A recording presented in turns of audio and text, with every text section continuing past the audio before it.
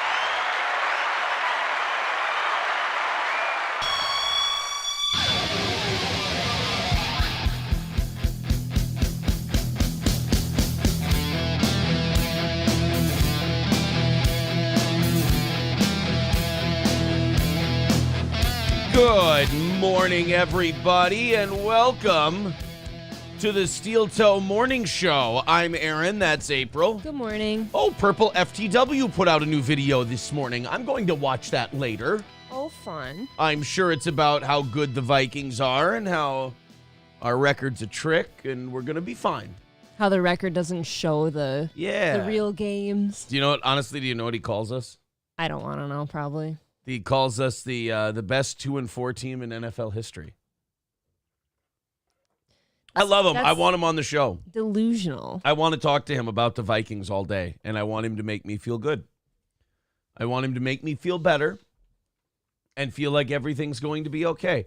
I bet you if we go and we do the Purple FTW channel and we go and look at what he said on his newest video, I bet you it starts out with something super duper positive about the Vikings. Obviously, it sounds like Oh, wait.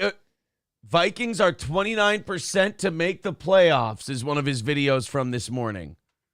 the playoffs, bud. Yeah, he's just talking about the playoffs, baby. You better hope for a lot of injuries on the other teams. Let's go down to Rome's. So no one told you life was going to be this way. Hey, April, it's a Friends reference to start the videos. Obviously, no one likes those. Find Vikings allegedly at 2-4. Hey, yeah, they've had close games against the Chiefs and the Bucks and the Chargers, but it is what it is. The Vikings face an uphill battle to get back into playoff contention, and the Lions looking pretty damn good as of right. Meow. Thoughts for the division maybe out the window. So wild card may be the only. Wow, you hear that? He actually gave up on the division. That's not like him. I need to write to him and tell him, hey, you stop with that talk right now. He's getting down, huh? Yeah, that's too much negativity for FTW. What are for we ever Purple gonna FTW. do? We still got a shot at this thing. What are we? We're 3 games back from the division. There's 12 games left in this season. Can we win, though? Wait, we're 2-4. There's 11 games left in the season. We got plenty of time. You think so? Oh, yeah. This guy's brainwashing you. He can't train me to be this positive and then bail on me. I need it to be right. I hope he's right. Look, I mean, the division's still out there. I mean, it's just one Jared Goff snap tibia away from being a wide open race again. What if they're just killing it by the time we get to Vegas? I mean, look. What if they're just killing everybody? After San Francisco, we've got, I think, 1 tough game. Well, 2 tough games because you got the Lions twice. Yeah. I think we have the Lions twice. We might have a game against the Cowboys. I can't remember. But we've got, look, you ask me, 10 wins on that skit. No, I'm just kidding. 10 wins. Look, that's what you're going to need to go to the playoffs is 10 wins. I really hope you guys are right. I do. I like my positive Purple FTW guy. What's he saying today? Way into the dance. Now, I understand. I commiserate. Some fans are frustrated. It's like, hey, what's the point of making the playoffs if you're going to be one and done and blah, blah, blah, blah, blah, blah. You know what? I agree with Purple FTW here. I'd rather go to the playoffs and lose than not go to the playoffs at all. Better to have loved and lost than never to have loved at all. I guess so. Yeah. Because you get to watch the playoffs and give a shit. Okay, but if you're going to lose anyways. It's prolonging the heartbreak. But it makes you feel good. Like, hey, next year, if we improve, we can go a little bit further. Oh, yeah, just like the Twins next year. It's like, hey, how about we advance again? I never have hope that the Twins are going to do anything Okay, good. but they did stuff this year. Yeah, but we've done stuff in years before, and then the next year we revert back to the mean, and we go like, 80 and 82. I'm used to it as a Twins fan. That stuff. And I agree to a degree, but also you can't win unless you're in. Yeah, you like that, right?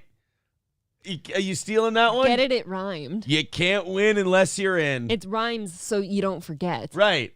It rhymes so it makes you believe all the times. And winning begets winning. I understand. I'll see you at the pearly gates, Uncle Preston. I'll bring the beers.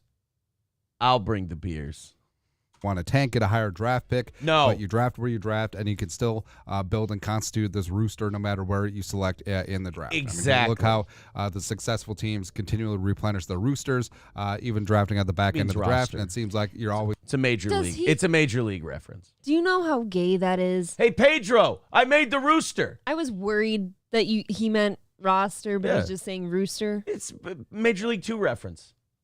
I don't care. Just say the word roster. The teams are rebuilding up at the top of the draft. So whatever happens, happens. And you like New York that? Times, Que sera. So they basically just absorbed 538, which was our go-to for playoff calculation. All right, that's enough. You That guys, was pretty it's going to gay. get into the weeds. But look, he's talking about how we still got a 1-in-3 chance to make the playoffs. Shit, I'll take those odds. Shit. 1-in-3 chance, baby. We got this. I think we're gonna be just fine. Somehow that's better odds than I thought it was.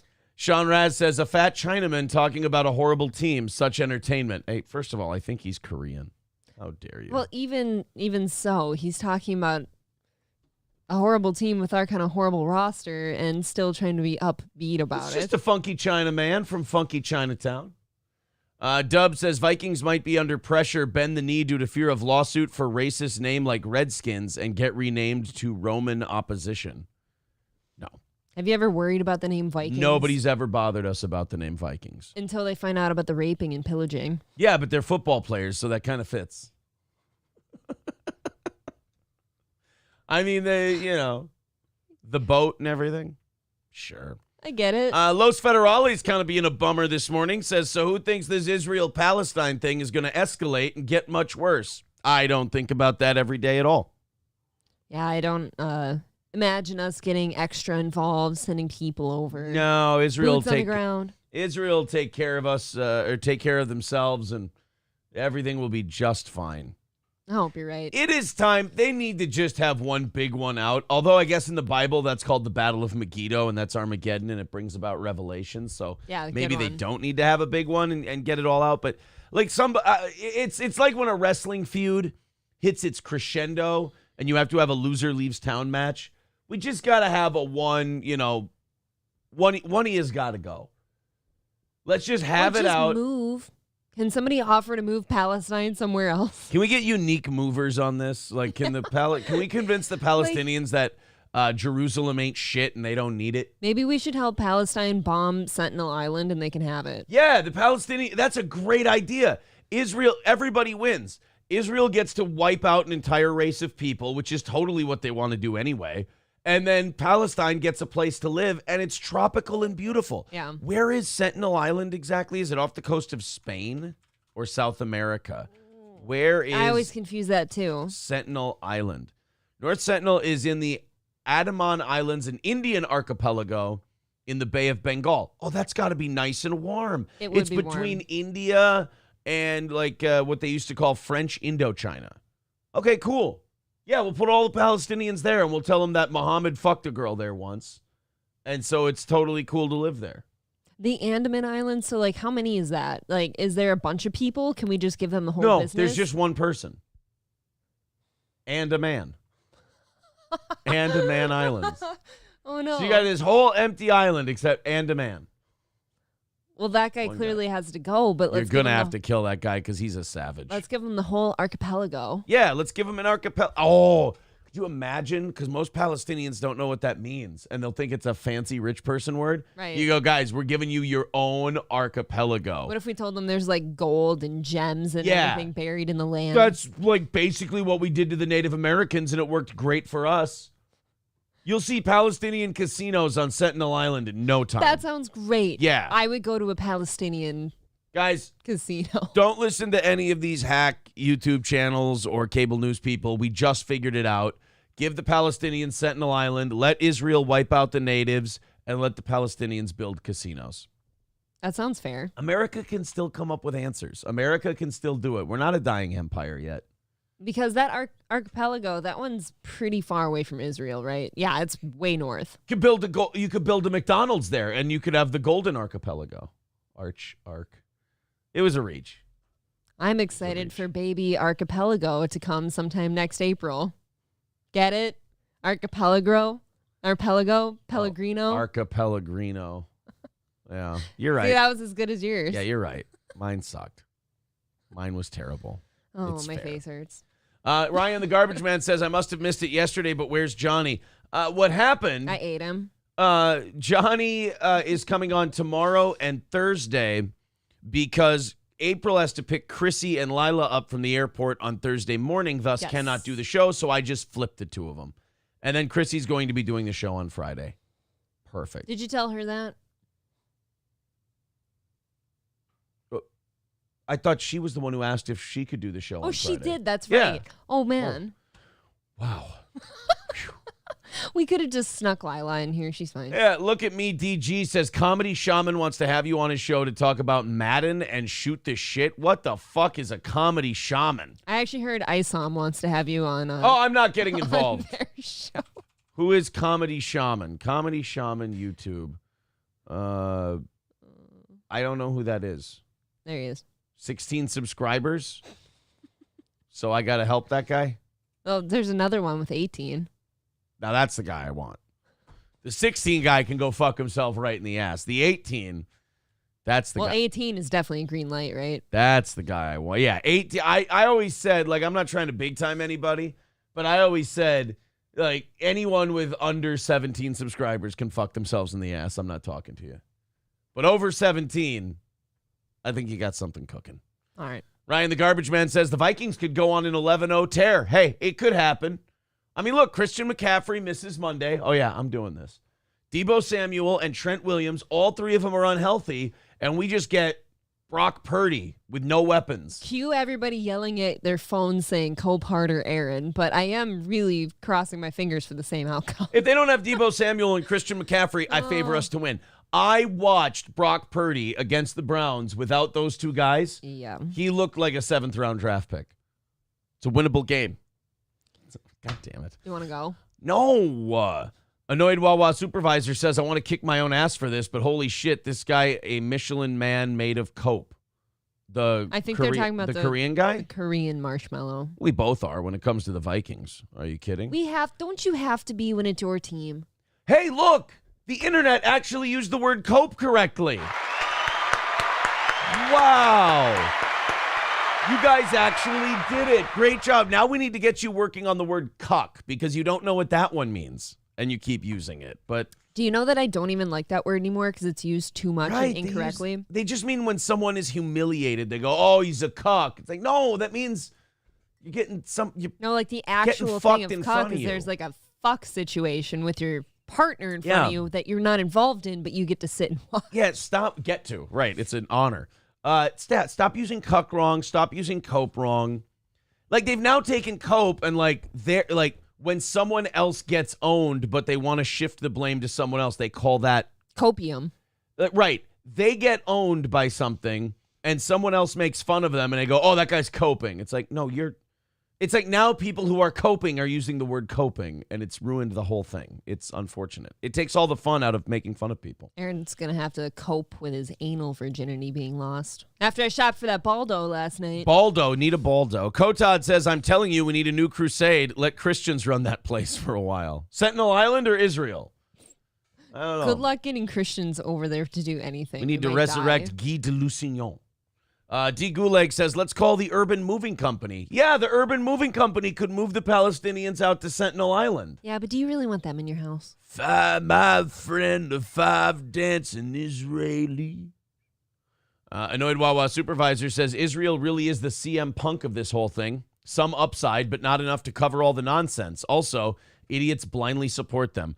Cult of personality. Yeah, that's what they should play every time Israel drops bombs. And then we can have a I like a music soundtrack to my war. Oh my God, you and I specifically have gotten to that conclusion so many times. Like if on the front lines in the Vanguard, if they would have a band up there or like a DJ blasting music. Yeah, Steve Aoki can Steve Aoki could get out there. Put Steve Aoki on the 1s and 2s when somebody's getting bombed. We can get Steve Aoki to run a shift, Kelvin Harris, we can get Zed in there. I don't know any of these. Zed's dead, baby. Zed's dead. Zed's not dead. Oh. Not this one. Sorry. Different one. I stole his chopper. My bad. Matt Joe says, just give me a jasmine and weed and I will go live out in the woods. Does he mean the Jasmine we were talking about yesterday? Yes, he does. Do you get it? Jasmine Jafar? Do you get the name? She's Persian. Yeah, but do you get the name? Jasmine Jafar. It's 2 Aladdin characters. I got it. She's doing the thing. Yeah, thank you. A good one and a bad one. Well, you asked me the other night, how does she pull off having an OnlyFans and being a lawyer? I'm guessing because she obviously doesn't use her real name. Probably not. I haven't found it yet. Although having a lawyer named Jasmine Jafar would be pretty badass. And then she walks in looking like that, too. Yeah. Holy shit. Triple N says Vikings defense is not nearly as good as the Browns defense. We don't sweat the details. Casey's general store manager said Vikings don't have JJ. All right, look. Yeah, it's going to be an uphill battle. You guys are right. But our defense has been giving us the only reasons to win games. You know, I mean, at least last week. Like, our offense certainly can't. They, number one, can't protect their quarterback, and 2, can't hang on to the goddamn ball. Citizen M says, as a leftist, fuck the alt-right for appropriating the term cuck. That's my sexuality. It's my culture. Yeah, and a lot of ironically, all those alt-right guys who want to use the word cuck, they look like guys who would get cucked. Like they all. How do you spot them? I mean, like that. I mean, boom. They should have to tattoo dicks on their foreheads so we can identify them. All right, boys and girls, let's get started this morning. 320 is the number. I'm going to shut the fuck up until 9 o'clock. You guys throw in money on PayPal, Streamlabs, Super Chats, memberships, gifted memberships. That money goes towards just keeping us on the air, and we appreciate it very much. Can't count on whales every day, so let's all chip in a little bit, knock that number down, and then you won't see shaky leg, flop sweat. Starting at 9 o'clock, which is pretty cool. So 320 is the number. There's all the links in the chat. I say hit that PayPal, hit that Venmo, hit it hard, and let's knock that thing out early. Here we go. 320 is the number. Go ahead and start chipping in. Let's see who starts it out tonight. Or this morning, excuse me. It's dark out. It's pitch black out, so I say tonight. Yeah, let's see who starts it off today, and then we'll go from there. Oh, never mind. Kevin already starting us out with $20 today. Thank you very much, Kevin, putting us at an even 300. All right, let's see who's going to be 2nd, 3rd, 4th, 5th, 6th, 6th, 7th, 8th, 9th, and 10th. That's what the struggle is now. I wonder how many individual donos there are per day. Ooh, I like the word donos. I feel like that's something we've never even looked at. Like, do they have an average? Like, do they do those stats for you? I'm sorry. No, they don't, but I will look into it. Weird. God damn it, I will look into it. I know we have about 675 members, so there's that. Tally. Annoyed Wawa Supervisor says, can't talk about right-wing cucks without talking about Abby Shapiro's Scud missiles. Just saying. Scud missiles. She does have gigantic tits. I don't like them, mostly because You don't like Abby Shapiro's tits? Can I guess? Is it because her tits are way too big on her frame? Yeah. Yeah. It doesn't look good. It's like a Volvo with 22-inch spinners. I'm bitty, right? Can you imagine if I put Abby Shapiro titties on me? Yeah, you'd topple over. It doesn't look okay. Yeah, not good. And none of my shirts would fit because my waist is like, and then those are like, yeah. Abby Shapiro has, look, I think a lot of people disagree with you. They really appreciate Abby Shapiro's tits. They like them very much. But I think we can understand your concern for her health. Right, and her back is going to start hurting. Big, heavy Jew tits. Actually, Stevie J says the medical term is jubes. She has jubes. Oh. Yes. I like that. Philip Sears says, I agree. Bombing the country that did a 9/11 on you is stupid. You're supposed to attack a different country and piss away millions of dollars on fake WMDs. Sincerely, USA. It's trillions of dollars. Get it right. I actually, Sir K sent me by the way, great names coming in for Abby Shapiro's boobs right now. I really do appreciate that. Ryobi Khazar Milkers. Very good. Calling any tits milkers gives me like... Ruthless with a really good comment. He says, they are so hot, I wish I could see them. Don't you kind of wish you could see them just to see what giant Jew tits look like on a small-framed person? I'm terrified that she has humongous nipples. Oh, really? Like National Geographic style. How about Lily from AT&T? See, that's a little more reasonable because she's not as thin.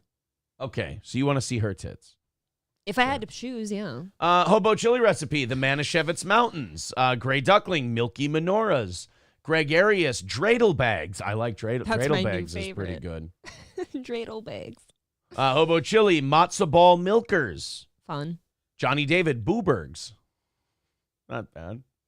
Boobsteins, Tittysteins. Dreidel Bags has Dreidel Bags is pretty good.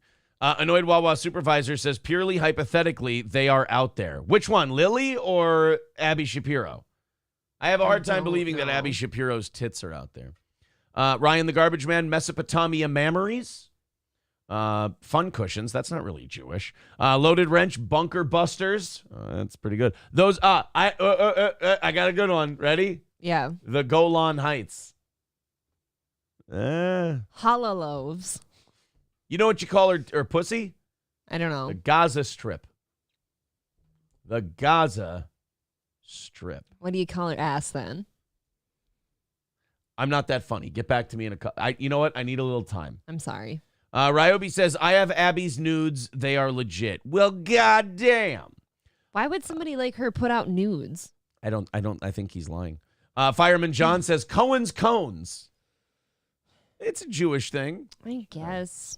Abby tits are most definitely on the internet. I did not. Wow, there's a lot of people saying that. I did not know that. Okay, look it up. Los Federales says, speaking of cucks, Will Smith, cuck or mentally abused man? I can't stand Jada Pinkett Smith. He's mental. He's fucked up. Yeah. Will Smith's fucked up. And that's hard to find out because we all grew up watching his movies and thinking Will Smith is really cool. The man. Yeah, and then to find out he's just a broken husk is really unfortunate. Yeah. Makes you hate her more. Took something out of it for me with him, though. Yeah. Fauci's Pangolin says, aren't giant Jew tits illegal in the Gaza Strip? You got to open up a strip club in the Middle East and call it Gaza Strip, don't you? It's got to exist. Yeah. Mahokamasha Baby says, we'll be back in the 40s. They brew the big Jew with... Well, back in the 40s, they took the big Jew and bred him with the big woman, and then they had the big Jew tits. See, Jimmy the Greek can explain anything away. Do a lot of Jewish women have big tits, or is that just her? I don't know if a lot of Jewish women have big tits, but when they do have big tits, they're very noticeable as Jewish big tits. There. It's kind of like Muslims and terrorists. Not all Muslims are terrorists. Hebrews. Hebrews. I like Hebrews. That's Nice Mark one, Mark. Robinson Yeah. with Hebrews. I like that one. Dropkick Murphy's oil soap. They were cones. Not a Fed says, rumor is Will Smith is gay. I'd buy it. I would too at this point. You know what? He'd probably never trust another woman. No. JBTs says Fireman John. That's not a bad one. Mr. St. Caesar says, just send Lizzo to the Gaza Strip. The Gaza Strip won't know what to do. Actually, they sent Lizzo. She's not allowed to do shows in Japan anymore because when she goes out shopping, they all go, oh my God, it's Godzilla. Well, she buys the whole store so that they can stitch the shirts together. Oh, that's Popeyes. Popeyes. Well, Even my mic hated that joke too. It went. I wish they could hear what I hear. Like your perfectly timed mic squeaks are good. Trucker 18 Wheeler calling Abby Shapiro's tits the Iron Domes. I like that one. Boom mitzvahs, says Johnny David. Hobo Chili says, I dated a couple Jew broads. All were top heavy. There you go. Why would you do that first part, though? Problem is they age like cheese, so I imagine those tits get really saggy. A lot of upkeep. Bird Collector says, LOL, I Googled her and a suggestion came up, Abby Shapiro Milkers. Scarface says, Abby has no ass to go with those milkers. Right. I don't really care. I'm not an ass man. But you need to even it out if you're a complete stick figure and then you go, Row. How does that sound go? No. I'm going to train you. You get my sounds one time. All right. Appreciate them. No. I'm always going to ask. Well, then we're done. Johnny 1.0 says, my trans girlfriend Danielle has huge bolt-ons. Attaboy. Bolt-on. A Franken girl. Hobo Chili Recipe says, because I'm from New York, April, not many choices, and I'm not dating my own. Italian women have mustaches. Yeah. Not so. Keanu was beautiful. The Mediterranean people are hideous. Keanu has no mustache. She might be a Northern Italian. But the further south you get, they all look like Super Mario. Well, Hobo, if it's all you've got to pick from, do your best. It's me, Maria. Yeah, but now you got to pick Italian food or matzo ball soup. Which one are you picking? Oh, boy. I don't know. They're pretty good. I'll take the mustache and the food. I think I would, too. Yeah, I'll take the mustache. Because you can get rid of a mustache. Not a Fed says, not an ass man. I don't like you anymore. Join the club. We'll be fine. He does not like my ass. He, in fact, makes me cover it at all times. I love April's ass. I don't like big, gigantic cartoon asses. They're disgusting. He likes nice, petite, athletic ones. Yeah, asses are for dudes, for gay dudes. That's what they fuck. That's their vagina. You need to stop saying the word gay. Because if I sing Gay Men North of Gayman one more time. I've been singing that for the last 48 hours straight. I'm so damn gay. I'm so damn gay. I can't stop. April and I, one of us will be upstairs. Like, I was cutting audio yesterday, and she would come into the house, and I'd just yell, and pussy ain't shit. Come and grab my rear end. We just, like, we're... You know. Or I just, one of the ones I like to yell up is, living in the gay world. I'm a homo. It's the way he what's shouts my favorite one? A penis for me, a penis for you. Yeah, penis for me. I can't stop. Penis for you. Well, I went upstairs after the show last night and yelled it. I've been selling my hoe, sucking all day. Can't really do a show until we play this. No. For being real gay, so you can see that I'm queer. So throw me a parade. Underrated line. Pipe that hole and blow my homies away. I'm so damn gay. And I don't want boobs. The penis for me, the penis for you. Wish I could fuck some butt In a room full of dudes till I jizz. Oh. Till I jizz. Living in the gay world. I'm a homo. These gay men are from gay men. Lord knows they all just wanna have the way with my hoe. Pussy clean and don't stink. Wanna blow on some dudes till the cream starts to flow. And I don't want some boobs, cause the pussy ain't shit. Come and grab my rear end. I love man's ass. I love man's ass. Yeah. Do you think Oliver Anthony's pissy about that one, or is he laughing at it? Look, if we ever had to reincorporate radio into this show, that would be the part that would break my heart the most. Is Can't no play more that. gay men north of Gaymen. That really is a national treasure. I really would Oh my god. miss that song. I'm so damn gay. Whistling, I'm so damn gay, and I don't want boobs. Penis for me. A penis for you. Whistling Diesel says, what is Johnny Rock's major announcement at 6:45 this morning? Do you know? I don't know, but he's like an 80-year-old radio hack, so it's probably something really shitty and lame. He's beat erectile dysfunction. No, that ship has sailed, I think. Johnny David, welcome to Baby Boot. Thanks for becoming a member, buddy. We appreciate that. It's an even 300 today. Everybody gangbang the PayPal, and we'll knock the shit out of that. Thank you very much for your support. So we have to get started this morning, and we have a lot of things to talk about. Matt Fields with $2 says they go from Abby Shapiro to Grabler in a decade. Yeah, they age poorly. That's the only thing that gives me that makes me feel good about my nice C cups over here. Is I'm like, they can't fall as fast, right? And you know what? Scandinavian women age slowly. Just stay. They age very slowly. Whereas, Jewish women, Greek women and Jewish women age like piss. Why is that? I don't know. And then, For the love of God, I have no idea. And then, black people don't age. They just always look nice. Yeah, but they also until don't. they're like 70 and then suddenly they're gray. They also don't live as long. As Chris Rock once said, hypertension, high blood pressure, NYPD, something will get you. Putting up a poll, becoming a member for his 16th month. Thank you, buddy. Posterior retention, becoming a member for his 16th month. Ooh. Thank you very much, buddy. All right. There is a white guy who was eating some Indian food. His name's Luke. It's about the whitest guy you've ever met. He tries Indian food for the first time. And this video actually made me believe that America is salvageable again. Okay. So I kind of hate it.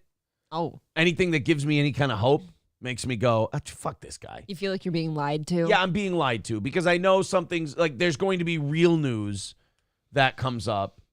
And I'm going to look at the real news and I'm going to go, oh, fuck this. An Indian guy lied to me.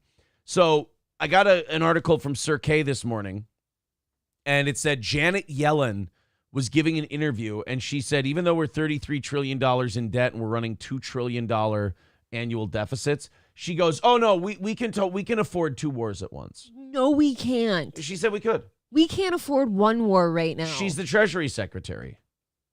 Janet Yellen, 2 wars. Yeah, she's... I wish we could declare war on her.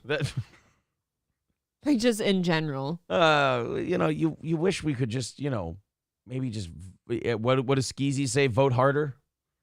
Yeah, just vote, guys. Just vote really hard this time and we'll be okay. Look, what I always say to Skeezies, I'm like, look, I know my vote probably doesn't count, but on the off chance it does, I still have to try. It's not that your vote doesn't count. It's that it's canceled out by dead dudes. So basically, we have to do what Game of Thrones did, and we have to outvote the dead. That's true. All my grandparents, I heard, voted twice at least, and for Democrats, which they would have never done. That's weird when you die, how you become a Democrat. It is weird. Well, maybe it's because you turn blue when you're dead. Oh, that's a good point. Yeah, and you start rotting and you turn black. Maybe we should burn the dead so that they turn red. Oh, burn them and then they can't vote in the next election. Or just that. That's fine. Yeah, there you go. That's a good idea. All right, let's watch this Janet Yellen clip. This is her on wars. Let's take a look. See. I started by asking her whether there are any conditions attached to America's support for Israel, given the unfolding humanitarian crisis in Gaza. Yeah, are there any? Yes, there are strings attached to us aiding Israel. We have to also let them tell us what to do all the time. Yeah, they're puppet strings. Yes. So we have to give them money, and they also get to tell us what to do. It's a great relationship for them. Her answer to that was very clear. She said, quote, America stands behind Israel, period. I also asked her whether America could afford to support 2 foreign wars at the same time, and a similarly clear answer to that, absolutely. And this was why she said absolutely. I'm excited for this. Somebody said in the chat it's because she checked her Lockheed Martin stocks. Oh. And then she went, yeah, I can totally afford 2 wars. Can somebody get this old bag out of her position? I'm sitting right here. I'm starting to just look at all the people in charge, and they're all like 300 years old. And I just don't think they deserve to be there anymore.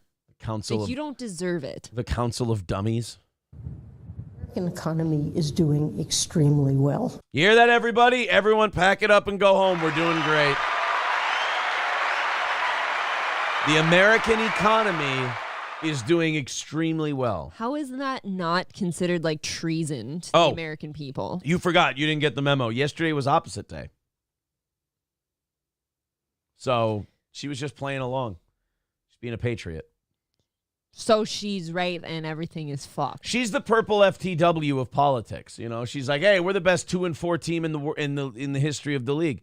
What she's saying is, economy's doing great. I don't know what you guys are talking about. All I'm saying is every single person in charge that says the economy's doing great, I want you fired on spot. Oh, you know what? I know why she thinks the economy's doing great. Isn't she Jewish? She doesn't eat pork. She hasn't checked meat prices. What about the price of anything else ever? Yeah, that's a good point. I don't know. I'll have to get back to you on that. Can I get back to you on that? Yes. She says the economy's doing really well, and my eyeballs say different, and I don't trust my eyeballs as much as I trust this New World Order looking old lady. My eyeballs are telling me that is an old bat and she needs to go. Oh, okay. Inflation has been high and it's been a concern to households. It's come down considerably. Isn't gas still like $3.50 a gallon? It depends on where And you doesn't look. that kind of fuel the cost of everything else because that's the delivery for shipping everything and the getting everything to places? At least on the weekends, it goes back around $3.50 a gallon. Okay. You know, like right now, I saw a couple places that were like $3.09, and I'm like, really, we should both just go top off the vehicles. You know what's going to be great for gas prices is we keep setting the part of the world on fire that has all the oil. It's almost like there would be a lot more energy stability if we had things like pipelines and drilling here.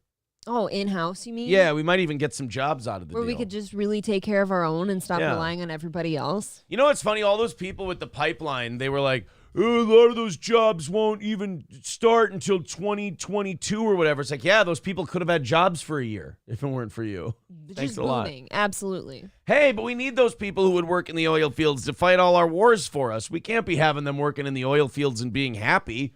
How are we going to convince them to have their leg blown off for a bunch of billionaires at Lockheed Martin? Yeah, wouldn't you rather them die instead of provide for their families? Yeah, I mean, come on. You guys got to start thinking like a New World Order person. Yeah. At the same time, we have about the strongest labor market we've seen in 50 years. Of course we do, because you have to have 9 jobs to pay for everything. Isn't Yes. that funny? We've got all these hamsters, and the hamsters are running on more wheels than they've ever run on before. It's great. Yeah, but they're doing that so they can barely make ends meet. Meanwhile, economic indicators like average credit card debt, amount of people living paycheck to paycheck, higher than it's ever been. And you know all those extra jobs you have to get, they just call them side hustles. Yeah, you just They're call not it jobs. Then it sounds cool. You were the biggest spin doctors I've ever seen. With 3.8% unemployment, we've seen a burgeoning of investment, especially in manufacturing. Right, because the Chinese, BlackRock, and all these other, what do you call them, hedge funds, are buying all our houses and then renting them back to us at inflated prices. Giant corporations and the Chinese are stealing our country from the people. Yes, you're right. There's a lot of investment in America by people slowly taking it over financially. An industrial renaissance in the United States. Did you hear that? Oh, my God. We have not only is the economy's not just doing well, April.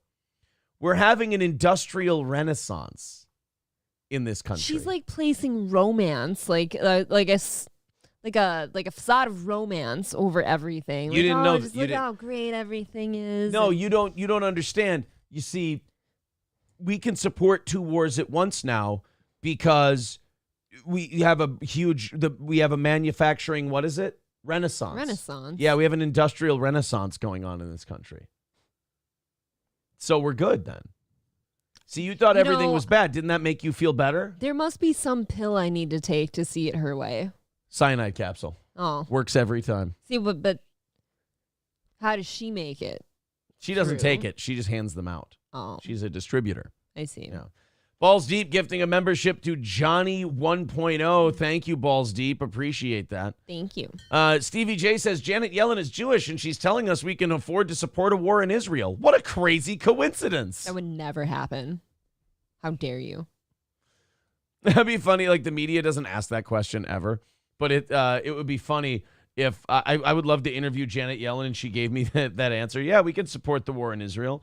And then they're so used to this question not being asked, but it's so obvious. And you just go, you being a Jew have anything to do with that answer? They go, Yeah. What? What are you? I'm just saying, like, if I was a Vikings fan, like I would be a lot more forgiving about the Vikings 2-4 record and their fuck ups than I would then maybe say what the Carolina Panthers are going through. And that's just football. This is religion. Is there anything self-serving going on here? There was Paul Krugman, who's a lying sack of liberal shit. He put a graph out the other day, and he goes, see, inflation is way down. And he actually put in the title of the graph, excluding food, energy, transportation, and housing. So literally the only things that matter. Right, the only thing, he's like, hey, look, you guys can, plungers went way down in price. What are you guys bitching about inflation for? Plungers are down. Guys, you can still buy a sponge for $1.79. Yeah, dude, outside of food, energy, transportation, and housing, what is there that matters with inflation? Like, honestly, everything Probably toilet bowl bleach. But that's important. Everything outside of, where'd it go? Damn it. I lost my shit now. Son of a You're dick. close. There we go. Yeah, they say inflation is down. I completely lost that guy's comment now. Oh, there you go. Plankton. Inflation is down as they don't include food, energy, transportation, and housing in the figure. He's right. They do that. That's what they do. They go, inflation is way down. Well, how'd you get inflation down? We just stopped counting the biggest inflation things. That's considered a lie of omission, in my opinion. Yeah. As a normal American, if inflation went way up on everything but those things, would you give a shit? Never. I wouldn't care. Because you know what? Nothing else matters. If you had inflation under control in food, energy, transportation, and housing, but then told me, all right, the trade-off is we have to have record inflation on everything else, I'd go, sounds Clothes, great. Unaffordable. Yeah. You're not wearing them. Hey, okay. Bacon's going to be $3 a pound. Gas is going to be $1.50. Houses are going to be at 5% interest rates, and a starter home's going to be $100,000. And then the only thing is, everything outside of those items is going to be expensive as fuck. I'd go, sounds great. Sign me up. Perfect. I'm here for it. $5 from Barrister. He says, hi, Aaron. Hi, April's boobies. $50 if she loses that checkered shirt. What a piece of shit. Oh, cue a moment of silence where Aaron's like, now, what is she wearing under that checkered shirt? Can we risk it? Thank you, Barrister. We appreciate the $5. Thank you. I think our reaction means we're going to have to pass on the 50, but maybe someone else wants to do it just to be really, really nice. Maybe. It could be fun. Hello to Booty Cream Cheese. I want to say hi in the chat. Says, much love, Steel Toe Morning Show. Hey, thank you to Booty Cream Cheese. Booty Cream Cheese, when you subscribe to this channel, please confirm so that we know we have Booty Cream Cheese as a supporter of this program. I like whipping my booty cream cheese. Bird Collector says, my bank account says, fuck this bitch. Yeah. Snake It says, love the show, guys. Oh, thank you, buddy. We love you. When you follow me on Rumble, please let me know. Hobo Chili says, I'll pay $100 if you wear a hijab, April. I would do that for a day. If he threw in $100 right now, you would go fashion a hijab. I probably would. Okay. Hobo. I don't know. Like, I could do that with a scarf or something. Anyone right? you can do a hijab with anything. In fact, if you're the person who gives the $100 within reason, any kind of cloth, you get to pick what the hijab is made out of. No, don't do that. It's going to be hard. Let me just have a scarf. Any cloth. There you go. We'll do hijab Tuesday on Steel Toe. I only have so many scarves. And then we'll talk about sending the Palestinians to Sentinel Island. People will be confused as fuck. They won't know what to do. Okay, another $100 and he has to wear one too. Wait, so 100 for you, 100 for me, 100 for you. All right, and then we both have to wear hijabs? Yep. I like that. I want to look like Adnan El-Casey by the time the show's over today. All right, guys. Let's $2.95, by the way, those gifted memberships and Barrister and all that. Thank you very much, guys. $2.95 is the number today. No begging. We do the can rattling thing. You guys are going to take care of it like you have the last week and a half. Thank you very much. All the Streamlabs, the PayPals, the Super Chats, the links, all of it right there. Barrister with another $5 says you drive a hard bargain, $75 to lose the checkered shirt. No, there's more honor in adding clothing for money than there is in taking it off. Well, all I have is a tank top on under here. That's it? So, I mean, yeah, if you paid $75, I'll take the goddamn shirt off. It's all right, whatever. I mean, I can't lose the next one. But then for $100, you'll put a hijab on. Absolutely. That'd be a fucked up That's visual. $175 of greatness there. So I got titties out, but like a hijab. That's a weird visual. So you're going to have like hardly anything on up top. Sure. But you're going to have a hijab on the head. You know what? That's interesting. That puts us at $2.90. Thank you, Barrister, for your $5. Appreciate it very much. All right, Thank you. We're up to like 7 donos, by the way. I'm going to try to keep track. Of how many different people? Yeah. Just out of curiosity, how many of you fine folk knock this out every day? Each different people. D. Gulag says, I got a raise. I'm still making over $100 less a week. Isn't that insane? I was talking to friends of mine 1 or 2 years ago already about how they'll get a healthy raise, and it doesn't even cover the cost of inflation. Well, it's also how a lot of people learn about taxes. Yeah. They get a raise, and they bump up into a higher tax bracket. Can you imagine some idiots like sitting down with their boss, and their boss is telling them about their raise and everything and how great it is, and you walk out feeling elated, and then you get your pay stub, and you're like, oh my God. That's old school, a pay stub. I've been had. I used to get those. I liked them. Pay stub is... You didn't have the... I like having a nice breakdown one so that I can read where my money's going. I'm sure the government loves direct deposit because they go, oh, good, now they don't actually physically look at the taxes we take from them. It's a lot easier. Were you about to ask me if I've ever, I got pay stubs? I thought if you have direct deposit, do you even get a pay stub? Yes. See, I worked at a small company my whole life, so we only got paper checks. I have stacks and stacks of pay stubs from Zurich. On deck? So many stacks. On deck. I have stacks on deck. Stacks on deck. Very cool. One Big Pond says, cost nothing to thumbs up. Tips pay the way. Yeah, throw us a thumbs up. We love thumbs up and subscriptions. We're whores. Yes. Thank you, buddy. Mad Joe says, wow, you should actually do that. Make an OnlyFans with just pictures of your toes. He means me. I have suggested that to you before. People want me to just take pictures of my feet. You could do Put it on OnlyFans. You could do you could be trimming your toenails. You could do little video clips and all kinds of cool nail shit. clippings, toe jam removal. Good old JR says, I was living more comfortable 3.5 years ago, making $5 less an hour. Yeah, that's a lot of people. Annoyed Wawa supervisor says, Aaron, how often do those checks get cashed at a bar? Now, I had a bank. I went to the bank and I cashed my... I would never... Wait, now I'm an Is that the lore now? I'm an alcoholic who would just take his paycheck to the bar and just take it out in cash? Aaron doesn't have the drinking endurance to be an alcoholic. I get to be frugal due to tolerance. You can see he gets drunk off a beer. Annoyed Quick Trip supervisor says, I set up my physical address in South Dakota so I don't have to pay income tax. Can you do that? Yes. I thought you had to pay the state income tax of the state you made the money in. Well, never. Pool Scam Sam says, Aaron calls his little buddy pay stub, allegedly. Pay stub. I call it the bank. Toastmaster says, everybody talks about Trump's economy and how great it was, but I never owed taxes until Trump came around, so figure that one out. You probably just started reporting your income.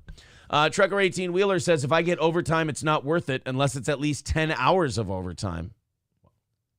Oh, I thought he meant the show for a second. No, that's a long time for me to be overtime. I remember what that's like. Yeah, my last job, I remember working between 2 and 4 hours of overtime really didn't make a difference because tax-wise it'll be basically a $20 difference for all that work. Barrister with another 5 says, nice. Thinking about April with her glorious titties out wearing a hijab. Almost finished. Oh, that almost feels like a violation. Come on. So all you wanted was for us to say it. Yeah, I mean, that's just really just... want to pay up. No saying that you're jacking off. I mean, certainly I can't control someone else's behavior, but we don't need to announce the jacking, for God's sake. Toastmaster says, we don't get pay stubs anymore. We have an app that displays them for us. Ooh, that's fancy tech. All right, let's finally... I don't know. I like the paper one. Let's finally get to the white guy trying Indian food for the first time. You know, this made me feel good because when this went viral, I was bracing myself for all the people going, cultural appropriation. Why is the white guy reviewing Indian food and blah, blah, blah. It's the whitest guy in the world with the whitest name in the world trying one of the most ethnic foods of all time and just acting like he was just introduced to the Ark of the Covenant. His name's Luke. He does food reviews in his car. Okay.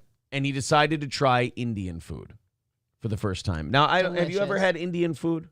I think I have one time, and I did like it. Indian food's solid. It's just really good. You got different meats and different spicy sauces. And the spices are my favorite part. Yeah.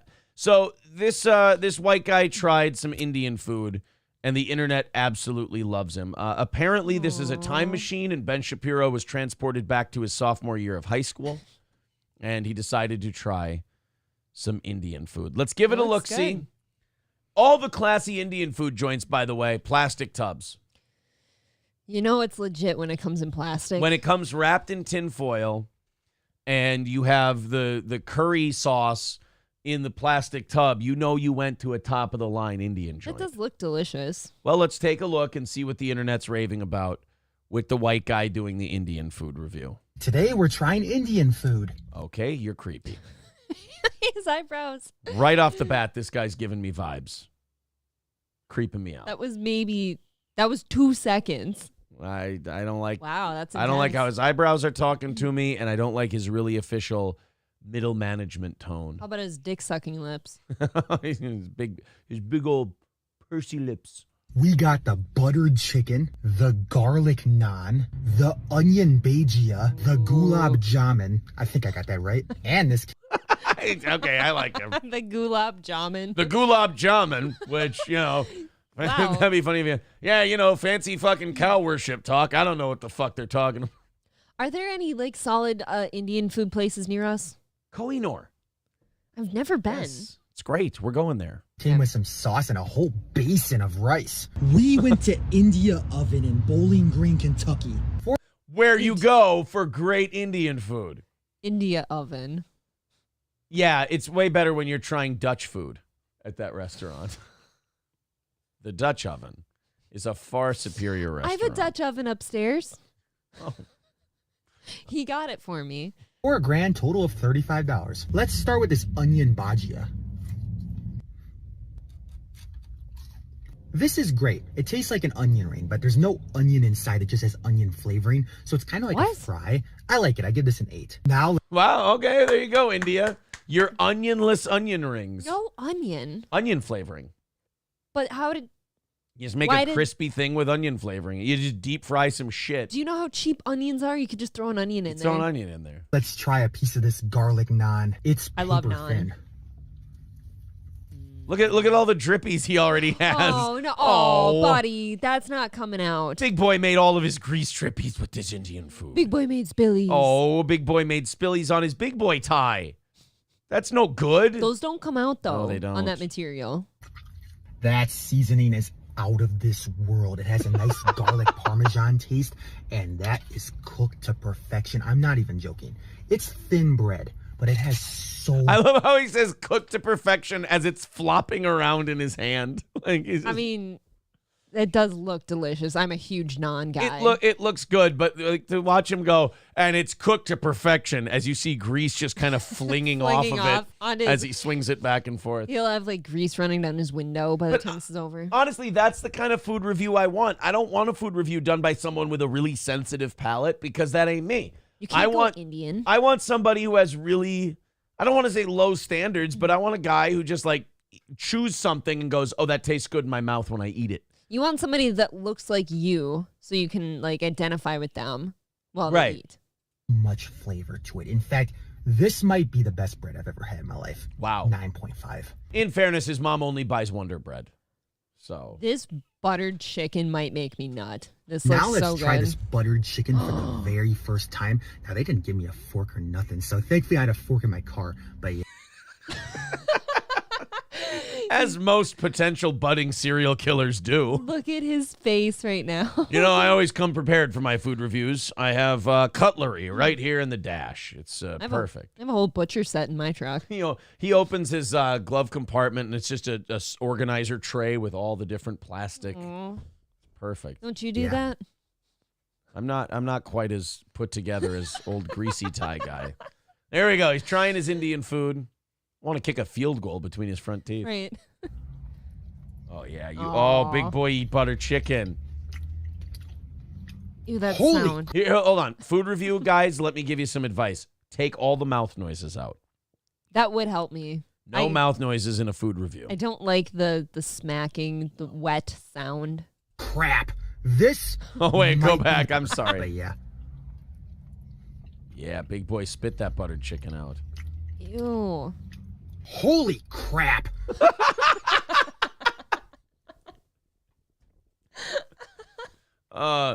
Ladies and gentlemen, this was my statement when I saw the Palestinian terror attacks. Holy crap.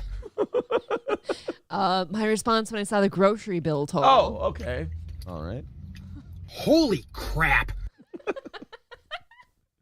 This is me looking at Ben Shapiro's sister's tits. Holy crap. April looking at Jasmine Jafar's OnlyFans page. Oh. Holy crap. Eric July hearing someone didn't like his comic books. Holy crap. I'm not getting involved. Never get involved. Eric July when he sees stickers on his storage shed. Holy crap. Me finding out how short Lila Hart really is. Holy crap. She's going to be fun side. I want this to be a meme somewhere. I want there to be some kind of meme. This guy with the shit on his lip and just looking like he discovered fire. I kind of want it to be a shirt. Yeah. Can we see if the audience is playing along in the chat quick so I can do a couple of these? Hold on. Oh, my goodness. Oh, April. Barrister. Oh, my God. What? Wait, was that Barrister? Barrister says, here's 50. Would give 100, but just jizzed all over my keyboard and need a new one. All right, that's 35 off for today. That's going to put us at 255. Well, thank you, Barrister. Thank you, Barrister. I'll be cold now. That's very kind of you. Barrister is a good man. Now he's going to feel like he's God. He can make people strip. This Gaza Barrister strip. guy. Thank you guys very much. We appreciate that, Barrister. Very kind of you. Man. You're going to be chilly now. I know. And by the way, Greasy N-word with $2 says, ugh, mouth noises. I hate that too. They are gross. I hate the mouth noises thing, but he's a very charming guy. Let's see if the audience, Darren Orson has one. He goes, Ben Shapiro when he sees an AI image of a war. Holy crap. Victor, by the way, could you do this? Could you get that as a sound drop for me? Pool Scam Sam says, this boy has been friend zoned every single time. This guy, to this day, this guy, when he sees boobs. This. Holy crap. Would that be, as a woman, would that be kind of charming in a weird way if you, like, a guy saw your tits and he went, holy crap? Yes, but I do assume he's a virgin then. Okay, yeah, you do. You have to. And then you have to treat him with care, so. Yeah.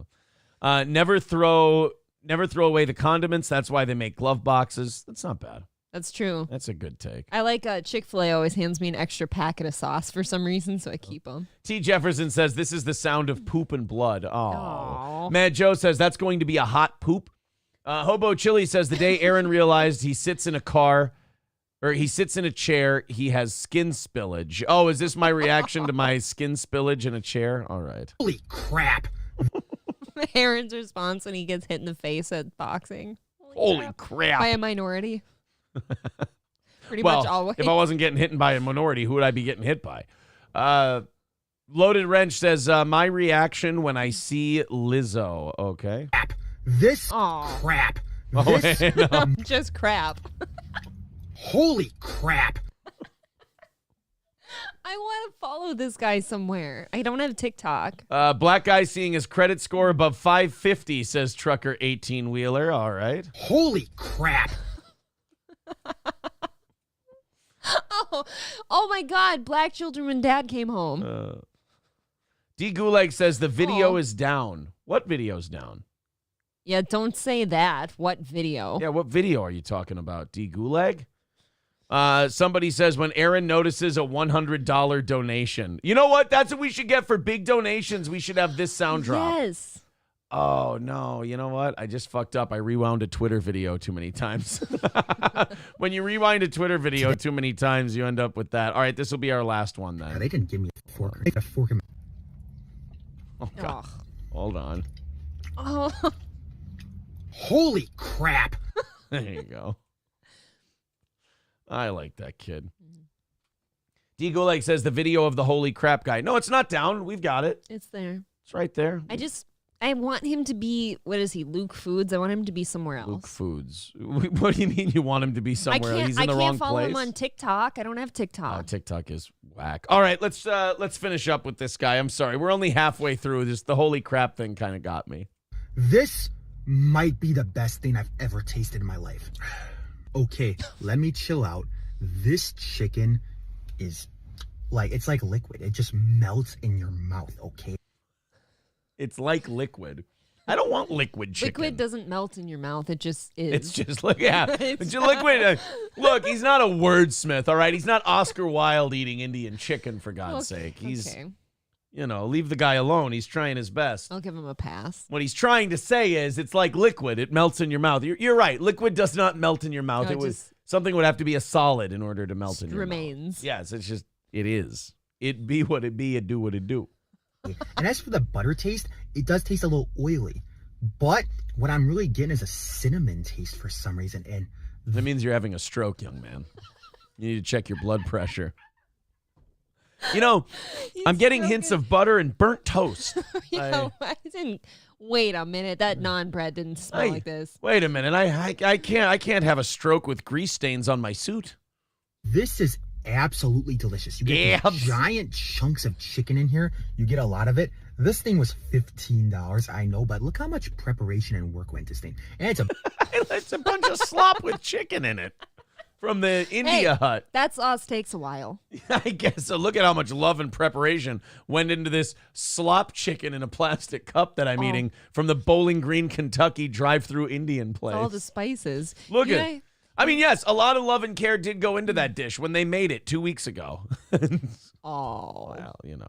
Spiced foods last longer. You got over 1 billion people to feed, yeah. A big portion. It would take me forever to eat all this and this broth and everything.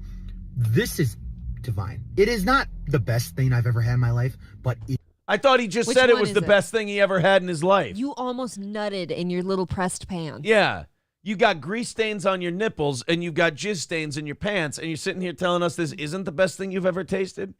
Wouldn't it be funny if he went full non-virgin? He's like, best thing I've ever tasted, black pussy. Non-virgin. Like, Get it? I understand. It is truly divine. One of the best things I've had in my life. I give this a 9.9. I am what's stopping it from being a 10? Absolutely blown away. I'm going to be getting this a lot more. We're going to break off a piece of this garlic naan. Dip it. And dip it in the buttered chicken. Let's see how good this is. Oh, jeez. Dude, you can take multiple bites. My taste buds have been violated. Did he just accuse the Indian place of rape? Indian oven. They beat you to death with an iron rod for that in India. My God. That should be a crime. I'm tweaking. Okay, let's wrap this up with the gulab jamun. Oh, damn. And that's the end of his review. Yeah, that's it. I needed to know what the gulab was. That was it. What is a gulab? Holy crap! Can we get Indian food now? I'm not gonna lie. I do want Indian food. That did look good. After that review. Holy crap! Holy crap! Crap in my pants. Tin Man Taylor with $5 says this guy looks like Aaron's kid if Ben Shapiro raised him. Loves food but very respectable. Thanks, buddy. He called you respectful. No, he's calling Ben Shapiro respectful, saying the loves food part is me. Sorry. Thank you. See, I gave you the respectful end. Thank you, Tin Man Taylor. Appreciate that. $250 away from today. Thank you guys for all your love and support. Stained Sears Oxford shirt says, I'm glad you're all getting a laugh out of this. Do you have any idea how hard it is to get tikka masala out? That's Stained Sears Oxford shirt. That's what I said. Like, that shit's not coming out. Yeah. You gotta take that to like a dry cleaner. Annoyed Wawa supervisor says gulab is an Indian munchkin soaked in sugar syrup. S-tier snack. Gulab is the little dessert balls. They're really good. Oh, you know what I like at the China places? I like their sesame balls with the red bean paste in the middle. That just sounds whorish. That makes you sound like a slut. I just want you to know. Oh, now do we want Kohinoor or China Star? No, I can cook. I want Kohinoor. I've never been. Hobo Chili with $5 says only 95 to go. Aaron, you're wonderful. A guy who looks like he masturbates to Richard Simmons sweating to the oldies videos. That seems to clash with what you were telling me about myself, but thank you. That puts us at 245. 95 left until we have to until you have to wear a hijab from Hobo Chili. Of course. Yeah, I was going to say that's $100, sir. NF Cap says Indian food uses a lot of cinnamon, cardamom, and cloves in their cooking. I adore cloves. I think cloves and nutmeg and allspice are just fucking... Honestly, my second favorite Frankish emperor was Clovis. Charlemagne clearly being my favorite.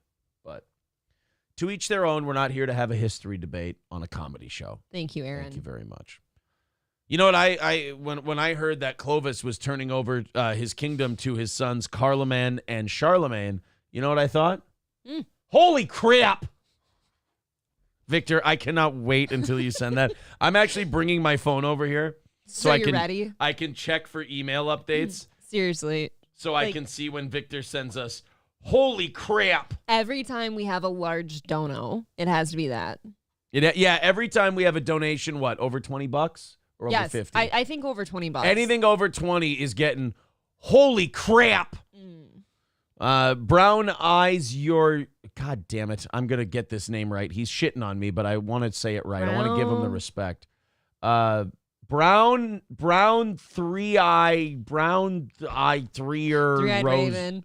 Rosebud says, this is why you have to move to the Midwest. A guy like that landed a girl like this. Those women give anyone a shot. You just got to make them laugh and then fuck them. You got to make them laugh and then beat their vagina up and make them walk funny, and they're yours forever. They really are dumb creatures. And I think that rule applies universally because look at Gino and Keanu. Exactly. And they're in the East. Make them laugh, throw them some dick. You're good. Got to be good dick, though. It can't be mid. Cook for them once. Mid-dick. Pound their vagina, cook for them once, and make them laugh. Aaron made me the nicest meal one time 4 years ago, almost. Carlos becoming a member for his 9th month says Star of India off Division next to Byerly's in that strip mall. Thank me later. I'm a Kohinoor. Is it good?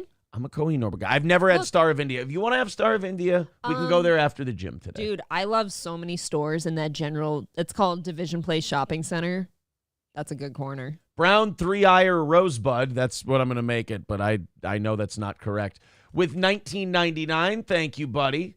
2:30 away from overtime this morning. Thank you guys very much for your kind support. I just looked on in concern about his name. I'm trying to figure it out. I know. It's bothering the shit out of me because I'm disrespecting the guy by getting his name wrong. Can you do like the Google speech thing, sir, where you like spell out how it sounds, just so we know? Thank you. Electric Shoes says the more they laugh, the longer their eyes are closed. It's just science. Exactly. Brown Eye Rosebud. Oh, that's a butthole. Brown Eye Rosebud? Yeah, I like the name. Ew. Hulkamash says make them laugh and get your crippled buddy's boner pulled to seal the deal. Hold on. Make them laugh, then get your crippled buddy's boner pulled to seal the deal. Are we talking about Johnny here? What the? Did you get Johnny's pud pulled? Nice and cool, and it's got that creaminess as it goes down your throat. I love it. What did you do to Johnny? I don't know. All right, I got a fired radio guy story. I love these. Hey, did anybody say what the big Johnny Rock announcement was? What was the big hacky 80s radio reveal that he did? That happened about 20 minutes ago. And, you know, clearly everyone's talking about it. Everybody's a buzz about the Lastman guy. Yeah, everybody's a buzz about the Lastman guy, for sure. Are white people allowed in Star of India, said Skeezy. I don't know. I've always been too scared. It's an Indian food place in St. Cloud, Minnesota. If they don't allow white people, they're going out of business. Would somebody go there with me sometime? I do want to try it. It smells good. Annoyed Wawa supervisor says he added a sports segment. Clown shoes. Are you fucking kidding? He added a sports segment. That was the announcement. I added a sports segment. See, this is what a hack like Lastman doesn't understand. This is why nobody's listening to you and your ratings are in the shitter. If you tease a big thing, you can fuck with people once or twice. Sure. Radio people don't understand that. They think it's a new show every day. It's not. It's episodic. People follow you. They want to be up on the things that the other audience members are up on. They want you to explain the inside references. And so if you keep saying, I've got a big thing I'm going to tease at 6:45, and then you come at them with nothing like one time, that's funny. Haha, you fucked with the audience. That's kind of silly and fun. If you only do that all the time, nobody's going to give a shit. And you're going to be doing 1.0s like he is. How do you kill a 13 share that you inherited and turn it into a 1? With bullshit like with your eyes shut, probably, so you don't have to look at it. Right. Sean Lastman, oh, sorry, he's in the chat. He says, tune into my new sports segment. I just love our chat. I love that like all the names have something behind them. Annoyed Wawa supervisor says he was bragging that the guy he has had on to talk about the Vikings is coming on to do the sports corner or something. They stressed that it was a K, but now that the Wild are back, they need it. Huh? I don't understand. That was the whole thing? I like that he's leaning into sucking, though. Whistling Diesel says the announcement was he's bringing on a sports guy. Oh, who's shit. a sports guy that starts with K? Klansman Gary. Klansman Gary. That would be fucking awesome. You bring in a sports guy named Klansman Gary. He's like, yeah, the Boos played the and the Boos won. And you see that fucking black quarterback they've got on that team at Dak Prescott? Must be a half-breed because I ain't seen no ever look like that before. It's just one of Gary's other personalities. He's got like 4 of them. All right, I just want to say that this Sunday's football game should go great, and the Klan is back. We'll talk to you later. Back again. Comes out to Ralph Stanley's "Oh Death." Med Joe says, "God bless Klansman Gary." He's a person too. Rexstart parody account says Purple FTW is going to host the sports segment. You have no idea how much that would break my fucking heart if he got Purple FTW. What if Kirk went on Lastman's show? I'd demand he be traded and cut. I'd think Kirk Cousins was dog shit. Traitorous behavior. 383 Novocaine says, Aaron, we are still waiting on the big announcement on goals. Yeah, you and me both, buddy. Yep. You and me both, my friend. I'm waiting on that announcement as well. Night and day, we pray on it. It's just, we're sitting on here, knees. waiting. Every couple of weeks we hear, we're almost there. We're almost ready. We've almost got this figured out. Guys, nothing worth having ever came easy. Exactly. Like me. I really got to work on him for about an hour. She really got to crank away. My shit's blown out by the time we're done. She says it's kind of like trying to get gravy out of a garden hose. And I said, well, that's kind of a weird analogy to make. All right, let's talk about the loss of an Oklahoma City radio legend. So apparently this guy, last Monday was Columbus Day. Yes, I observed. I didn't know because Jews were being slaughtered. So that kind of, whenever there's news of Jews being slaughtered, it kind of overtakes whatever the holiday that day is. If Hamas slaughters a bunch of Jews on Christmas, I'm going to be fucking annoyed. So this Oklahoma guy, this radio guy, who's apparently been around for 30 some odd years doing a morning show. Jeez. Got fired from his gig because of some comments he made on Columbus Day. Now, to me, Columbus Day is one of those holidays that isn't even really worth getting worked up about. Like, you shouldn't be able to offend people on Columbus Day. It's not a big enough deal. It's one of the minor holidays. It's like Flag Day. I certainly have a prediction about what he said, but it's not even a holiday that, like, demands acknowledgement, is it? Do you think he said something about Native Americans or? I was going to say slaves. Columbus? Slaves? Oh, no, that was too long ago. Nope, you're right. Stevie J says, I am unreasonably invested in this local radio gossip. Look, man, I love radio stories too. I'm an old radio hand, so I love a good controversial radio story. There aren't enough of them. And, honestly, they fire guys like this. What radio doesn't understand is this is the internet age, bro. You need guys like this. Now more than ever, radio needs people where people go, I'm offended by him. I need to know what he's going to say next. He upsets me greatly. Radio doesn't have that kind of engagement right now. No. So you need a guy who's going to say some wild shit every now and again. Like, you almost need a return to shock jocks on radio. Yeah, I mean, Howard used to be one of those. Yeah. I understand, like, in the early 2000s to, like, 2010, before the internet really got proliferated, people were kind of slaves to radio. You just kind of had to listen to it. Right, you had nothing else. But now as people have decided that music is all on Amazon and YouTube Music and, their own playlists, now you need people that can grab your attention. I mean, the thing about podcasts is that the glaring disadvantage that most podcasts have is that the people doing them aren't professional broadcasters. They suck at holding people's attention. They're just covering a niche thing that audience happens to like comic books, shit like that. I'm not getting involved. Do not get involved. No stickers either. Not getting involved. Eric July, I guess, does comic books. So anyway.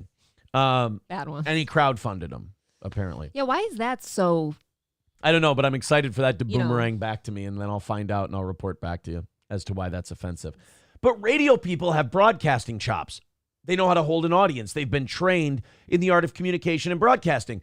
Combine that with them saying wild shit, people aren't going to be able to turn them off. They're going to be turning on their radios again and putting down their podcasts if you had a guy who said some wild shit. Because right now, social media and podcasts are leaning towards censorship now. They're starting to censor themselves. Whenever there's a societal shift towards censorship, whoever decides not to censor themselves is going to stand out. Absolutely. So what radio needs to do right now is take guys like this Ronnie K in Oklahoma who says wild shit about, Indians or whatever on Columbus Day, and you need to feature this guy on billboards, on YouTube commercials, on other shit, and put him out there as like your guy. Because now this is your controversial dude who's going to draw ears to your program. I'm starting to want there to be like a new radio station or like a big station where they just hire people that have been fired from their jobs for saying bad shit. Right. Just call it Outcast Radio. And then Outcast Radio 99.7. And then you can have all these guys who got fired for saying wild shit, and they'd probably have the best ratings in town. A new plan? Just let them Outcast Radio. You want to do it? There you go. We're gonna we got to find a radio. We got to station build. We got to buy your swamp one. Now, if we come back to radio someday, do we keep steel toe or do we call ourselves the Outcast Morning Show? Come out to hey ya. I'm kidding. All right, let's find out what Ronnie K did. Now, the worst part about these stories, I love the build up to them, but then the thing they actually said is inevitably disappointing because people are such pussies. Like the Barbie thing. Yeah, they get offended by such stupid shit that you hear, 38-year radio veteran in Oklahoma City fired over his Columbus Day comments. And you're like, fuck, the guy's been around for almost 40 years. It must have taken something pretty crazy to get him fired. And then you find out, oh, no, he probably just made a lot of money. And he said a quasi-offensive thing. And they decided, well, we can save a little coin here.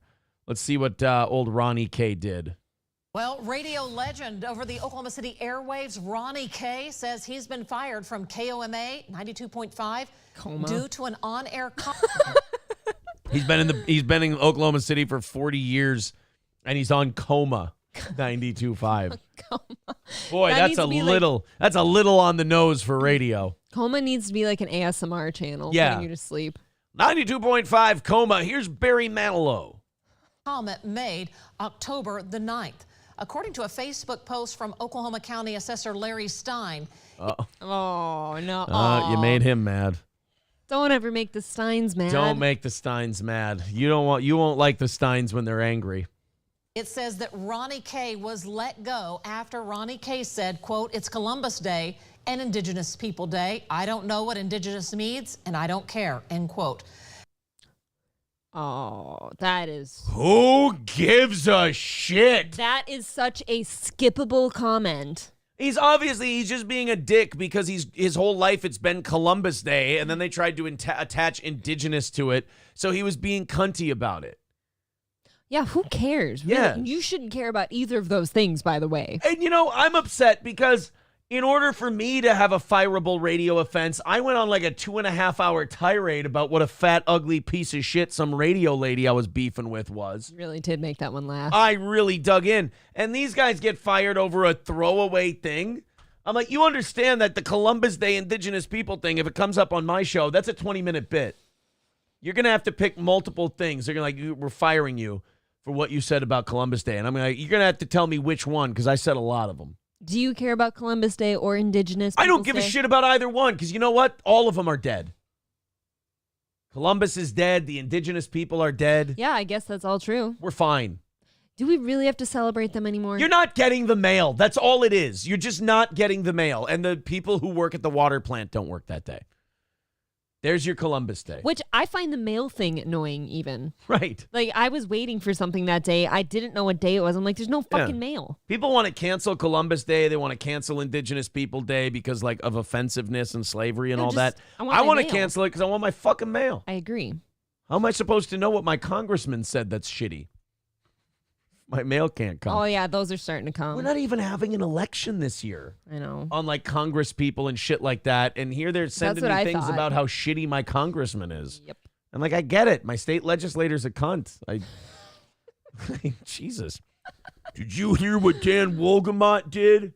I got a thing in the mail yesterday. They're like, Eric July's a piece of shit comic book writer. And I'm like, this has gone too far. I'm not getting involved. Wasn't Wolgamott the DUI guy? Yeah. He's DUI Wolgamott. He's like younger than you, isn't he? That hurts, but yes. Yeah. I think he's like 3 years younger than I am. Yeah. I'm sorry. It's all right. We'll be okay. You're still we'll get pretty through to this. me. So that's it. This Ronnie K, a guy who's been on the air for 40 years, said, I don't know what indigenous means and I don't care. And they went, you can't have a job talking on the radio anymore. You said a thing. I bet there's groups out there too trying to like pressure him to take like sensitivity training and like these education courses. I'll show you what indigenous means. Here's my guess. Ronnie K's been around 40 years. He probably makes a pretty penny. Oklahoma City's not a small market. It's a medium to large sized market. He's making like early 2000s radio money, which is not the same as 2020 radio money, and he had to go. Here at a station in our area, KQRS, they had a guy who was a legend in radio named Tom Bernard. Met him. Nice guy. Good guy. Sure. But he was making hundreds and hundreds and hundreds and hundreds of thousands of dollars a year in his radio salary. And KQRS didn't have hundreds of thousands of dollars to be throwing at him anymore. So even though his ratings were still pretty solid, he still had a pretty good audience. He was in his, I think, late 60s, early 70s. And they said, you got to get the fuck out of here. And that was it. He was done. And it wasn't because he said anything offensive. It's simply because they were like, look, we're trying to cut corners at all costs. Yeah, it technically is easier to fire somebody like that than give them a pay cut because you're going to get a lot of pushback on a pay cut. The thing is with radio, though, if you just cut, you're going to die. You'll just die slower. Yeah. What you have to do is cut and then find. It's like football. You know, a football team that can find a good quarterback on a rookie contract, you're good for like 4 years. You know, because you got this cheap guy, he's working cheap, and then in 4 years you're gonna have to step up and pay him. But that's what radio needs to be doing. Yeah, you can get rid of these old dinosaurs and use whatever excuse you want, even if it's a lame one like this. But you got to replace him with somebody young who doesn't cost very much. They can build an audience. They can become crazy popular. They can get you ad revenue. They can get people. Because what you need to do now is get people to turn off their phones and turn on their radio. That's the goal. And you need to draw people in. Well, I did it. When I came to town in St. Cloud, I did it all over the place. There were other stations weren't losing ratings as I went up. I will say, though, your show was the only reason I ever turned on the radio. Right. Ever. And there were a lot of people like that. So when your ratings are going up, but the other stations aren't going down, that means that just new people are coming to the radio. And that's what we did. And you can do that with young people who are in tune, who are talking about stuff, who are funny and say sometimes some controversial shit that makes people go, ooh, I like the way, that gives me a weird tingly feeling inside. Like I'm not supposed, you know, the feeling I got when I was in third grade watching South Park with the door closed. Yeah, you can't do it with old people. I remember working next to the machinists I did, and they were old men. And anytime I'd want to turn your show on, because we shared a radio, they're like, well, I'll give you 20 minutes, but then I gotta switcheroony. I was talking to a radio guy months ago, and I was telling him, I was like, man, if I were on a particular station, I'd say, I'd try to burn out this old people audience and bring in a new one. I go, we could try to keep some of the old one. And the guy went, fuck them. No, they're all set in their ways. Yeah, he's like, no, we just want to bring young people back to the industry. Yep, old people know what they like, and they don't like change. Well, this guy doesn't like Indigenous People Day. Now, Ronnie K addressed his comment in a Facebook post saying, quote, of course, the boomer used Facebook. I had no intentions of offending the Native American heritage. Ronnie K has been a fixture in Oklahoma City radio for decades. He is a member of the Oklahoma Association of Broadcasters Hall of Fame. Again, he says he's been fired from KOMA. Which, well, to me, shit. What a fucking... I don't like people that fire people for stuff like that. Like, you're a pussy too. Why not just tell them, like, hey, we need to cut some costs, and I need a reason, so you're gone. Well, and again, it's stupid business because this guy's getting you more attention than you've ever had. Since when do radio shows get TV coverage anymore? They don't. If you would have kept this this coma, I'm sorry, KOMA, Larry, whatever his name was, K. It's K. Ronnie K. Ronnie K. Fuck, I didn't care. So this Ronnie K. We suck.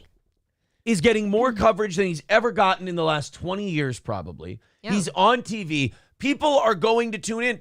That's the perfect opportunity. People who use their phones for everything are going to go, well, tomorrow when I go to work, I'll turn on my radio. I got to hear what this fucking psycho is saying. You did that all the time because, like, whether it was like you had announced that you were going to go raise a stink at like a town hall meeting or whatever the fuck. Yeah.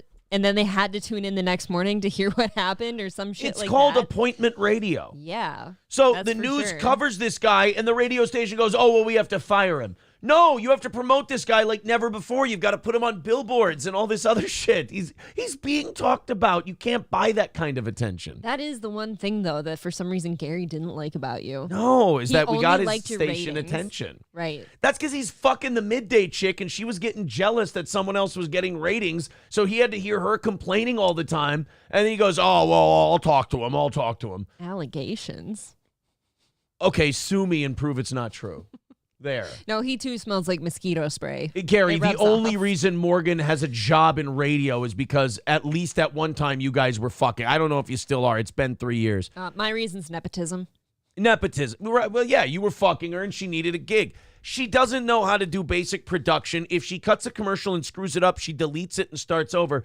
Dummy, you can edit that shit. So she doesn't know basic radio production. She dog shit on the air, but she was fucking the boss. And then that station used to have a 2 in the ratings.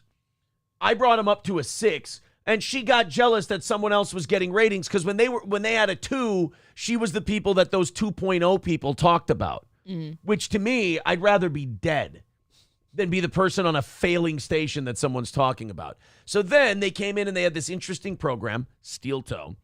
And then she got jealous that it was getting numbers, and she would say, oh, I heard one person at this one thing I was at bitch about Aaron doing this. Gary, you should talk to him. And because he was pussy whipped, he would go, oh, we can't do this, we can't do that. And I would just call him out on it. I'd go, Gary, you know you're not upset by this. You know it's working well. There's no reason. Why are you really doing this? Part of me always wondered, too, if that was why he said the nasty shit about me that he did, was maybe because Morgs didn't like me in there. Absolutely You remember not. that evening show we did at the studio?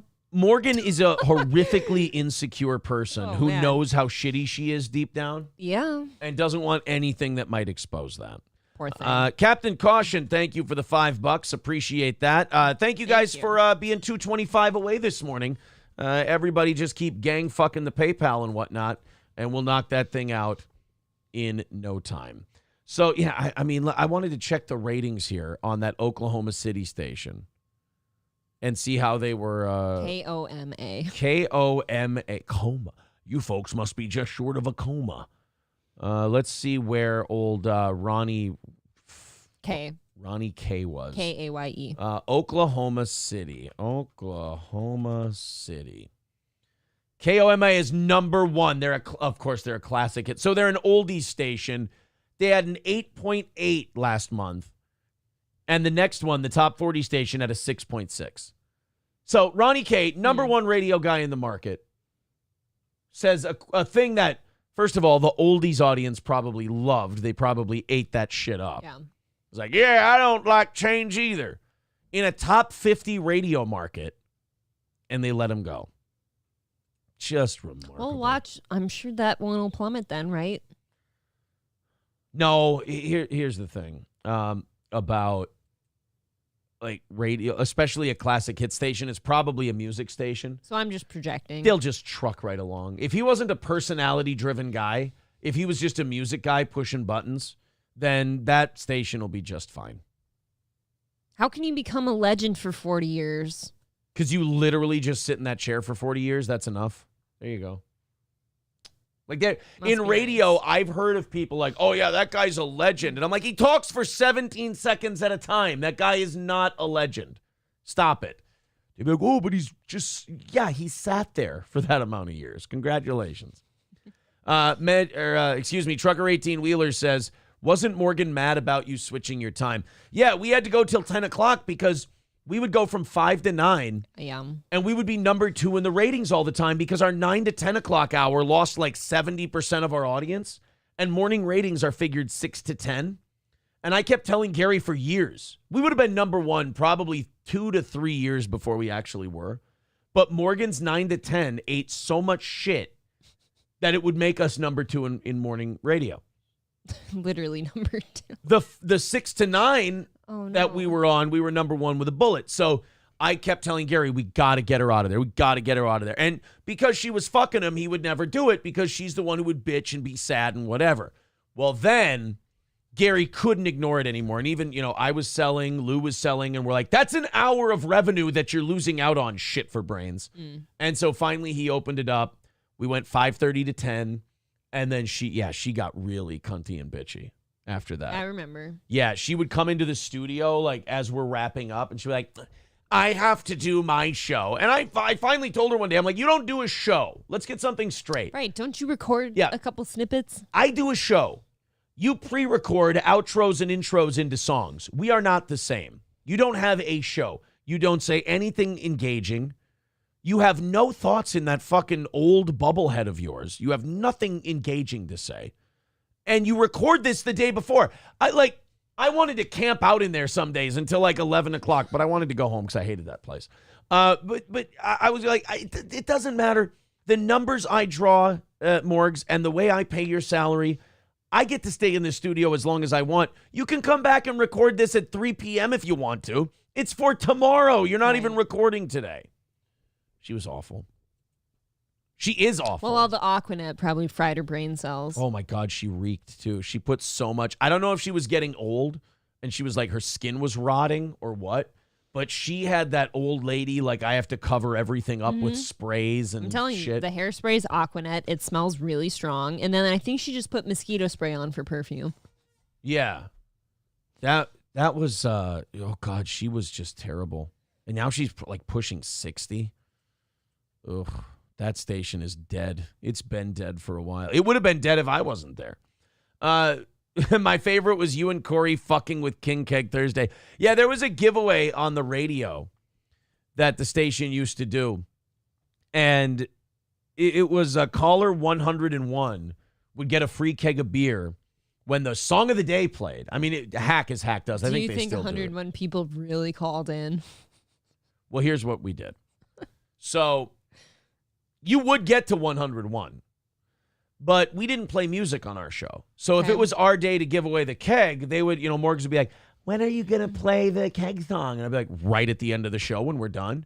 You're not going to play it during your show? I'm like, it's a talk show. We don't play music. People turn it off if we play music. It's not like, it's the opposite of you. When you talk, people turn it off because they're like, who is this dumb bitch? Yeah, I don't want to hear you about your walks and your yoga. Oh, Do you remember that? And my garden. And shut up. Nobody cares. You're you're listener repellent. So then when it was our turn to do the keg, Corey and I would just like fuck with people and jump around the numbers. We go, hi, you're caller 1. Hi, you're caller 72. Hi, you're caller 23. Hey, you're like we jump around. So we tell someone, you're caller 93, and they'd be like, oh shit, I'm close. And then another guy would call, we go, you're caller 62. And then we take like the 9th one and just go, hey, you're caller 101. And that was it. Because it was a stupid hacky radio giveaway. And we didn't take that. We purposely shit on that stuff.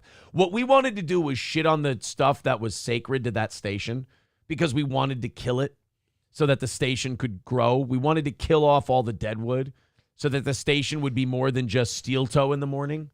But what else was sacred to that station? The Metallica. Menage a Trois. Check this out, guys. Our old station had a thing called the Metallica Menage a Trois. Yeah.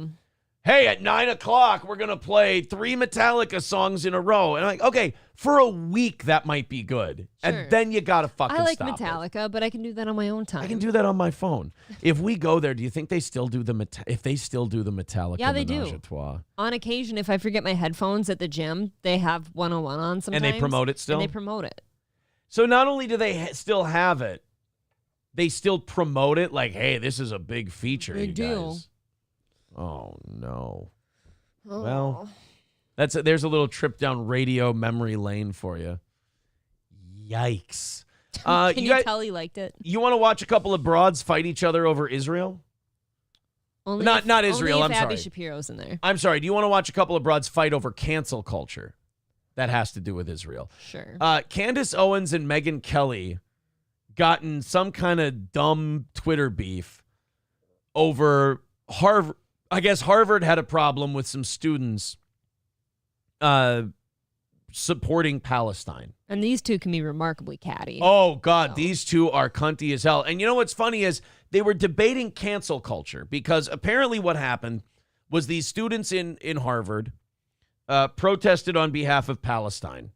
And I guess a bunch of people then wanted to put that in like a file and send it to potential employers. And like, this is what your future employees do. And, Harvard was going to blacklist them and all it was a total mess. Now, to me, if I were running a university, I'd be so hands off with this shit. I'd just go, look, everybody go to class. I'd be King Viserys the Peaceful on this one. I'd just be like, guys, can we just fucking chill? Like, it's enough. It's the First Amendment. They get to talk about how much they like Palestine. You guys get to talk about how much you like the Jews in Israel. And you guys both go your separate ways. Everybody go to class. Cool. All right, great. Can't imagine a more boring conversation. Yeah. I'm not taking sides. I'm not getting involved. I got a school to run. Well, apparently this became some big thing. And then Megyn Kelly and Candace Owens started getting in a cunty fight about the whole deal. Now, Candace Owens, we know, is brutally cunty. Oh, she'll go for some low blows. And Megyn Kelly can be a bitch also. Yeah. And both of them are interesting to me because they're debating cancel culture, and we'll go tweet by tweet on this. But I don't know how much of a leg either of them have to stand on when it comes to coming out against censorship. Because Megyn Kelly, isn't she the one who blew a gasket because Trump made a period joke on Fox News about her? She's blown a few gaskets. Yeah.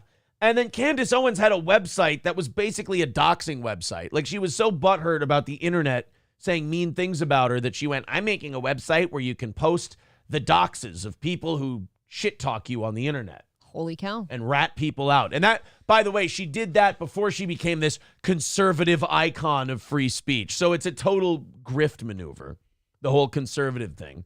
And now these two colossals of cuntiness decided to turn their attention toward each other over this Harvard Palestinian thing.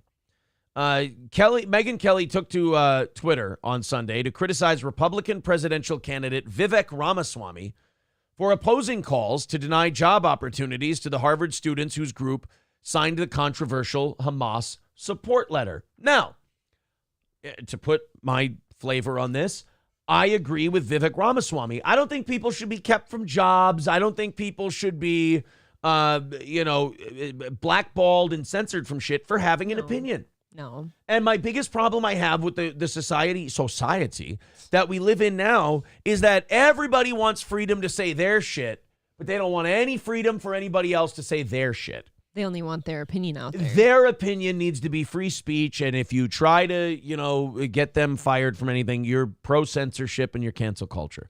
I agree with that. But then when, not Megyn Kelly, when Kathy Griffin shows up with Trump's head in a photo shoot, a mock Trump head in a photo shoot, wasn't his real head, spoiler alert. Everyone goes, let's call and get her gig canceled. Let's do that. What happened to free speech? Oh, but it's Trump, so it's different. No. To me, you're all libs. If you're for going after anyone's job or anyone's thing and they didn't break the law and haven't been convicted of a crime, you're a lib. You're a cancel culture person. You're not a free speech person. Well, people get angry and forget to stay consistent. Yeah. To me, free speech is absolute. I don't care about, your not eccentricness, your exceptions. I don't care about your exceptions to free speech. I don't care about when you're angry, you weren't pro this. Either you're pro free speech or you're not. In my opinion, the pro-Palestinian kids are just as smart as the white kids. Joe Biden thing. But no, you get to say you're pro-Palestine or pro-Israel. Either one. I don't care. So I agree with Megyn Kelly and Vivek Ramaswamy saying, I don't think those kids should be denied jobs. And second of all, you certainly don't need to be the tattletale rat fuck motherfucker who snitches on them. No. These companies can find out for themselves if they want to. Right. How good of an employee are they? I guess. I don't know. If somebody came up to me and said they were pro either one of them, I don't know that I wouldn't find them dangerous. I don't see them as a problem. I don't really care because I don't know everything about it. If I'm the marketing director for 3M and I'm interviewing one of these kids for a job and I go, hey, this Palestine thing, is this you? And they'd be like, yeah, I was protesting Israel. I'm like, okay, great. Do you think that Bud Light fucked up when they did that Dylan Mulvaney thing as their marketing pitch? And they're like, oh, yeah, that was terrible. You should never divide your audience among lines like that. I'm like, all right, you're hired. Good. Fine. You understand marketing. You get what this job is about. Cool. You talk about Hamas and Palestine in the fucking workplace, I'm going to come up behind you and smack you in the back of the head. And that's how it should be. It's not important to your job. I can't have you working here because you and I don't agree on Israel. Who gives it? You're not here to promote Israel. You're here to make Scotch tape. If you were to sit down in a huge room with all of your fellow coworkers, I guarantee most of you won't agree on anything. Right. Exactly. Bill Ackman, the hedge fund billionaire, you can trust this guy, enlisted the support of at least a dozen business executives who have vowed to automatically reject the resumes of students whose groups signed the Palestine letter. Now, in fairness, these students also kind of set themselves up for 2 to the back of the head. Don't put your name in writing on shit like that. No, never. By the way, let me do a quick Google search. Bill Ackman. Oh, okay. That makes sense. They've never been a real pro-free speech people anyway. No. They've always been a pro-support what the fuck we're doing. My ideas or no ideas. Bill Ackman and a bunch of hedge fund billionaires vowed to automatically reject the resumes of students whose groups are signatories to the letter. Wow, that's surprising. And then when people come up with their conspiracy theories, you call them... Anyway, been down this road. Ramaswamy, the biotech mogul and political activist turned candidate, said that while the students were dead wrong, he did not think it was productive to hunt down individual members of college student groups for purposes of blacklisting them. And I agree. Mm-hmm.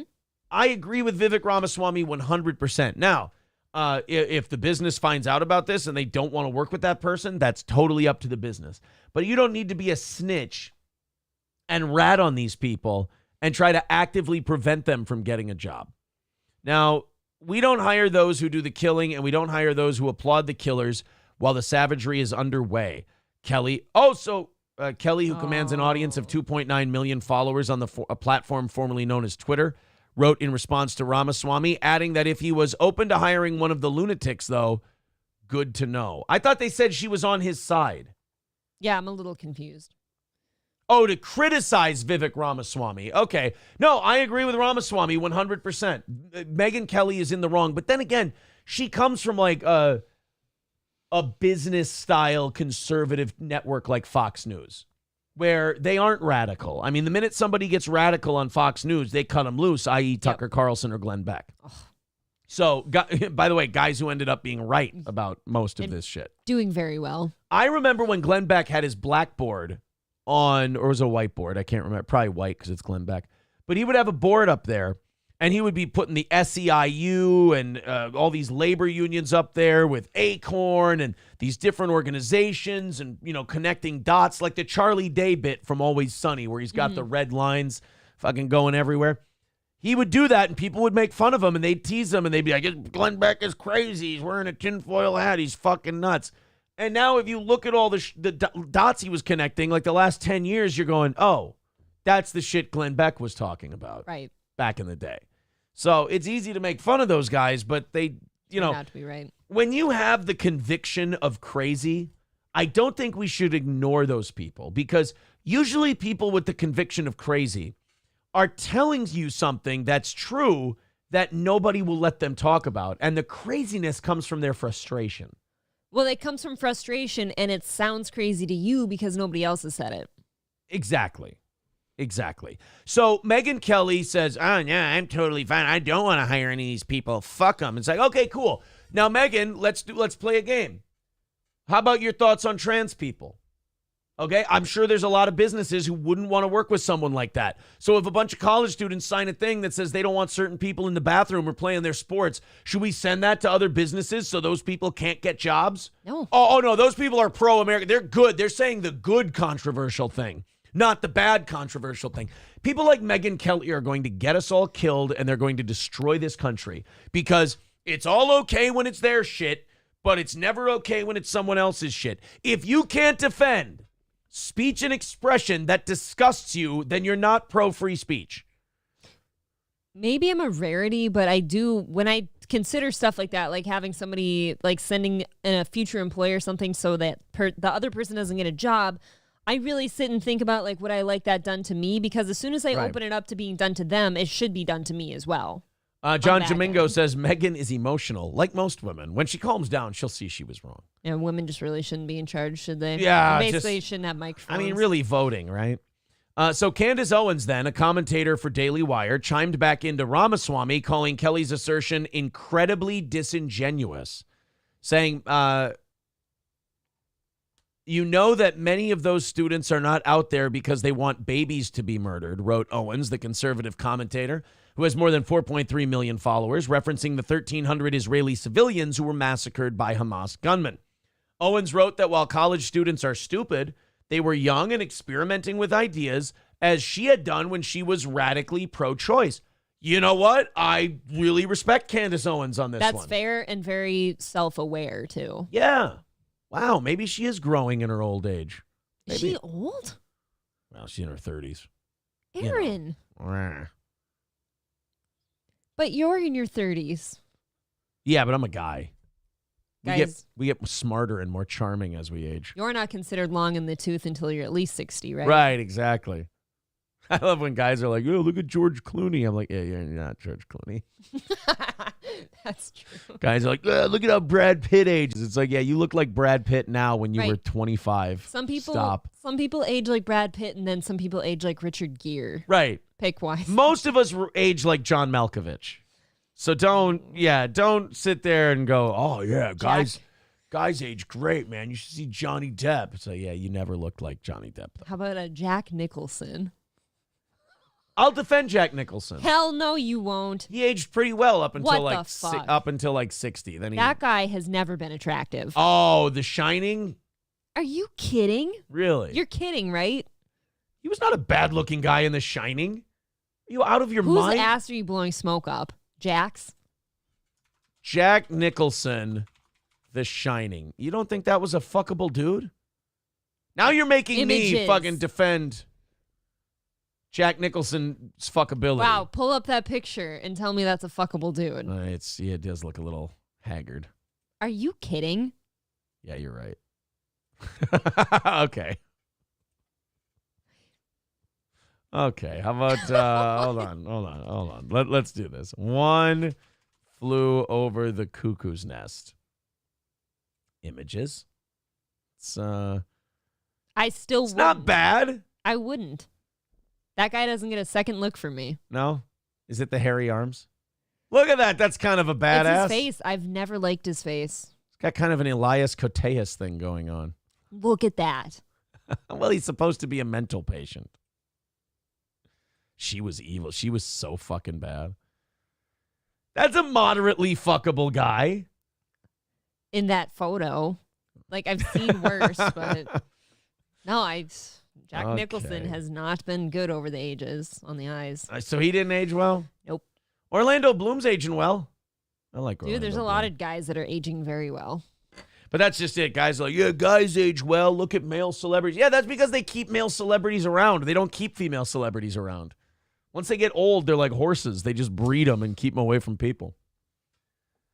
Like, old men can still play interesting characters, you know? Sure, but the women are kept in stalls in a barn somewhere. Exactly. They're like, oh, remember? She used to be famous. What happened? She wasn't pretty, so nobody cared what she said anymore. Max von Sydow worked until the day he died. Fucking, I haven't seen Meryl Streep in a movie in 8 years. What did Meryl Streep last do? I actually think she's in something coming out. Oh shit! Well, then I'm wrong. She's kind of. Can we admit that Meryl Streep's the exception because she actually has dude talent. Yes. Yeah. She has been. Oh, yeah. She hasn't been working that much. Only Murders in the Building. She was in that for 6 episodes. People Extrapolations, 1 episode.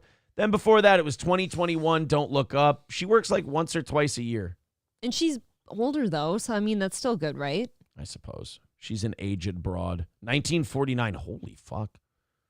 74? Yeah, 74 years old. Wow, that's a good 74-year-old though. I mean, is there one? Abe Vigoda worked until the day he died. Right, exactly. Wow, you don't... I know you're not always talking about me with the women stuff, but Like, when you say shit like that, it really does strike fear in some women, myself included. I think of, like, my future. That's the difference between men and women. Women need to be as delusional as men are.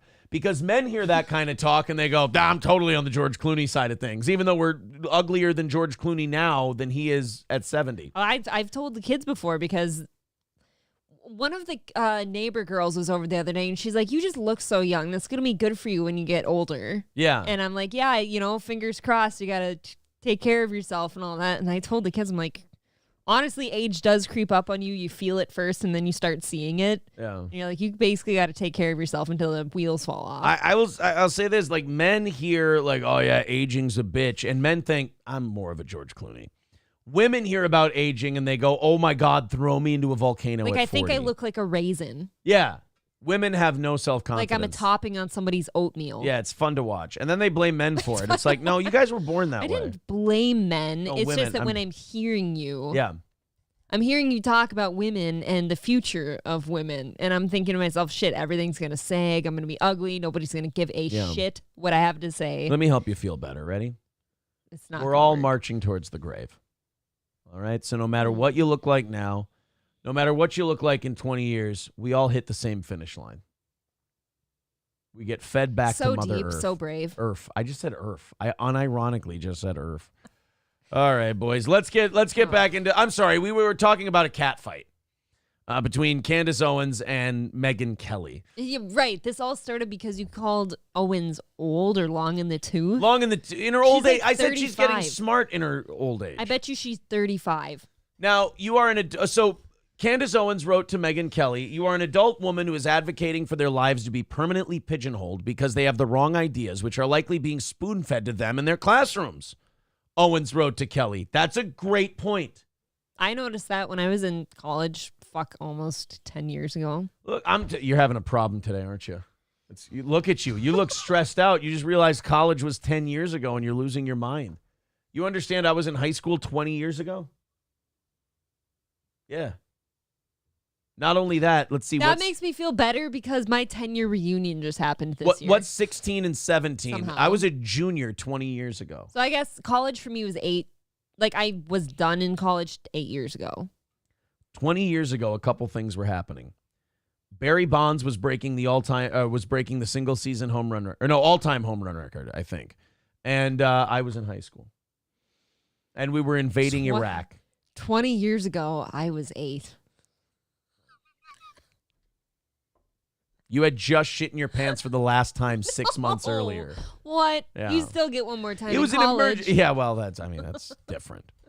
So Megyn Kelly says that, hey, fuck you, Vivek Ramaswamy. These college kids saying that Palestine rules, they should be denied jobs. We should be denying them entry into the workforce. All these Jewish CEOs who are trying to ban them aren't biased at all. And then Candace Owens, who, by the way, works for Jews. So, kind of a brave take for her to go, no, fuck that, Megyn Kelly.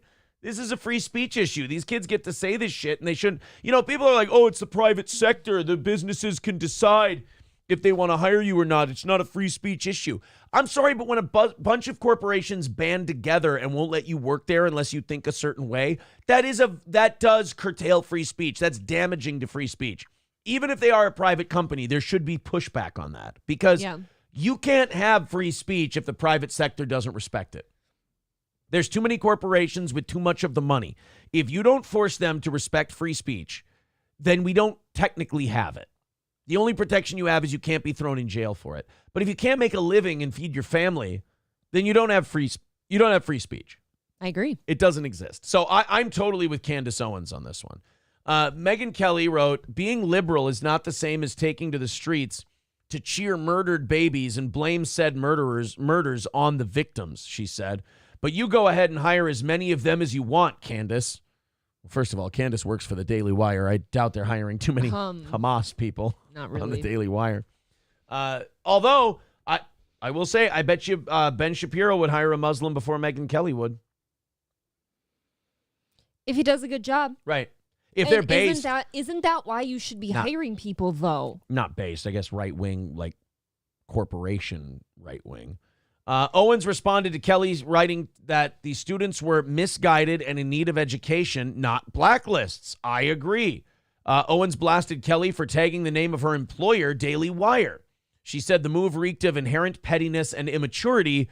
Would you like a direct contact to management? Help me help you, Owens wrote to Kelly. Do you see how cunty these broads get? They sit here and they blame men for this toxic culture, yet every time they get in an argument about some Palestinian college students, it gets catty, it gets bitchy, it gets cunty. We're not gaslighting you into doing this, you fucking women. You're built this way. I can probably 6 tweets back, I would have been out of the conversation. Right. This is one of those things where it drives me nuts when people are like, the patriarchy. Okay, for the last 20 years, we've been sitting back and going like this. We're watching you still be catty and cunty and bitchy with each other. We got nothing to do with it. We're like the Joker in the jail cell. We're sitting here going, it wasn't me. I was right here. Who did you leave him with? Assuming they are still your people and not Gloria Allred's. So yeah, men aren't doing this. Women just get bitchy with each other. These two are on the same side politically. And then that's what I thought. Yeah. Damn. And it's not that they're arguing about something. It's that one of them passive aggressively tags the employer. And then the other one goes, if you want a direct line to management, I can give it to you. Help me help you. So now it's becoming less and less about the actual point. And now they're just getting into a cunt lip swinging contest with each other. That type of interaction just, to me, I almost immediately go to, okay, I just hate people, and then I don't talk to anybody. So Megyn Kelly, they're not done yet, by the way. What? Megyn Kelly goes back to, well, here's the thing. My thing whenever I do a Twitter thing is I always hit a point where I go to the person like, LOL, thanks for the entertainment. I'll give you the last word. And I walk away from it. You got to do that. That's the power move. Is you got to go, I'll give you the last word. You seem to need it. You'd be a little bitchy about it. I just kind of feel like I don't like the conversation. Well, and the problem is they never take the last word because if to internet people, you confuse them when you do shit like that. Because internet people don't know how to react to that. If you go, hey, I'll give you the last word. You seem like you need it. And they get in their head, and instead of just speaking their mind, they go, well, wait a minute. If I send a tweet, then I'm doing what he told me to do, and I don't want to do that. But he's also giving me a free shot that he's not going to respond to. But what if he responds to that thing? And I'm like, bro, I just said I'll give you the last word. I'm already outside. I'm already doing shit. You fuck them up when you do that. But if you keep going back and forth, you're going to get further and further away from the argument, and nobody's ever going to drop the fucking thing. I agree. Which is what these two are doing.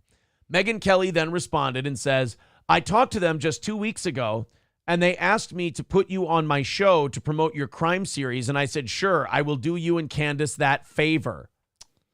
See what I mean? She's doing them favors. But it's not about the Palestine-Israel thing anymore. It's about talking to Daily Wire management. Owens wrote that she was sorry that she couldn't actually make your show in the end. Megyn, you seem to be taking this personally, Owens wrote. It's just more like just little cunty jabs. Do you see, though, why nobody should shit on any woman who's ever like, I don't like most women? That is a behavior that does exist for most of them. Look, man, I get it. And it's hard to interact with somebody like that. It's not because they're a woman. It's just I don't want to risk that type of interaction because it's exhausting. I'm not attacking you. I'm attacking your position that students should be put on blacklists or the majority of them are genuinely marching to celebrate the deaths of grandmas overseas. Again, I agree with Candace Owens. I think she's getting back to the point. Kelly then wrote that Owens was attacking someone who has been nothing but nice and supportive of you. Fuck you. You don't get to get into a theological argument about freedom of speech and not bullying people out of jobs for their opinions and then go, well, wait, I was nice to you. That's that typical, stereotypical, passive-aggressive mom shit. Bringing up all the nice things you've done for them suddenly. My mom does that. If I criticize my mother for something or say she's doing something wrong, and then they try to defend themselves, and then you kind of pin them into the corner and they can't run away anymore, they'll go, I don't know what I did to be just treated so terribly by this. It's like, oh, fuck you. When people do that to me, I go, well, now let's lean in. Let's go in for the kill. Now, fuck this person for pulling that bullshit. See, and my response is like, yeah, we're not talking about the nice things you do. Yeah. That's not part of this conversation. I don't care about the nice things. We're talking about the things you're doing wrong here. You want to go to people like that and you want to go, oh, I'm sorry. I didn't know you were just being nice to score points for when you're a cunt. Wow, that's a really great point. Right. It's like, oh, I'm sorry. I didn't know you were being nice to me so that you could build yourself Like a some scoreboard. some kind of cuntiness immunity. Because I do nice things for people because I just think it's nice to do nice things for people. I do it because I'm selfish and makes me feel good to do other nice things for people. There you go. I don't keep a scoreboard. No, I do like being Plus, nice to people. I've always hated that scoreboard shit because it's one of those deals where you go, okay, we're arguing about a very specific thing. The fact that you gave me a slice of pizza 3 months ago has nothing to do with the thing we're arguing about. So what are you talking about? So then they wrote back over and over and over and over again about 3 more times, and I believe they finally settled on they fucking can't stand each other. Well, who got the last word? Let's see. Hopefully a dude. I hope a guy Megan came Kelly, in and take finished care, Candace. I wish you well. Ew, no, you don't. No, you don't. Yeah, just be honest. Don't ever say that. Right. You don't Like wish when them I well. don't wish somebody well, I don't say it. Yeah. They want to they want to throw you down a well. They don't wish you well. There you go. So no, Geesart tells us, looking at you, it was way more than one slice of pizza. Oh, your mom was very generous. I went on that giant rant, and that's what we took out of it. Thank you, Geesartel. Calories. Calories in, calories out. Gigi Hadid condemned by the state of Israel. I didn't care about this story. I'll close it here, but I just wanted to make this commentary. Can we stop? Can we just stop giving a shit what supermodels think about Israel and Palestine? I agree. Let's just, guys, we don't need to punish them. They don't need to have. I tell you what, the people who are accused of running the media and controlling the voices in the media, don't do the conspiracy theories any favors against them. The way they behave when Israel-Palestine shit breaks out, you know? I just feel... They want to destroy this person. They want to deplatform this person. They want to do this, keep them off their channels, this and that. And it's like, then they go, there's a crazy conspiracy that we control the media. And it's like, yeah, where would anyone get that idea? Shit, I don't know. A supermodel doesn't even get to write, no, I don't really like Israel that much. And you're like... Okay, but as a supermodel, can you stop writing that too? What if me here, I personally, like, what if I have a serious, like, opinion on this Palestine-Israel bullshit that I just don't share with others?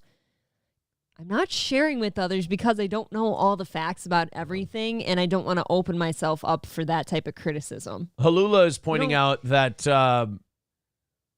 what's her name? Gigi Hadid is Palestinian also. Okay, but I was kind of defending her in a way. What I'm saying is, who gives a shit what she thinks about Palestine? Like, people are coming after her now, and they want, we got to punish her for saying all this shit about Israel and Palestine. It's like, no, you don't. To me, like, if you're Israel, do you not have bigger fish to fry than caring what skinny rail supermodels think? Right. Who gives a shit what Gigi Hadid thinks? Here, I'm going to make changing things. Yeah, I'm going to make it real easy for current events and politics. Some people, they just give their opinion, and you just let them have it, and you move on. It doesn't need commentary or anything else like that. Gigi Hadid, is she the one fucking Bradley Cooper or Tom Brady or who's she fucking now? I can't remember. I don't know. I can't keep it straight. See, I don't even care about who she's having sex with, and that's like the things you're supposed to care about when it comes to Gigi Hadid. I can't even be bothered with that. Who is that? Yeah, like which one? She's Gigi. Bella Hadid's the weird one, right? Bella Hadid. Yeah, which one is the... God, I can't keep them straight. Either way, guys... Who cares what Mia Khalifa thinks? Who cares about what Gigi or Jaja or Gugu or Gaga care about any of this shit? Except Lady Gaga. I want to know what she thinks. I can't have an opinion until I find out what Lady Gaga thinks. Gigi is she's been going back and forth between Leo and Bradley. And which one's Bella Hadid? I don't know. And which one's Bella Thorne? Who is Bella Hadid? Is Kevin Thorne? He died. Sorry. Bella Thorne, isn't she the one that smoked pot and cried on... Yes. Bill Maher. All right, how about Sir Alistair Thorne? What does he think? Me. What does Sir Alistair Thorne think about all this? Do you know? No. Oh, that's too bad. I'm really sorry. By the way, maybe my favorite accent in Game of Thrones history. Okay, so... Giant prick, hated the guy, but Sir Alistair Thorne might have my favorite accent in the history of that show. My opinion, Gigi Hadid, way hotter than Bella Hadid. Well, there you go, ladies and gentlemen. They're sisters, though. That's all that matters. I want to thank Kevin for another $100 today. Damn, Kevin. Thank you. What a fucking guy. If I had that drop right now, you know what? Let me check my email. Maybe Victor got me the drop. Sometimes Victor gets to us later. Well, I'm sure he has a real job. Yes, Victor listens later, but Victor never fails. Whenever we say, hey, man, I'd like this, I'd like that, Victor always gets it to me. Somebody sent me something on Candace Owens. We might get to that later. Sorry about that. Okay. Thank you, Kevin. 130 is the number today. Hey, no begging. Everybody, everybody keep chipping in. We're on it here. That's 130 away from today.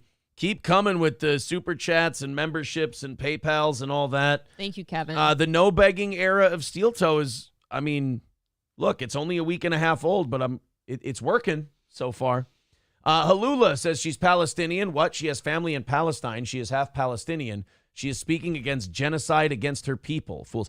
I'm defending her stupid ass. What I'm saying is she's a fucking supermodel. Nobody should care. People are coming after her going, oh, can you believe that she's speaking about Israel or Palestine or this and that? Who gives a shit if she does or not? Who cares if anybody does? I truly would hope that if I came out in support of either side right now that nobody would care. I really hope that my opinion doesn't matter. Los Federales says Kevin's taking down that goal quicker than the North Tower. Dave Chandler, not David. There's two Chandlers, by the way. There's Dave Chandler and there's David Chandler. So was I praising Dave Chandler? You might have been praising Dave Chandler. What a weird thing. Dave Chandler with $5 says, I wouldn't care what any of them think about Israel or Palestine if it weren't for the fact that many of those fools seek to cancel opposing opinions. I agree. I get it. I understand. But if my opinion is nobody should be canceled, here's the problem with, having, convictions on something like free speech. Unfortunately, you have to live with them. And you don't get to bite on the shit that other people bite on. You're like, well, these people that you're defending, they support cancel culture for this person. I'm like, yeah, but I don't. So I can't do that tit for tat shit. Otherwise, I lose my, beliefs, if you will. Sure, look, nothing's going to change if I change my opinion or if I keep this one. It's all going to end up in the same place anyway. So I might as well have my own peace of mind and my own dignity. I'm going to lose anyway. Yes. So I might Always as well assume you lose. I might as well lose stating what I believe rather than going, well, I'm going to try to conform to what this group thinks I should do and then lose anyway. So now you're a hack and you lost. Instead of like, well, I went down swinging. I went down fighting for my beliefs, as it were. All right, guys, let's move on here. I don't want to talk Israel and Palestine stuff. I don't like that topic. I feel the audience getting bored when you get too much of it. I don't like the topic. I don't know enough of the history behind everybody, and all I hear is everyone bitching and moaning now about who supports who instead of what the actual problems are. And it's taxing, if I'm being honest. I will say this. When it comes to Israel, Palestine, my official stance on it, everybody should just step aside. It's like a basketball game where two guys have been at each other all day. Yeah. Everyone isolate off to one end of the court and let them have a one-on-one. And let's be done with this. Let's air it out. Let's just one time, the rest of the world just fucks off. Israel versus Palestine. And look, it's probably going to end with Israel wiping out Palestine. But you know what? We're done with it then. Yeah, because we could just stop prolonging this. As long as those two groups of people are in the same geographical area, never going to stop. Yeah, never going to stop. Yeah, my dreidel rolls on the floor. Sorry. I like that you look to me for like... Then the Palestinian baby blood hits the floor in and out. Building settlements. Okay, but... While all the Palestinians live in tents, yeah! Sorry. Well, you see, I just... Yeah, the rabbi ride a Sherman tank. Sherman tanks are from like the fucking 40s. Jesus. Yeah, the rabbi ride an Abrams tank. Given to the U.S. to the Israeli bank, yeah! That was... lengthy. Thank you. It's trying to make a... It's, people think it's easy to make a song parody of Rob Zombie about the Israeli-Hamas conflict. I'd like to see you do it. I can't be that concise. Call me the Israeli nightmare. Throw sound. Sorry. Yuck. How's the other ones? I always screw up the beginning of Never Gonna Stop and Dragula. I always Yeah, screw you up there. do. Because like, yeah, my Durango. That's never going to stop. Yep. But Dragula is a similar start. It's a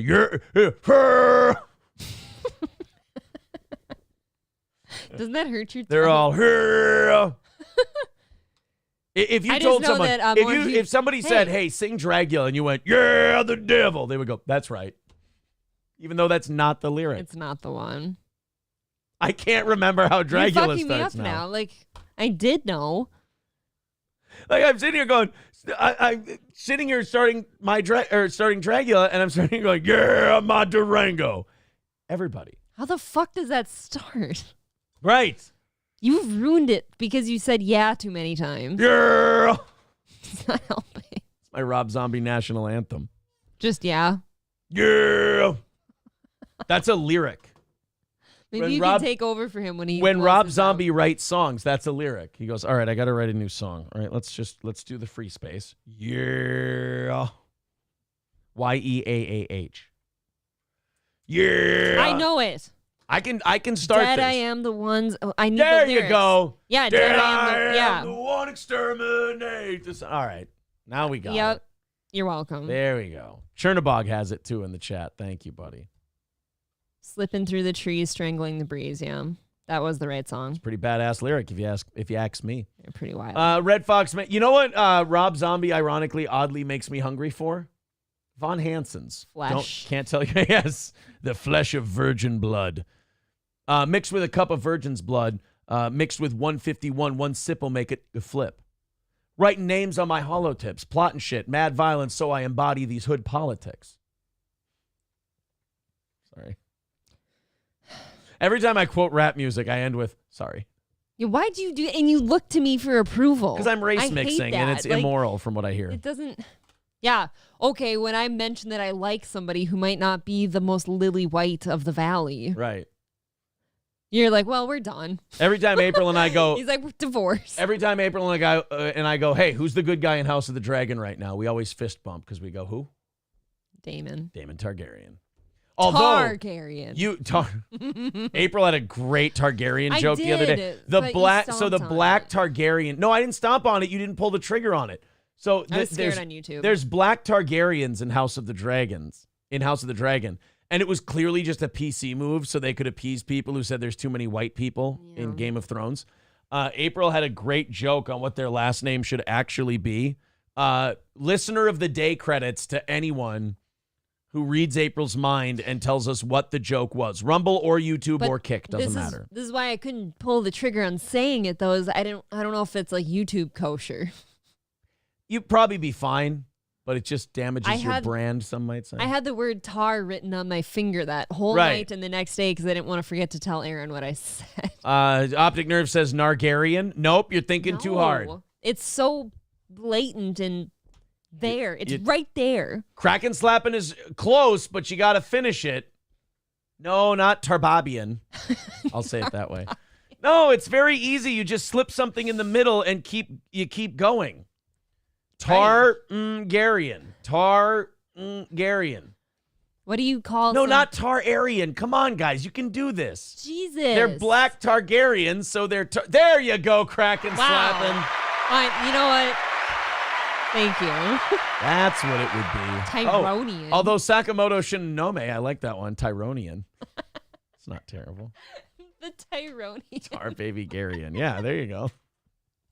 I almost like Tyronian more than mine. You like Oh, no. My bad. Yeah, but seriously, anytime Aaron does a black thing, he's like, oh my God, I'm awesome and just the highest upper echelon of people. And I say, God, I really like that football player. And he's like, fucking not divorce allowed. Papers, sign now. Yeah, not allowed. I can't be having women talk that way in my presence. Oh, you're a mean person. It's terrible. One more thank you to Kevin. Appreciate that, buddy, before I put that in the old archive. All right, let's do the Tommy Lee thing. We got into the Rob Zombie Israel-Palestine deal. I wouldn't do Tommy Lee things. You might get hepatitis. Oh, you know what you missed last night when you fell asleep for House of the Dragon? Did you want to go back and watch it later, or do you want me to just fill you in? I'm going to watch it sometime, but you can tell me. Well, okay, so Rainey's, the aunt, the older one. The old one. They were keeping her in her room. Her in. They locked her in because they were doing the coup after Viserys died. Yeah. And that Kingsguard guy was trying to escort her out of the city. Well, they got separated. So Rhaenys went to the coronation. And during the coronation of Aemond, she snuck off into the basement. They did Aemond, not Aegon? Who's the older one? Non-eye patch guy. That's Aegon. Aegon. Okay, so they had The Aegon. rapist. Aegon the rapist. So they did so Rhaenys went into the basement, and then all of a sudden, as he raises his sword and is like, yeah, fuck yeah, I'm the king. All of a sudden, big explosion as a dragon pops up through the floor, fucking saddled up with Rhaenys on it. No way. Yeah, Rhaenys pops up with a fucking dragon. We're watching this at breakfast. Looks at the queen and Aemond and just goes, fuck you, screams at him and takes off. So she's going back to warn Daemon and Rhaenyra. Oh, so they didn't kill somebody? No, she didn't breathe fire on him. I was like, you could have ended There's this no right Dracarys? now. Right, you could have ended this right now. I didn't get that. It Well, bummed me out a no, little. no offense. If she does kill him, that's not an ending. That's going to be like a new war. Yeah. She's probably dead too now. So I'm here for it, man. I like it. I like this house. We were shitting on House of the Dragon 2 days ago, and it like 2 episodes turned us around. We're like, that's because oh. the first 6 episodes were bullshit. Good point. You know what? Very Breaking Bad-ish in that way. Remember the first few episodes of, or was it Better Call Saul? First few episodes of Better Call Saul were really slow. Yeah, Breaking Bad really does break you in quickly. Yeah. Red Fox Mad with $4.99 says, check this out. Makes me hungry. All right, we'll check this out real quick. I'm not surprised. Oh, is this our buddy Cowboy Kent Rollins? I'm going to save this Red Fox Mad, and we'll do it for Link Friday with Chrissy. We'll do all this stuff. Dave Chandler with $5 says, my whole life, 2 or 3 other David Chandlers running around getting us confused. It's why I go by Dave, and it still doesn't work. Sigh. Hi, April. Hi, Dave. Dave Chandler, boys and girls. Dave Chandler. Dave Chandler. Michael Gavin Ali show with $5. Go subscribe Holy to Michael shit. Gavin Ali. Hello, Michael. Says, hey, it's Michael Gavin Ali. Did you see Stuttering John quit podcasting? And Chad Zumach says, no, get better, Anthony being in the hospital. Dude, if you're into Stuttering John at this point, you have one of the lamest personalities. I mean, and Zumach's unmentionable. You talk about not being able to quit a guy because you'll lose your fucking house. That's pretty much where everyone is with Stuttering John right now. I wish I knew how to quit you. Dude, if you think that you're owning Stuttering John by talking about him, all you're doing is proving that, you know what, I give up. I can't grab an audience without joining in on this algorithm. I can't get people to watch me without jumping in on this thing. I mean, it's so pathetic. I mean, it was funny. Like, we stopped last November, and that was probably even too long. Mm-hmm. It was funny from like last June to like September. Funny. It was funny for a summer, and that was a year and a half ago. And some people are still doing it because they're terrified. You know, this is the problem with short money versus long money. People who have broadcasting ability and believe in themselves and think, I can make a show and build an audience and people will tune in to see what I think. They'll move on from shit. And they do. And their show is fine. It has peaks and valleys. Like Mersh always says, you know, it goes up, it goes down. That's just the way it is. Yes. If you're still trying to milk that cow, you need that cow more than that cow needs you. The udders have ran dry. I mean, that's bad news. The teats are raw from the tugging. Those are some raw ass teats, my friend. Rupert with $4.99 says, I think the reason Israel really wants to take Gaza is because they heard there was a bank over there and they couldn't stand not owning it.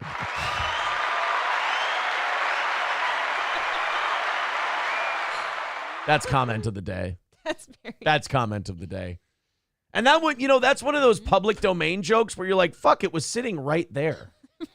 How did I not do that one before Rupert? There's a bank over there. We're not in it. The fuck?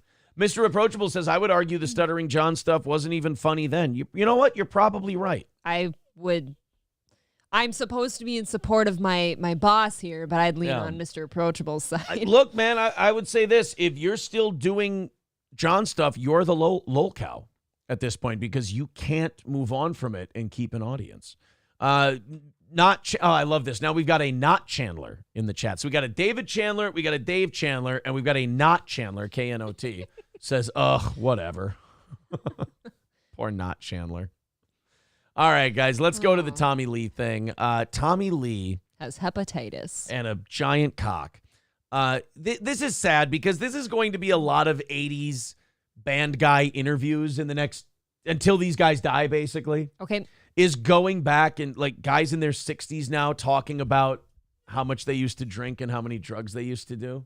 How many whores they've banged. You're watching an old man just go, it's like Rose on the Titanic, but instead of talking about romance and paintings and art, they're like, I used to shove heroin in my cock hole and then fuck a hooker. And it's like, instead of dropping the blue diamond in the ocean, it's a little blue pill. And they're just like, I'm ready to die now. Urethral coking? Urethral coking, yes.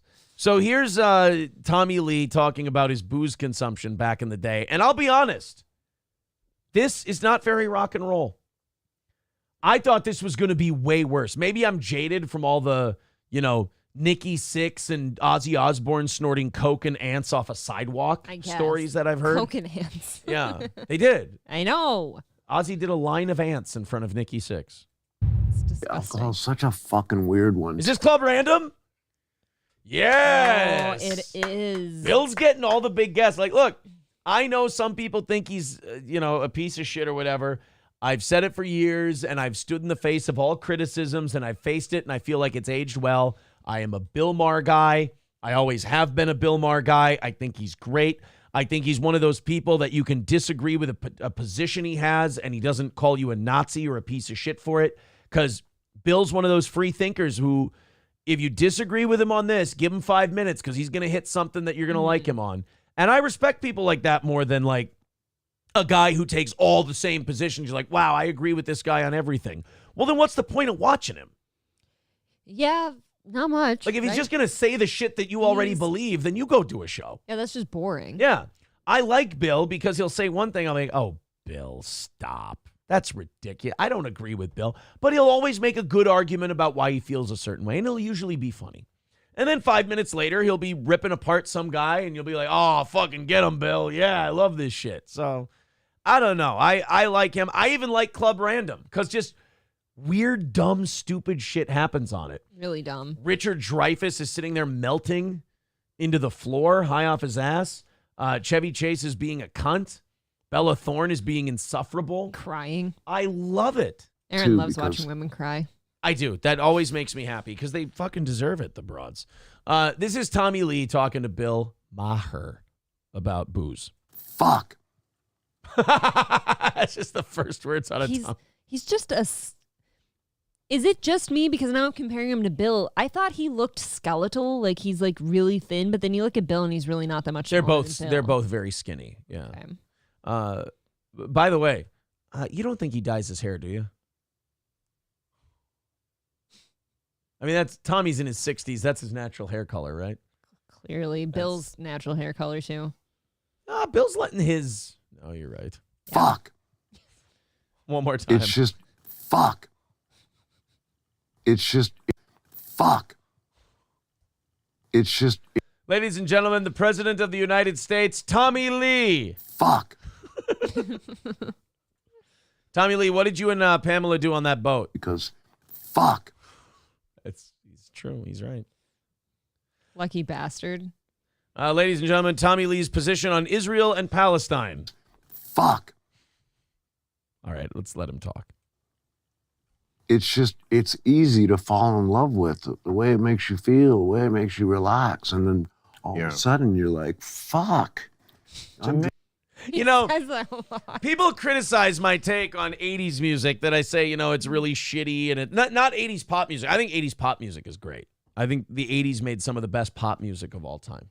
I really do.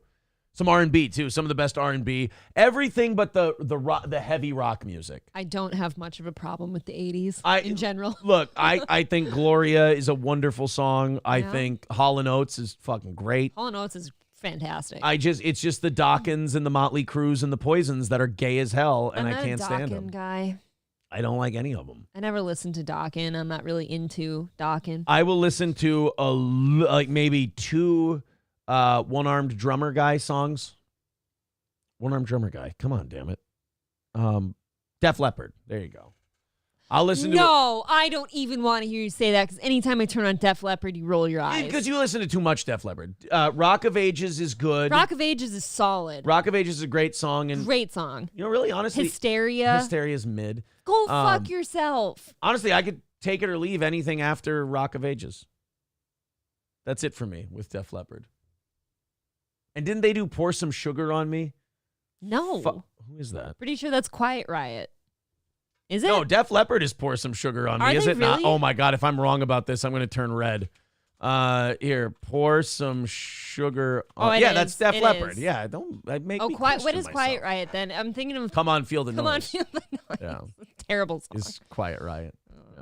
No, so like I don't hate the 80s, but I definitely hate their rock music.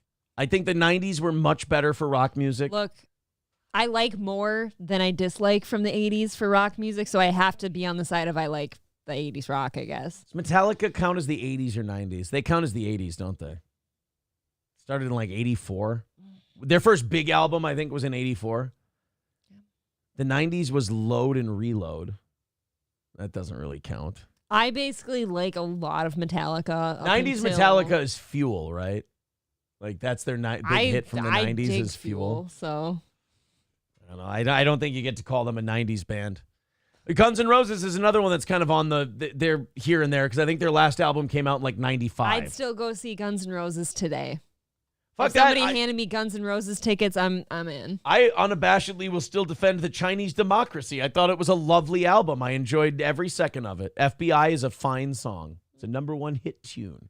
Drinking 2 gallons of vodka a day? This is not like you're trying to kill yourself now. This is not like. Are you talking about yourself? Yeah. Come on. 2 gallons a day. I swear to you, dude, I swear. Oh, I thought, okay, so this is a lot. I thought he said 2 bottles a day, and I would have been like, that's a lot, but it's not like Rockstar a lot. I sent this to you because it's gallons. 2 gallons, okay. To me, I read that headline, and I'm looking at how thin he is, too, and I'm like, how is that humanly possible to ingest 2 gallons? See, I thought they were saying like 2 bottles, and I'm like, that's a lot, but it's not like Rockstar a lot. Yes, it is. 2 liters? Okay, you sit and try to drink 2 bottles of vodka. No, it's bad. I'm saying it's bad, but it's not like, holy shit, this guy's a madman bad. It's more like alcoholic bad. To me, it sounds like liver failure bad. Yeah, well, you know, he's by the way, still drinking, I believe. So that's good. He learned how to moderate, apparently. Swear to God. Gallons? Gallons, the big handle. I know what a gallon is. Dude. Because I know it's 4. A handle is not a gallon. A handle's 1.75 liters. There are 4 liters in a gallon? I do think he's right. No, that's not. A handle is not a gallon. Here is a 1. I thought there were 4 liters in a gallon. Now I'm feeling. I hate when dumb people make me question the things I know. Conversion. Come on. 175 liters is roughly 0.462 gallons. 0.426 gallons. Okay, yeah. That makes sense because there's 4 liters in a gallon. It's less than half a gallon? Right. Well, then is he just being retarded? He's a dumb rock star from the 80s who's got a coke-addled and drunk brain. Still, 2 handles of vodka is egregious. It's probably too much alcohol for someone to consume. You technically should be dead, right?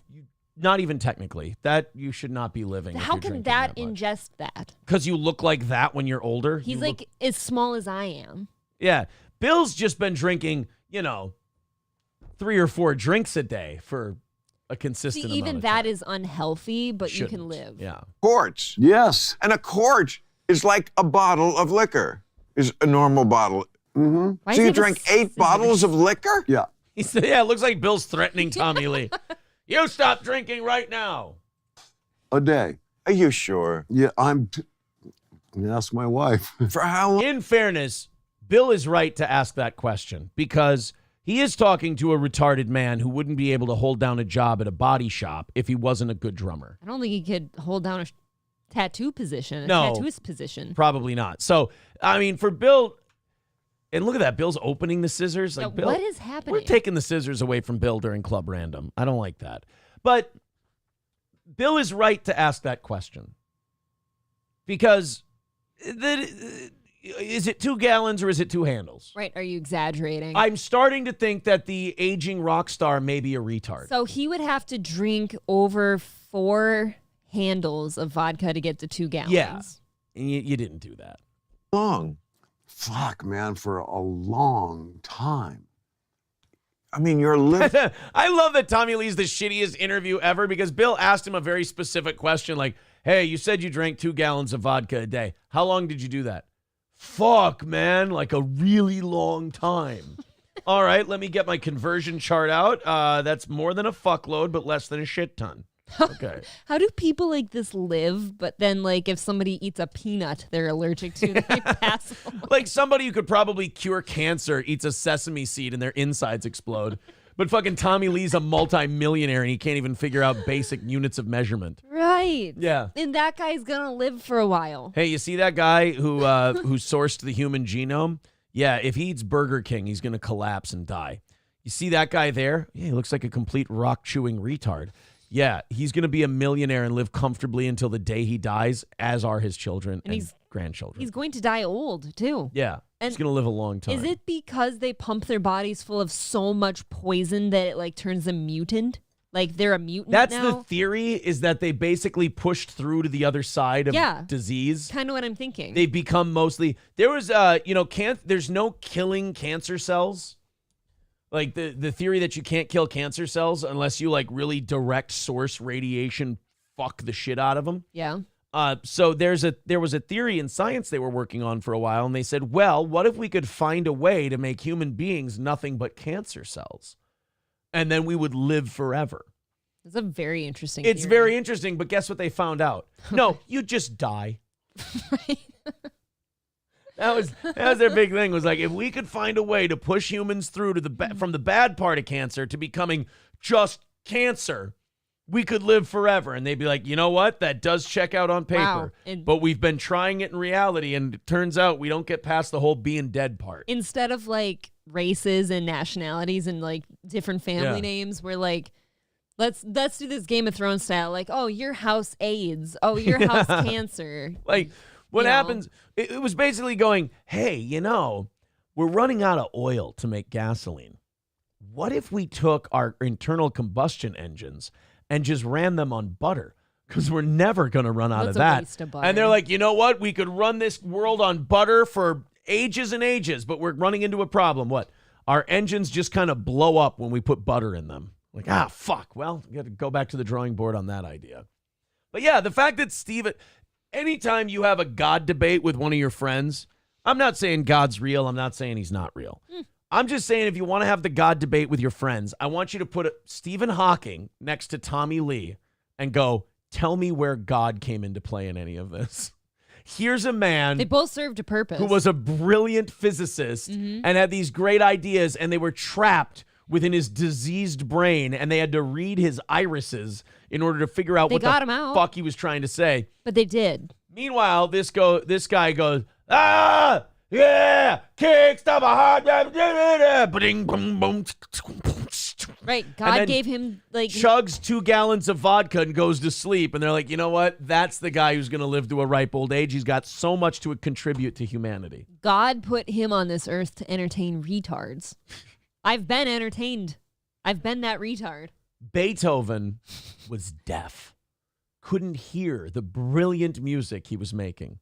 And what Lizzo can hear the diarrhea farts that come out of her ass when she sits on the toilet in perfect crystal HD audio. And Beethoven couldn't hear his brilliant symphonies. Dude, the echo of her farting into a toilet. That's a Lizzo shit. That wasn't enough. That wasn't graphic enough. But my point about God is, God wouldn't let Beethoven hear his symphonies. My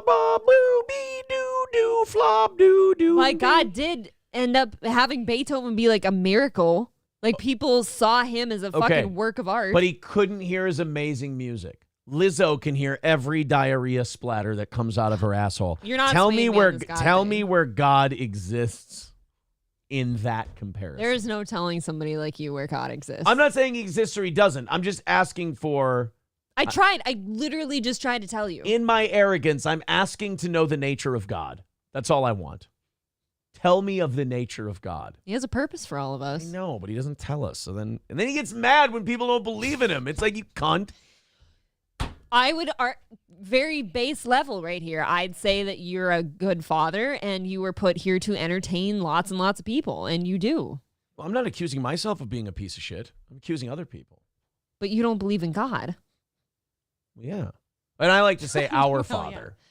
River must be made of asbestos. That's what I'm saying. Like I can't believe I pinch myself on a daily basis. Like, you should stop doing that. You're gonna have bruises all over. You're gonna bleed. Well, that's why I have so many tattoos to cover up the marks. Cover up the pinch bruises.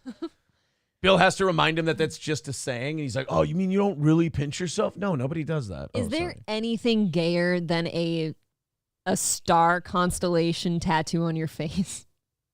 Is there anything gayer? It may be gayer if you put a dick creaming on your face. Yeah, that's the only thing I can think of that's gayer. And you could say that this is a metaphor for a dick exploding on his face. My shit still. I just did like the full body scan where they do head to toe everything. I love how he's drinking and smoking a cigarette, and he's like, "I just did a head to toe body scan." If I were the doctor, I'd look at that body scan, and he'd go, "What's on it?" And I'd just go, "You don't need to know." Okay, but he needs to be studied.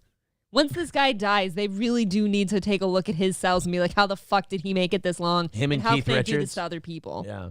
Well, here's my deal. Like, guys like him, I wonder sometimes, and this is all Gene Simmons' fault. I wonder sometimes, like, how much of these guys are the act, you know? But then you listen to him talk and you go, oh no, he's a retard. Like this, he's a shoot. Why is it Gene Simmons' fault? Because Gene Simmons is a very remarkably intelligent dude. Yeah. And he created this gimmick for himself. I've fucked 10,000 women. He hasn't. He's been with the same woman for like 50 years. But being with somebody versus how many people you fucked. But he created this gimmick of, yes, I have sex with so many women. I get so much pussy. And he probably hasn't. But it's a brilliant story, and people spread it around. And like, Kiss is as much a story, a cultural, like Paul Bunyan story, as much as it is a band. You know, I've seen Kiss perform People live. don't talk much about Kiss's songs and their music. They talk about Gene. They talk about the blood spitting in the concerts and the fire in the show. They've become a lore of Americana as much as they were ever a band. And a lot of that is because Gene Simmons had the foresight to realize we suck shit at music. But people, he's like Tyrion Lannister. People love a good story. Let's give them a good story, and that'll be Kiss. They don't suck shit. I mean, there are miles of bands that I'd put before them first that suck shit. They could be mid, but they don't suck shit. I would say the miles of bands better than them is larger than the miles of bands. They're still going to end up like smack dab in the middle where they don't suck shit. They're just mid. What is wrong with you? You know what? I unironically get Detroit Rock City stuck in my head all the time. I get Gay Men North of Gaiman stuck in my head. It doesn't mean it's a great song. I'm just saying, like, they're not the worst of the worst. You're insane. Wheat Dip with a great point. He says, proof God is real. Aaron married to April. That's kind of a trump card. Have you ever thanked God that I'm here? Every day, babe. Every day. No, you haven't. Not even one time. Every day.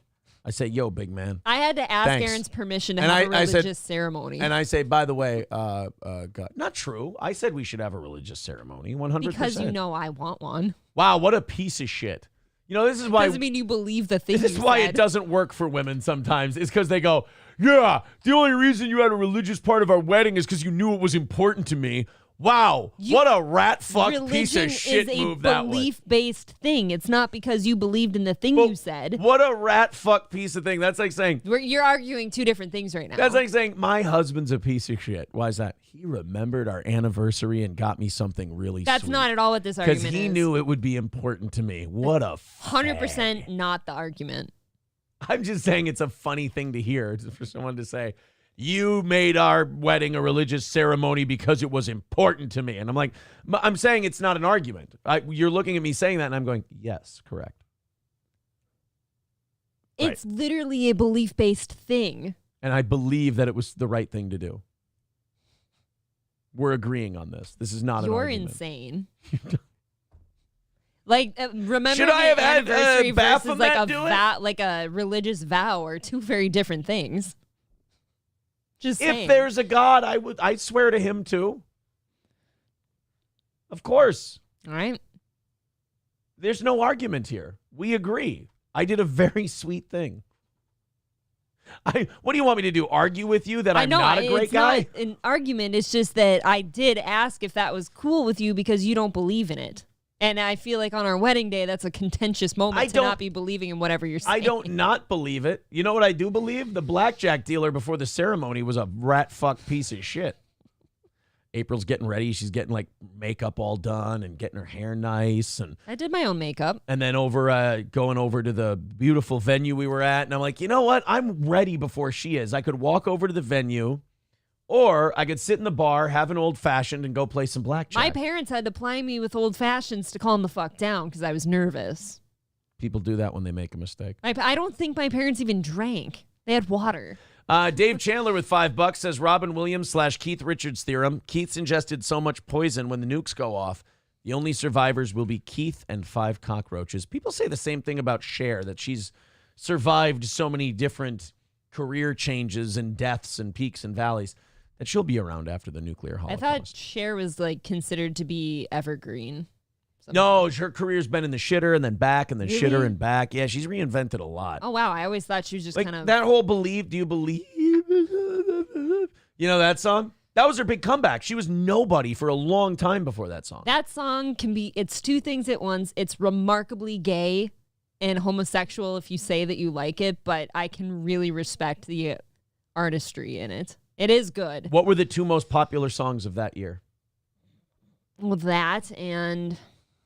God, what year was that? It's one of these things that I know it's a dumb autistic thing, but it was 1999. That was number Prince one on song. No, that was number 1 on Billboard. No, 1999 came out in the 80s. No. I didn't mean the song. okay. I just meant a Prince song. He didn't come back until 2003 with Musicology. Well, then I'm wrong, and you should clearly All right, just answer the so, question. Desert Rose by Sting. That was number 2 that year. $2 from Dave Chandler says Beethoven had the better deal. Yeah, because he couldn't hear the music. Better deal. But what a weird thing to sit there like playing a piano and never hear any of it. Yeah. Wait, no, couldn't he hear partial things? He wasn't stone cold deaf. He was. Well, you know, you piece of trash. What? I got no ears. What? My eardrums are broken. What? Busted. What? Can't hear my piano. What? Tickling the ivories. What? Hitting the keys. What? Black keys. What? White keys. What? Playing my symphonies. What? First symphony. What? Second symphony. What? Third symphony. What? Can I hear it? No. What? No. What? No. I play my little piano. I go deedle, deedle, deedle, deedle, dee. And then I go, what? I go doodle, doodle, doodle, doodle, doo, doo, doo, doo, doo, doo, doo. What? Can't hear you, you piece of trash. Does it sound good? Are they clapping? If y'all want Stone Cold Beethoven to play another symphony, give me a hell yeah. No. I can't hear you. I can't hear you. Have you ever heard a deaf person try to talk? Oh, it's humiliating. It's humiliating. I would rather. It's my favorite part of their. Fuck. That's my favorite part of There Will Be Blood is when he goes, I want to hear it from you, not from your little doggy. Woof, woof, woof, woof, woof, woof, I woof, would woof. rather have deaf people use one of the small whiteboards they used to pass around in the classrooms and like write to me on it than have them try to talk to me. When it's you know what's best about doing a podcast and talking shit about deaf people? They'll never know unless one of you rat on us. But yeah, when a deaf person starts going, I want to talk to you, I go, stop, don't. It's uncomfortable for both of us. Yeah. You're not good at it. I don't like hearing it. Write it down. It's very disrespectful. What are you going to do? Tell on me? Fucking write it down. He's just snail trailing all over the carpet down here. He stopped now. Well, let's do a show instead. Fucking Or he weirdo. can drag his dick all over the place. Scared the piss out of me. Not Chandler says David Chandler is Aaron's God. Well, yeah. When did we ever argue against that? I mean, yeah. 100. Praise David Chandler. He does own this show. Although you guys are 115 away from doing it without old DC today, giving DC a break, which I think is fantastic. 115 away. Red Fox Mad with 499 says Tommy Lee, Pamela Anderson. Pam, what's video. Oh God, fucking Howard Stern. Is this going to be any good? No, probably not. Relationship like now with Tommy? Are you Since in January, touch with him at about a all, year. or do you we just kind of? I mean, text here and there. You know, nothing too crazy. I mean, he's married, and and happy, and she's good to him, and I totally support that and think that's great. So, I mean, I hate to be annoying and going through this again. I'm pretty sure she's annoyed, but I respect their relationship and just glad he's happy and he has some. What happened? Something happened. She's saying that like a beaten dog. She's not saying that like someone who's like, I've moved on and, you know. She hasn't moved on. She's totally a Tommy Lee girl through and through. That, and that's married to somebody else. That's a fucked up answer. Yeah, I actually remember when this came out because at that point I was still listening to Trisha and Pamela's like one of her idols. Yeah. Plot twist. And Isn't there was something weird going on at that point with that. Aren't their kids grown up? Yeah, their kids are grown. Like they don't technically even need to be talking. They don't need to speak. And technically Pamela shouldn't be texting Tommy ever. Right. She's married. Yep. Or he's married. Is she married? I don't know. But regardless, you're right. They don't need to talk anymore. Yeah, that sounds fucked up. Yeah. That's a weird answer. Well, you can tell just by how she's talking, she's still a Tommy. She's sad about it, yeah. Like if I was on Howard Stern and he was like, hey, do you communicate with your, and the kids are grown and everything else, like, do you have any communication with your ex-wife? You go, nope! I know. Not at all! I've considered throwing a party. I don't even know what they look like. It's fantastic. In his life. Do your boys like him, or are they estranged? They do. No, they like him. No, they see him all the time. They see him all the time. And I think that this movie, too, is kind of like a love letter to their parents. They know they come from... That doesn't look like a kid from two white people. That's... What do you mean? I think... Why does one of her kids look like Remy Malik? I think that looks like a mixture of the two, probably. All right. Mixture. True love. They want looks people like a to see the real Blackfire story. Targaryen. And I thought that was kind of cute and kind of charming and really, you know, Brandon is very artistic and really Oh, no, that's too bad. Oh, artistic. I was about to throw toothpicks on the ground. I'm sorry. Yeah, I don't really give a shit. Sorry. I don't either. Yeah. Well, no, it's a bunch of people. I need to know how much Tommy Lee drinks. That's it. It's a bunch of people who were drunks and drug addicts and fucked and Right. had STDs and Exactly. it's just a mess. Oh, D. Gulag says Tommy Lee is Greek. Okay. Oh, that makes a lot of sense then. Oh, Mr. Approachable says, hey, Aaron, before you make fun of deaf people, you should probably make sure that you turned off your voice recognition closed captions. Ooh. Aaron actually mails out a Braille transcript of like all of his shows. Yeah. Yeah, if you're a VIP, you get to request the Braille transcripts of every show. So just wanted to make sure everybody was aware of that. Oh, this might be my favorite thing today. The Australian man fighting the kangaroo. Apparently in Australia. I hate kangaroos, by the way. Well, you can just come up on kangaroos in Australia and, you know, people think, you know, Winnie the Pooh, you know, aren't they nice? They're just such cute animals, whatever. They're monsters. They're giant. First of all, they're gigantic. Like, they're buff as shit and they have claws that literally rip.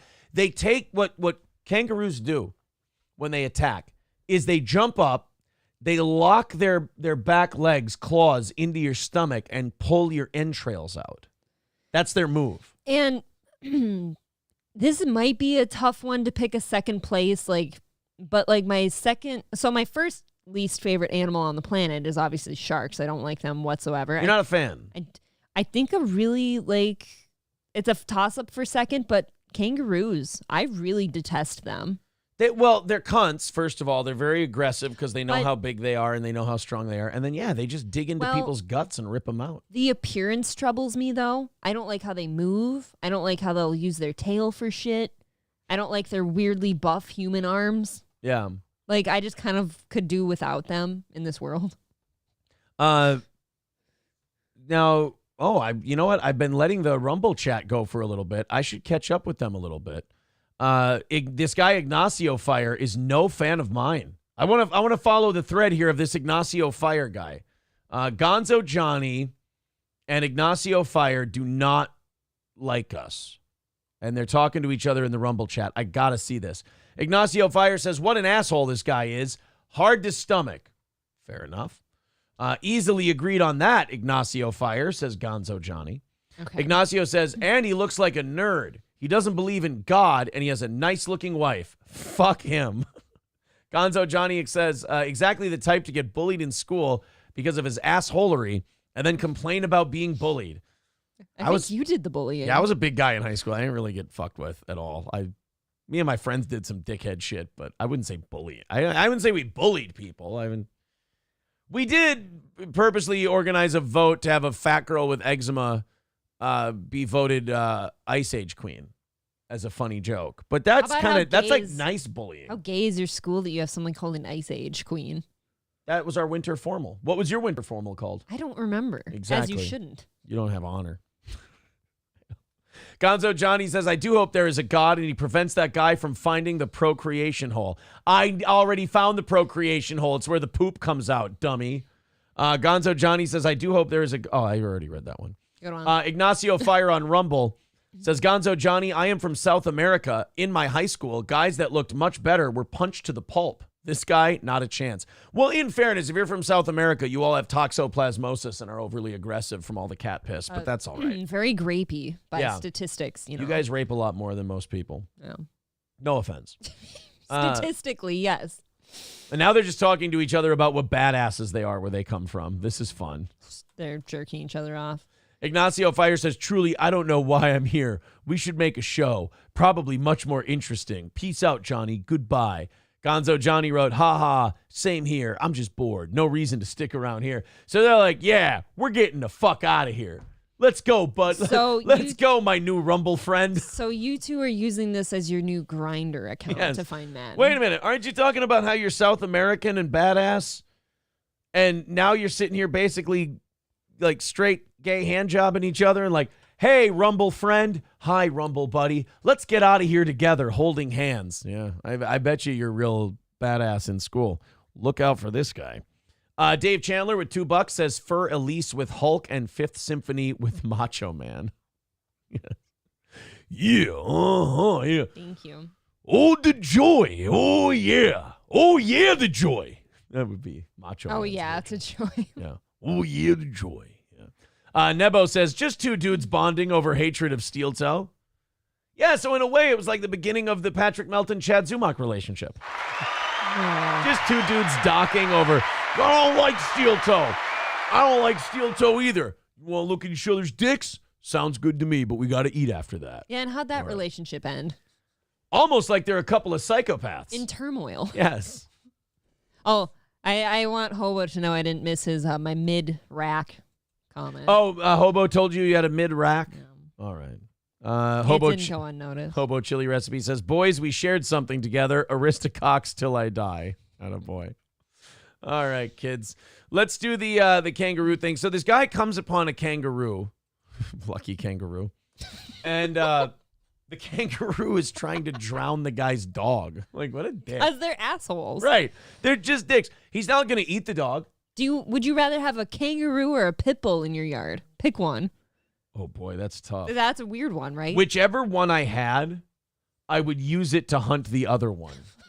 Which one? Like, if there was a pit bull loose in my yard, I'd get a kangaroo to go after the pit bull. Yeah, but you see... And then if I had a kangaroo loose in my yard, I'd get a pit bull to go after the kangaroo. See, the roo could lean back on his stupid tail and cunt punt the pit bull into tomorrow, so... The pit bull could latch on to get inside the kangaroo, latch on, and not let go. Get in his pouch and eat his end. Yeah, so we don't know. It's I don't know either. It's a real Godzilla versus King Kong thing. Boy, if you were gonna like defend a castle, though, first off, you get a moat. Yeah. And you put sharks in it. Okay.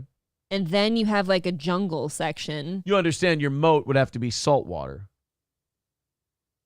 Why does that matter? Sharks can't live in fresh water. Can I not dump salt in the water? We're going to figure it out. I'm on the shark's side here.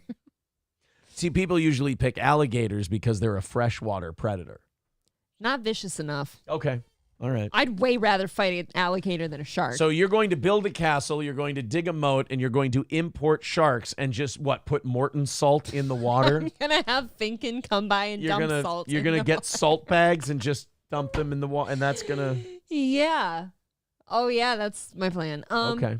This is working out great so far. We'll figure out the details later. All right. So we got a shark moat, and then... we're just going to gather up a bunch of sharks and then figure it out later. And then we're going to have like a jungle section where I put... Black people. Black panthers. Oh, okay. Which could be what you said. It's gonna have...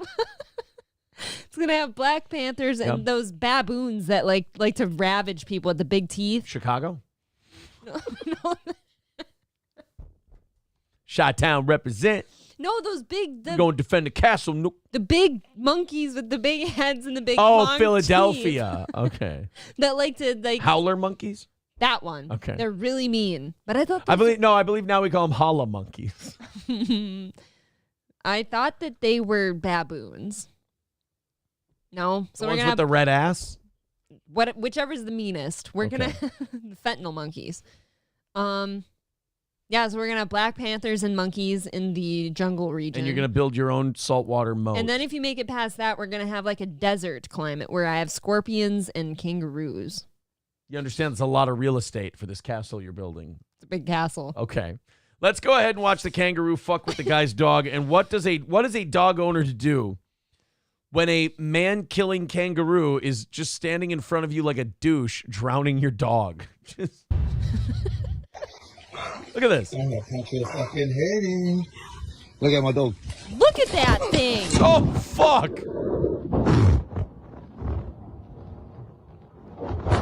What happened? That's not okay. Fuck with me, dog. Oh, he's splashing the dude. Not a good idea. We don't splash the kangaroo. That's just gonna piss him off. He saved the dog. The dog's okay. You don't turn your back. You said to that the with a question mark. Don't laugh. This thing's. Look at that thing. How are you laughing? That thing is a mutant. And he's standing there he's not giving up his ground. He's standing there like, fuck with me, bro. I really am not that person who's like, oh, save all the animals. And I love animals. I do. I'm a big animal guy. But like kangaroos could be exterminated and I'd be fine with it. Is there an animal who's been given more leeway by the PR in the media than the kangaroo? Like, is there any animal that's been given like more of a nice image by the press, but is actually a huge cunt more than the kangaroo? You know my mic was on when you said that. Oh, you didn't mute my microphone. I literally muted both of them. You muted your mic and said... You're not going to trick me. I hit both of them. I don't think you did. I literally did. Okay, maybe. Maybe you did. Ask them if they heard. You want to watch Shooter McGavin shit-faced at a Bills game? Are we done with the Roo? Yeah, we're going to watch another kangaroo video in a little bit. But the one that says up next is Christopher Shooter McGavin McDonald appears wasted at a Bills game. I didn't want to waste it. Okay. Where's Shooter? There's Shooter. Fuck yeah, man. You know what's cool about Shooter McGavin is you can go right up to him and be like, hey, Shooter McGavin. And he's so happy to talk to people. And he loves being Shooter McGavin. I would love to watch that interaction between you two. I would love to just go. But you know what? Just to be a dick, I'd go, hey, pilot in Con Air. And he'd go, no, I'm not MC Gainey. I'm like, no, Shooter, you were the pilot in Con Air that they took out before MC Gainey was the pilot. He'd be like, holy shit. Nobody should know these Most names. people just call me Shooter McGavin. Look at Shooter. Oh, come on. Oh, Shooter. Oh. God bless, Shooter. I'll be at the Sizzler if you change your mind. That guy's to hold him up. Yeah. Shooter's got a lean guy. Oh. That guy's holding him by his shirt like a toddler. How about the fact that Christopher McDonald still has enough money where he can hire people to just hang on to him during a football game? Literally hanging on to his coattails. I like that. Yeah. I want to find the guy who punched the kangaroo. Here, kangaroo punched another Australian man. Not this guy. I'm going to feed Gordy to a kangaroo. This guy. This is my favorite guy. This one's wild. So this kangaroo had this guy's dog by the neck, and the guy just runs over and decides, you know what? I'm going to find out how much I love my dog here. This is retarded, though. What do you think the dog thinks? So the kangaroo lets the dog go, and he's like, let's do it, bro. Let it go. Boom! Dogs, let's go. The other dog's coming. They're so stupid. I know, and the kangaroo's like crying. He's like, sniveling. It didn't hurt, bro. Where's your neck, dude? And then he just fucks off. Oh, and then this keeps coming up. God damn it. I can't get away from this. My hoe, sucking all day, overtime hours for being real gay, so you can see that I'm queer. So throw me a parade. Pipe that hole and blow my homies away. I'm so damn gay. And I don't want boobs. The penis for me. The penis for you. Wish I could fuck some butts in a room full of dudes till I jizz. Till I jizz. Living in the gay world. I'm a homo. These gay men are from gay men. Lord knows they all just wanna have the way with my hoe. But you clean and don't stink. Wanna blow on some dudes till the cream starts to flow. And I don't want some boobs, cause the pussy ain't shit. Come and grab my rear end. I love man's ass. I love man's ass.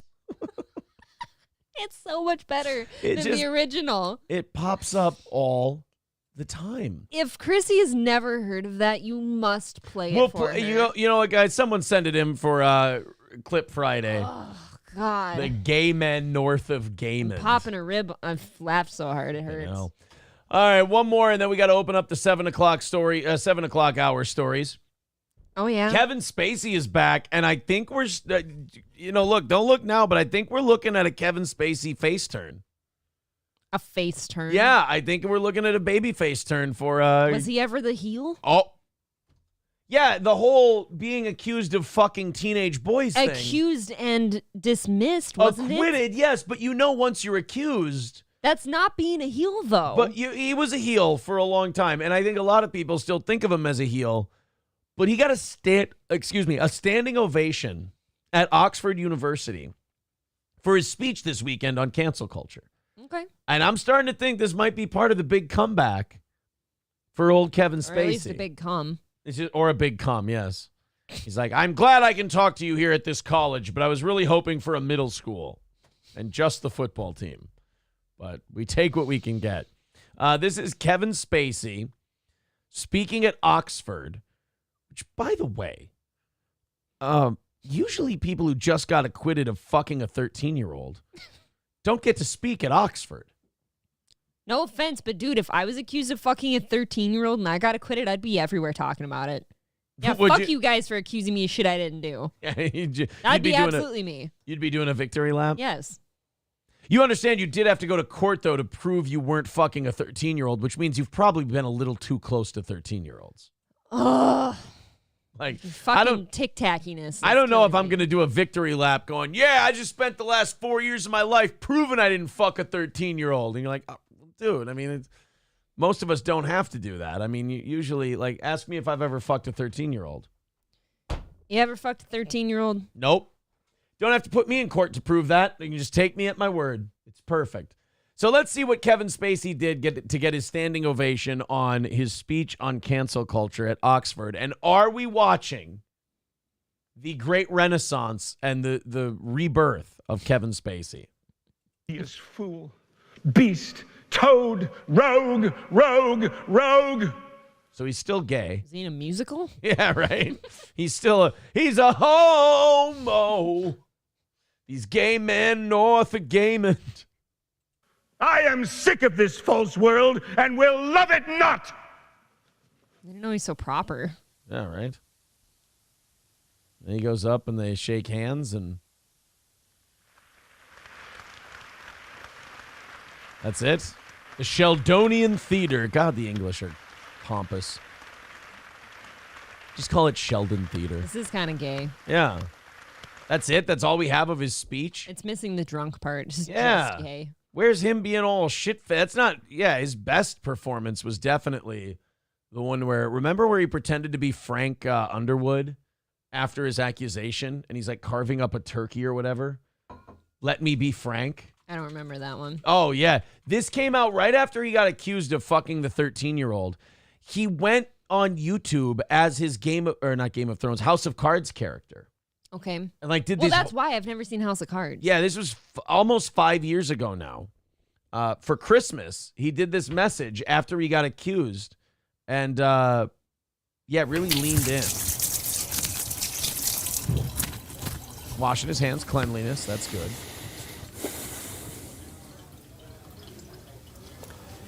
I know what you want. Oh, sure, they may have tried to separate us, but what we have is too strong, it's too powerful. I mean, after all, we shared everything, you and I. I told you my deepest, darkest secrets. I showed you exactly what people are capable of. I shocked you with my honesty, but mostly I challenged you and made you think. First of all, what is this? When you're accused of being a creepy perv, not the best look to do a dimly lit video where you're doing a creepy southern nefarious character. No. I mean, why didn't he just dress up as Snidely Whiplash at a daycare center going, I'm around children. What do you think? Or Jared from Subway. Or, just be at a Subway, chowing down on a footlong, going, oh, that's a nice son you have there. Because the pussy ain't shit. Because the pussy ain't shit. And you trusted me, even though you knew you shouldn't. Ew. See, that's not good. This is what I mean. So we're not. I remember we were on the radio and Oz and I were playing this and we're like, look, we're not PR specialists in any way, shape, or form. But we could have definitely told him, don't release that. Yeah, I definitely would have said you shouldn't be saying you shouldn't trust you. Yeah. Right now. Oh, but you don't understand. I'm doing the Frank Underwood character. Yeah, you just got accused of graping a 13-year-old boy. Let's not do that. Let's maybe release something through your lawyers. You know? Sure. I love that. I love when people think they're going to be like the renegades. Ugh. And they're going to be like, oh, I was a different type of guy. I'm going to speak on my legal issues. It's like, no, all the really smart people do it through their lawyers for a reason. Yep. Because it's the smart thing to do. People are like, oh, sometimes it makes you look guilty. It doesn't matter. These are the people who are working hard to make sure you're not seen as guilty. Yeah, they're not you in your face and your voice saying a thing that you might screw up. Let them say the thing. You can just shut the fuck up. Not done, no matter what anyone says. And besides, I know what you want. Uh-oh. My cock at your junior high prom. You want me back. Of course, some believed everything and had just been waiting with bated breath to hear me confess it all. They're just dying to have me declare that everything said is true and that I got what I deserved. Wouldn't that be easy if it was all so simple? Yeah, Kevin. Yeah, it's Jerry, your lawyer. Like, when we said that you shouldn't say anything about the case, we didn't mean that you should then go be a character and start talking about the case. Yeah, this is... Yeah, no, it makes you look like a creep, Kevin. Yeah, no, Kevin, I know it was Frank, but... All right, just, come to our office tomorrow morning. We'll devise a strategy. And put your phone away. All right, bye. This is menacing. I know. Only you and I both know it's never that simple, not in politics and not in life. But you wouldn't believe the worst without evidence, would you? You wouldn't rush to judgments without facts. We all kind of did. We thought Kevin Spacey totally threw a 13-year-old down. But isn't that what you're not supposed to do? Isn't that what you go on your show every day and tell people they shouldn't do? Look, Kevin Spacey ended up being right. And he did say that he was drunk and gay. So... Haven't you ever been drunk and gay? I've been drunk. And I've been gay, but I don't think ever both at the same time. It's a more troubling answer. Would you? Yeah. Did you? What? No, not you. You're smarter than that.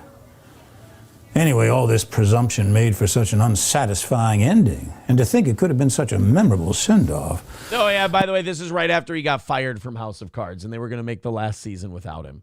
I mean, if you and I have learned nothing else these past years, it's that in life and art, nothing should be off the table. We weren't afraid, not of what we said and not of what we did, and we're still not afraid. Because I can promise you this. If I didn't pay the price for the things we both know I did do, I'm certainly not going to pay the price for the things I didn't do. I would have held this. When accused of gay child molestation, always try to look as menacing and threatening as possible. I don't think I'm releasing this. God, my jaw hit the floor when this came out. We watched it on the radio, and I'm just like, what the... We're all just sitting there shouting at the screen, Kevin, stop! Don't do that. Pull it down. We were hoping that the video would come down while we were watching it. Right. Like, make me stop watching this. Yeah.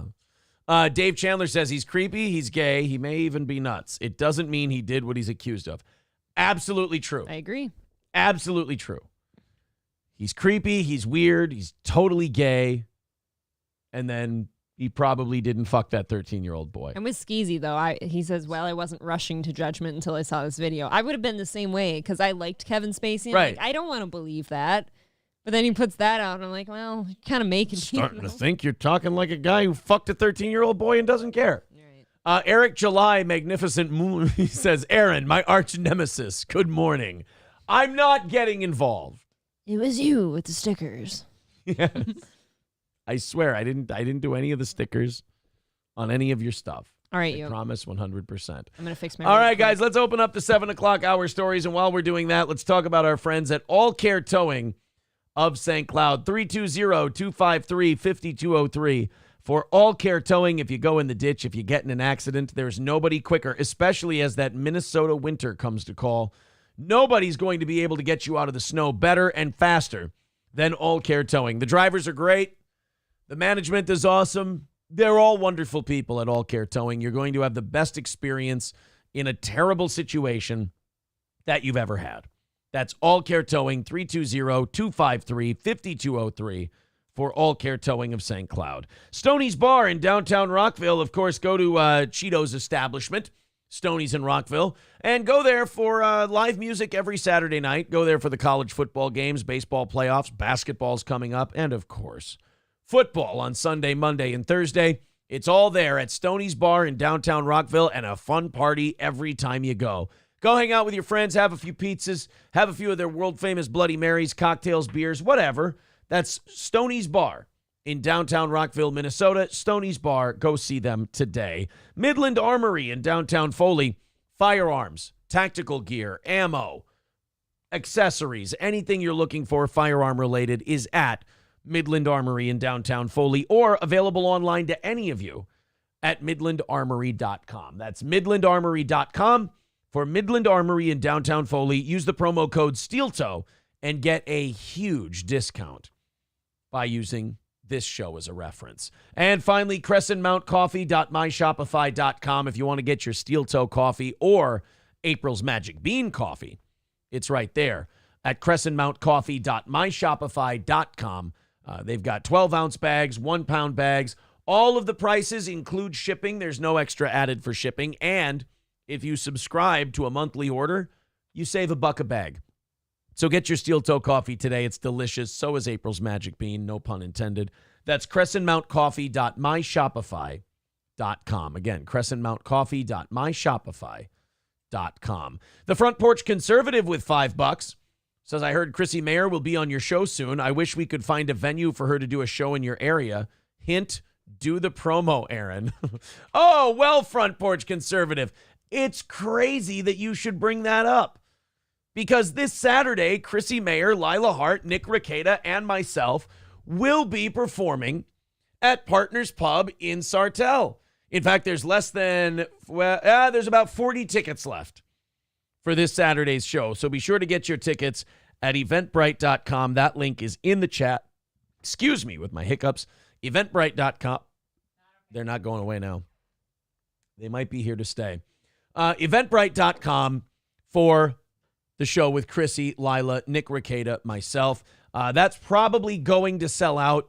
So be sure to get your tickets at eventbrite.com for the Chrissy Mayer, Lila Hart, etc., everybody else show. It's going to be a very good one. And I tell you what, we just can't stop doing these packed house shows. It's great. Thank you guys so much. And thank you, Front Porch Conservative, for the $5. That's going to put us at 110 for today. I don't know about you guys, but no e-begging is working out great. And at 110, we might not even have to bring this bad boy out today. Who knows? There's a chance that if you guys team up and handle that last 110, we don't have to bring this guy out today. Thank you very much for all of your support. Okay, let's continue on. Apparently, here's another conspiracy theory that at least one politician is letting us know is true. Rand Paul is out there warning the media about the internet kill switch. Remember the internet kill switch thing? There was that conspiracy theory that the government somewhere has an internet kill switch and they can just turn it off whenever everyone starts turning against the government. And we were like, well, I mean, that sounds like some commie China shit. That doesn't sound like stuff we do here in the United States. Well, if the internet kill switch doesn't exist, Rand Paul is going insane. Now, in fairness, I like Rand Paul, but both of those things are possible. Could be true. It's possible that we have an internet kill switch. Also possible that Rand Paul's losing his mind. But he was on a show called, I don't even know what this is called, Independent Truths with Dr. Scott Atlas on X. And he was the platform, not the drug. Oh, and thank God. Rand Paul was warning everyone about the internet kill switch. So, look, I like Rand Paul, so out of respect for him, let's hear him out on the internet kill switch. I would too. I like him. Because this is another thing that was a conspiracy a few years ago. And you're a crazy person if you believe it. Now, conspiracy theories before 2020 had like a 10% hit rate. I mean, everything was a conspiracy and it was just obnoxious and blah, blah. Then a weird thing happened in 2020 where the definition of conspiracy theory got changed to shit that just becomes true in 6 months. Yeah. And all the conspiracy theories were just laid bare. So here's another one. This one coming from Rand Paul, who looks like he's shrinking and getting a wider face. He looks like he's turning into Martin Short a little bit to me. I was just trying to warn everyone that there's a big internet kill switch. And I was wondering, if we hit the kill switch, do you think that would be bad for America or good for the economy somehow? Well, you know, because it would just be there'd be people freaking out all over the place and buying water and graham crackers. Like if you thinned out his face, right? Yeah, but you know, the thing is, I really like graham crackers. And, you know, I don't think s'mores get the respect they deserve. We only eat them at camping time, and I think that's loss of an opportunity. Sorry. I want Jiminy Glick to come back. That was such a good fucking show, and they cut it loose. What's that guy doing now? Martin Short being old and retired on his millions and millions of dollars. Lucky bastard. Lucky devil. Looked at the emergency powers.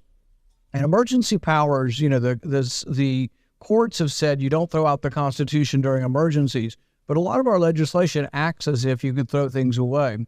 So then why aren't we suing and letting the Supreme Court look at this shit? Because in my mind, it was insanity that we couldn't challenge more of the COVID stuff in front of the Supreme Court. I agree. A lot of really unconstitutional shit happened. Like, nobody should be allowed to tell you have to close your business. That should be way illegal. Or you must get this medical procedure before you do or don't have a job. Now, luckily, they did challenge that one in courts, and a lot of people got their jobs back and back pay and all that. Yeah, but you still had to go through it. Yeah, but I mean, I was surprised there weren't even any legal challenge. Like, the little amount of fight we put up over the lockdowns was really disappointing. I mean, beyond disappointing, it like broke your heart about the country you live in. Like your neighbors, you're just gonna go with it. We all just found out that like we're not as free as we thought we were, because we're really free until they're not okay with it. It was eye-opening. Yeah, it was in a bad way. when the CDC, and this actually happened some under the Trump administration, they decided that there was a CDC law from the 1930s that said you should do this and this for certain diseases, quarantine, and then it had a clause in there, and whatever else is necessary. The Trump administration used that to say we didn't have to pay our mortgages. And then the Biden administration continued that on.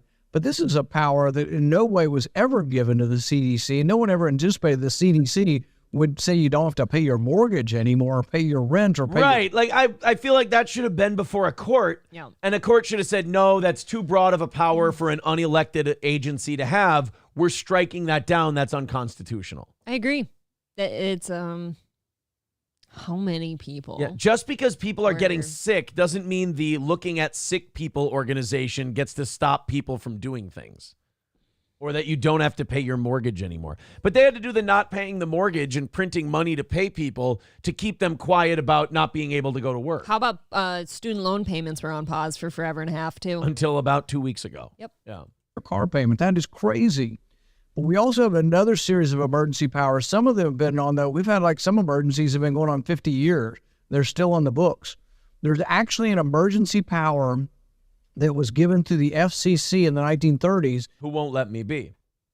Maybe you tried that one. Or let me be me, so let me see. They even tried to shut me down on MTV, but it'd be so empty without me.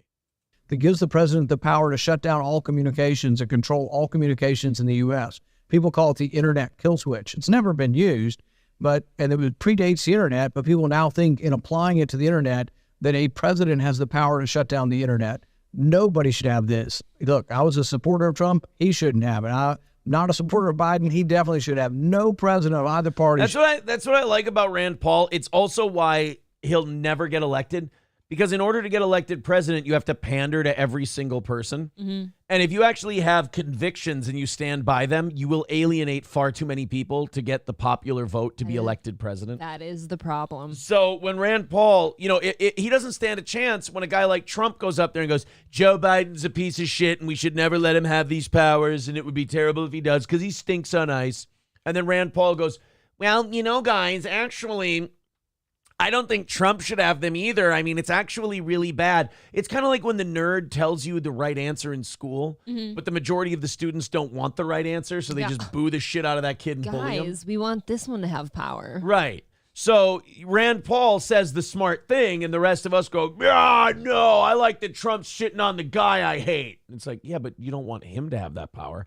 I trust him more than the other guy. But it's not about that. It's about the power existing in the first place. People think if you take a power away from a guy, it means you hate the guy. No, it means you hate the power. But you're never going to win that argument. Should have this kind of power. So we should get rid of these emergency powers. And I'm a sponsor of a bill to get rid of them as well. The one good thing that happened, like in our state of Kentucky, our governor used a lot of old people died. Oh, sorry. I was trying to guess. A lot of old people. Guessing what the good thing was. Emergency power to close churches, restaurants, and all, etc., hotels, gyms. The court shut him down, but when the legislature finally came back into power, they said his emergency powers don't last longer than 30 days. So if he would just shut down something like hotels, which I think you never should do, but if you do it, it only lasts 30 days and it expires unless the state legislature reaffirms it. We should do the same in Washington. It should be an automatic expiration. And most people thought emergency power. But isn't that kind of a compromise in and of itself? You're like, well, we should have those emergency powers only last 30 days and then Congress has to renew them. Well, if the president has the same party in power as himself, then he'll just get it renewed. That's what happened here in Minnesota. Mm-hmm. We wanted the lockdowns removed right away. We're all crossing our fingers when they're talking about it and shit, and then they're like, yeah, we've decided to renew for the governor just got a blank check to renew it as long as they wanted to. It's so stupid. And this kind of disappoints me about Rand Paul, where he's like, well, we should have a stop in there after 30 days. No, we should get rid of the thing. We should find a way to legally get rid of the thing that says they can shut the whole thing down. How about the fact that they'd shut it down over COVID, but like there's cities that are being overrun with drug-addled, like shitting homeless people, and they don't consider that a health crisis? That's not a health risk, that they're basically cooking new biological nightmare diseases in the streets of San Francisco. That troubles me sometimes. Yeah. Of course, we're like delivering blankets and water in a tornado. I'm fine with that kind of emergency power. But nobody ever thought you could close someone's business down for years at a time during an emergency. Or permanently. Then, to make matters worse, most of the things they did didn't work and weren't good science. Right. Most of the mandates involved things that didn't slow the spread of the disease and really were in error, even just based on the science. That's my thing about Rand. I love him. He's great. But just the way he talks, it doesn't appeal to like the base level need for getting people that Americans have. So he'll never get to be president, even though he's probably the smartest guy in the room. He knows what he's talking about the best. He has the best ideas. But when they go, yeah, Rand, now fucking shit on that guy. He's like, well, I just want to talk about the issues and the problems facing this country. Queer, you suck. Boo, I hate him now. Yeah. Aristocock TX also points out, Rand Paul is 0-1 in backyard fights. Wasn't really a fair fight. Didn't his neighbor come over and just start beating the shit out of him for no reason? I think so. Yeah. It's not a fair fight. His neighbor was really having a weird day. And he just came over and just started wailing on Rand Paul. Don't you just kind of want to hit somebody sometimes, though? But that is the thing. You can't do it. But he wanted to hit Rand Paul for being Rand Paul. Like, he wanted to hit him for being a Republican guy. Ironically, I don't think I have a single neighbor around here that I'd want to hit for being them. Yeah. Right? I don't want to get to know them well enough where I want to hit them for being them. No. Yeah, it's kind of nice. Saddam Eyes says Ron Paul was born 20 years too early. Yeah, I mean, but then he wouldn't be the same guy, though. Rand's dad is like too extreme for most Americans. I love Ron Paul, but most of the stuff he believes doesn't jive with what the American people want, unfortunately. It's just a reality. Yeah. Rand Paul's a little more mainstream in his beliefs, but he still is just like too smart for his own good, where they're like, yeah, like in order to win now, you got to call someone an asshole during the campaign. And like Trump made it that way, where you now, like, he escalated it to now you got to go, yeah, this guy's a cunt. You're like, yeah, fucking, yeah. It's kind of idiocracy shit. America. You know what it is? Beer drinking, yeah, fucking assholes. Rand Paul is not sure in the courtroom going, please, you have to listen. And then, like, the Trumps and the Joe Bidens are going, please listen. And then everybody laughs. And they go, you stupid piece of shit. That movie, it's hard to believe, isn't it like 20 years old? Yes. It's remarkably old, and it stands the test of time so far. Yeah, like here, this is Rand Paul. This is Rand Paul talking to the American people, and then Joe Biden and company responding to him. Hold on a second. You gotta find the exact spot so we don't play more than necessary. I gotta find the exact spot. I wish we could play this whole thing. Hold on. I wish we could do a watch along with Idiocracy. We can on Rumble sometime. Here we go. Mistrial my foot up your ass, you don't shut up. Oh my balls! That is not okay! I rest my case! Your Honor, I'm pretty sure. So now here's Rand Paul trying to talk sense into the American people during the lockdowns. I'm pretty sure we have a mistrial here, sir. I'm gonna mistrial my foot up your ass, you don't shut up. And then everyone just goes, oh, yeah. That's Trump talking to Rand Paul. Right, everyone's for it. Yeah. Please listen. Please listen. That's Joe Biden. So Rand Paul's like, please listen. And he's like, and everybody just laughs like the This is proof that it's not just the government. This scene illustrates that it takes all of us working together to fuck up our country. It really does. So we're the peanut gallery in the courtroom, and these two are the Republicans and the Democrats. Yeah. You know, they're supposed to be on opposite sides, but they're still working against the smart guy.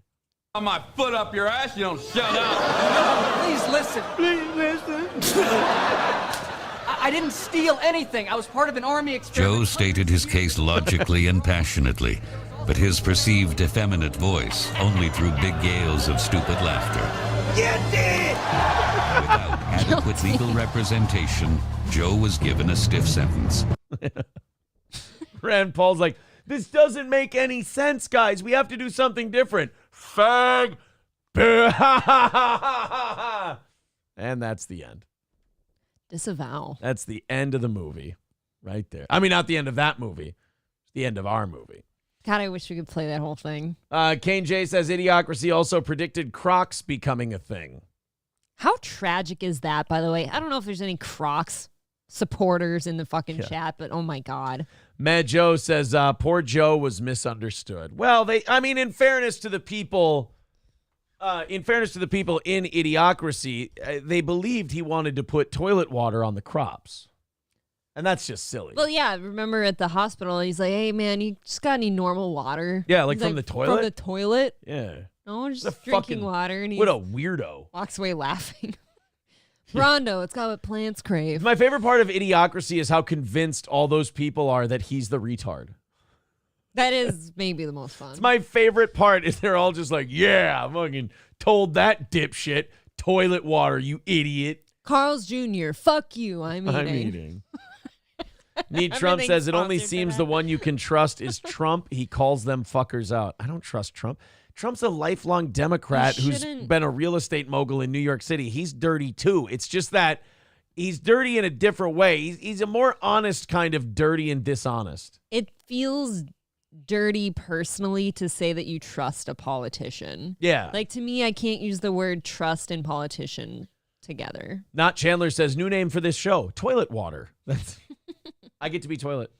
Mr. Approachable says anyone who does not like Crocs has never tried them before. You're damn straight. I haven't because I like wearing real shoes. I wear boots. Excuse me. Dave Chandler says I'm from Tennessee where Crocs are just morning and evening slippers.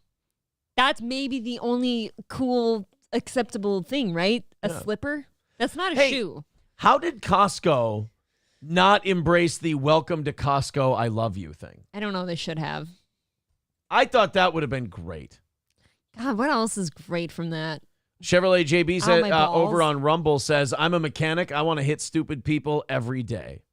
Yeah, hit them up with a giant bill of things they don't really need to fix, you crook. I tragically feel that way, too. Like, if I see somebody just being a remarkable retard in front of me, I'm like... Remarkable. As opposed to a normal one. When I use the word retard, I don't mean like a mentally deficient person who can't help it. I mean like you're an idiot. Yeah. It is a hittable offense. It's just I have to hold back. Saddam Eyes says, Crocs, you mean ass sex tickets? Thank you. Ooh, I could get little charms to put in the holes. Get it, guys? It's fun if you're a kid. But you're a child. Yeah. It's fun if you're 9. Yeah. Dave Chandler with a good point. He says, welcome to Costco. I love you. I feel threatened. There's your answer. Yeah, it's a lawsuit waiting to happen. You're right. I guess, yeah, if somebody says I love you and you walk in the door. The idiocracy people actually handle welcome to Costco, I love you better than modern day us would, unfortunately. I do like the scientist guy who's putting them in the coffins walking in. Okay, Love that guy. All right, let's switch gears here a little bit. 110 away today. No begging, so we're close enough. I mean, get the rest of the way. We got about 25 minutes until we rattle the cans and try to knock out the rest of that 110. Thank you guys so much. Haven't been mentioning it all day. You guys have kept a steady stream coming in. Thank you to Kevin and many others. Keep it going. And we've got Kevin and who was the other big Barrister, who made me take my shirt off. Barrister and Kevin. Thank you guys very much. $50 is a lot of money. I can afford to take off a long sleeve, right? You can take off a long sleeve for $50. Wouldn't you? Let's say you were wearing a blazer or something. I'm not a whore. No, I'm just kidding. Kidding, of course. After you do it and there's nothing you can do, of course I'm going to say whore. Because the pussy ain't shit. I'm going to fucking scream it from a mountaintop. I'm a homo. I'm so damn gay. I'm so damn gay. And I don't want boobs. A penis for me. Penis for you. Wish I could fuck some butts in a room full of dudes till I jizz. Till I jizz. Living in the gay world. I'm a homo. These gay men north, the gay men all just want to have their way with my holes. Hole. And a clean butt don't stink. I'm sorry. Nobody clipped that. Dave Chandler says Oliver Anthony would hear you from the next mountaintop over. I'm sorry, but gay men north of Gayman is far better than rich men north of Richmond. Richmond north of Richmond can go fuck itself. Yeah. Like, this is a terrible song. Gay men north of Gaymond is the shit. Papillon, Nebraska. They probably say Papillion in Nebraska. I hope it's Papillon, like the stupid dog. An employee with a company that assists authorities in transporting dead bodies was arrested and fired. Did he have sex with one? Oh, That's the first thing you go to, right? Necrophilia, right? If a guy who transports dead bodies gets fired and arrested, you're like, oh, God, I really hope he was just jacking off in the car. God. I really don't. They're so stiff. Right? I had an anxiety attack in bed the other night because Gordy was sleeping up against my leg, and I thought he felt just a little too hard and cold for some reason. Like, and you found out it was my dick, and you're like, how did this boner get cold? Yeah, how do you have a cold boner? Yeah, cold boners are weird. Even when you perceive something like it potentially has died, don't you get afraid of it? Unless you killed it on your own, like a deer or something. No, I don't assume that something's just dead in my bed. Well, it was the same night that you were like you sleepwalked the dog. No, hey, phrasing. Jesus Christ. No, not like that. No, I didn't sleepwhack the dog. I did one of those things where you fall asleep sitting up when your hands are up like this or your arms are kind of like this. Your arm was not up. It was like resting here, and then I fell asleep and it just went whack, and I hit But the like dog a right whack. in the head, and he yelped, and I woke up. I woke up too. I was terrified. No, I wasn't sleeping. I was like on my phone, I guess. I woke up. Eagle of America over on Rumble says Sugar Daddy's closes after podcaster's wife takes off shirt for $50. Simple enough. I didn't take off the whole thing, just the other one. Mr. Approachable says, April, for $20, will you go out and get a pair of Crocs and try them? No, because they don't cost $20. They cost like $50. Okay, I've seen the stupid shoes. Now, if you pay for my Crocs, I will go wear a pair, but they have to be camo. Should we find out why this guy got arrested? Here, Mr. Approachable, get me a pair of camouflage, can be duck blind, whatever. Size 8 women. Should we find out why this guy got arrested and fired from his job transporting dead bodies? I hope it's fucking. You want to make it? Is it your official prediction though? What did he do? I'm gonna say. Okay, you're gonna say fuck the dead body. Okay. An employee are you going to apologize to him if that doesn't turn out to be the case? Because that's... No, I don't know his name. I haven't said his name. Okay. An employee with a company that assists authorities in transporting dead bodies was arrested and fired after he allegedly tampered with one such scene last week. Tampering. He's tampering. All right, I'll show you his mugshot, and then you can tell me if you're still... Do you feel good about your prediction? I feel good. That guy likes something cold to fuck. A meatloaf sandwich. The ice cream loaf ain't... cutting it anymore. Okay. Ryan Smith, 41, was arrested Friday and is facing charges of burglary, criminal trespassing, and tampering with physical evidence. The Sarpy County Attorney's Office told News 6 they had not found any evidence that other scenes potentially involving Smith had evidence of tampering. Did you burgle a butthole? Later that day, Smith contacted the property manager saying that the Sarpy County Sheriff's Office had asked him to collect a life-sized sex doll that had been found at the scene so that it could be swabbed for a biopsy. Okay. I'm First sign that you're lying your balls off. You don't give a biopsy to a sex doll. The request was denied, but according to a statement from a sheriff's investigator, the manager investigating noises at the residence found Smith there with the deadbolt locked and the chain secured with his clothing disheveled. The documents state that Smith, saying he would return with a warrant for the doll, that's when the manager contacted police, worried that he might attempt to break in and steal property from the residence. Investigators returned to the scene, which had been photographed when the scene was initially processed, and noted that the items, including a survival kit, had been moved. The Douglas County Crime Lab was called in to process the scene, collecting fingerprints from the kit. In particular, investigators were also planning to request DNA samples from the doll. So this guy had already transported the dead body, but he went back to the house to fuck the guy's blow-up doll. Like, what I'm picturing is he went to the house to pick up said dead body after a crime scene had been processed. Right. He saw the doll, and he's like, I can't go without it. And he had to fuck the doll. Come back. So he did fuck something, just not the dead person. He fucked the more socially acceptable thing to fuck. There was a dead body. There was a blow-up doll. He fucked the blow-up doll. What is the... First time I've ever said this, thank God he stuck his dick in the blow-up doll.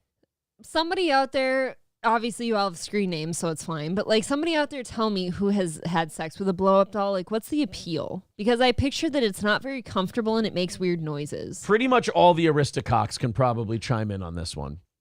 Roots, Texas, Hobo, they can probably all fill you in. I just want to know what the appeal is, I guess. Mindy Lee, with becoming a member for their 14th month, says, I love laughing my way through my workday. Kelly and Wood were also hilarious this morning. Fuck them! I see you leaving us for them. Thanks, Mindy. Only kidding. Only kidding. We're 110 away from our goal. They actually get paid by a company. They don't need your money. We do. For God's sake. Thank you for renewing your membership. I appreciate that. Stevie says they don't talk. Oh, that's what the benefit is. Yeah, but then you got to hear squeaky plastic. Don't you have to lube up a sex doll? For some reason, thrust it. Yeah. But don't you have to lube up a sex doll? You'd think. You can't just fuck dry latex. But then you got like really slippery plastic that smells weird. I worked in a plastic place and I handled all kinds of plastics. They don't smell right. Casey's general store manager says the doll can't say no. You don't need consent. Can't argue with that guy. You can grape a doll. Yeah. Skeezy said, I would assume the appeal is you're sad, lonely, and horny. Yeah. That would be. I guess, but then you have to think about how you fucked a piece of plastic later. I don't know. MN Nice says, oh my God, what's the song called with the squeaky bed you played last week? Been looking all weekend. Some Cut by Trillville. Some Cut by Trillville. I play it every weekend. There you go. Until Gay Men North of Gayman That's up next. came along. And then it's Sindhu Sesh and the rest of the Northern Boys songs. Hulkamasha Baby says Chad allegedly has one, and he writes April on the 5-head. Does that answer your question? Hey. He's like Farvo with Ursula. God, Hulkamash is a real nice man. You wanted to call him a piece of shit. Oh, no. Didn't you? Gentle. Didn't you? About 15, 16 minutes until we rattle the can and try to knock out what's left, unless you guys want to do it now. This video is called I Have Absolutely No Hope for the Future after seeing this video. It's somebody went out and did one of those man on the street deals for Gen Z. Do you know how many? And we'll play a couple minutes worth of this. The good news is I don't think it's going to surprise you. But it's also not going to make you feel... It's not going to make you feel good about the future. However, I can attest that this has been done with every generation as long as I've been alive. Is they go out when they're in their 20s, they ask them important shit or shit that's important to the rest of us, and we get to watch the young people be completely retarded. Yeah, but that doesn't feel good because they're running rampant. Okay, and that's but like the new thing. Some of them are going to learn. No, they're not. Like, some of them are going to get better and they're going to know shit as they continue on. After they fuck up a remarkable amount of times. Right, and that's just kind of how life is. Yeah, but once they've fucked up, how many more people did they involve in the fucking up part of things that are also now going to fuck up? It's all part of being young. So Fleckus goes out there and he talks to these Gen Zers. Now, the other thing about these man on the street videos is, they're designed to make people go, wow, I can't believe how stupid that person is. Yeah. So you do have to kind of cook it a little bit. You have to go pick the dumbest looking people. So the most androgynous looking people, by the way. They're starting with someone wearing a trans flag with a septum piercing and a bucket hat. So he knows that he's got gold on the line with this one. It's like fishing with dynamite. Here we go. Stars there are on the U.S. flag? All right, April, how many stars are there on the U.S. flag? 50. There you go. Why? 50 states. All right. How many stripes? 13. Why? Colonies. There you go. 52. Yes. What's the state of? But now, however, there's Puerto Rico and there's Transylvania. So she's respecting Transylvania. All of them. Trans is a trans joke. State is Utah in. Michigan. Now, wait a minute. In fairness, let me look that up. There could be a Utah, Michigan. I hope not. That's too autistic for me. Let's see. What if she's right? There's an Austin, Minnesota. Utah. And if this is Austin, I still love you. Oh, God. Utah, Michigan. Yeah, no. First thing that comes up, football history, Utah versus Michigan. There we go. Yes. You know what state Utah is in? I love that she's thinking about it like, no, I know this. I know this one. This is painful. To be honest with you, I never heard of that place ever in my life. I live under a rock. Can you name 3 countries besides the USA? I suck at history. I was like, my worst subject. Can we do like science? It's not history. Not history. It's just location. It's geography. Naming 3 countries outside the United States has nothing to do with history. Hitler, Napoleon, Alexander the Great. Fuck. No. Any three, you know this. A country? Oh my jeez, this is. Oh my jeez. Her shirt says Team by Pride. Country. Wait, besides the U.S.? Yeah. Pause it. Now, if he asked her to name 3 genders, she absolutely could. She can name you 40 genders, but she can't name you 3 countries. Look at this person. That is by the way, that's Trish Stratus if she took or not Trish Stratus. Oh my God, I'm sorry to Trish Stratus. Trisha Paytas if she took a wrong turn. I apologize to Trish Stratus. I'm sorry, I can't. All right, it's fine. I can't do history. I can't. Do you know how many dimes there are in the dollar? How many dimes in a dollar, April? 10. Don't look at me like that. Good job. Name 3 countries besides the United States. Canada, Mexico, Brazil. That was quick. Make up $1. A dime is the 10 cent or the 5 cent?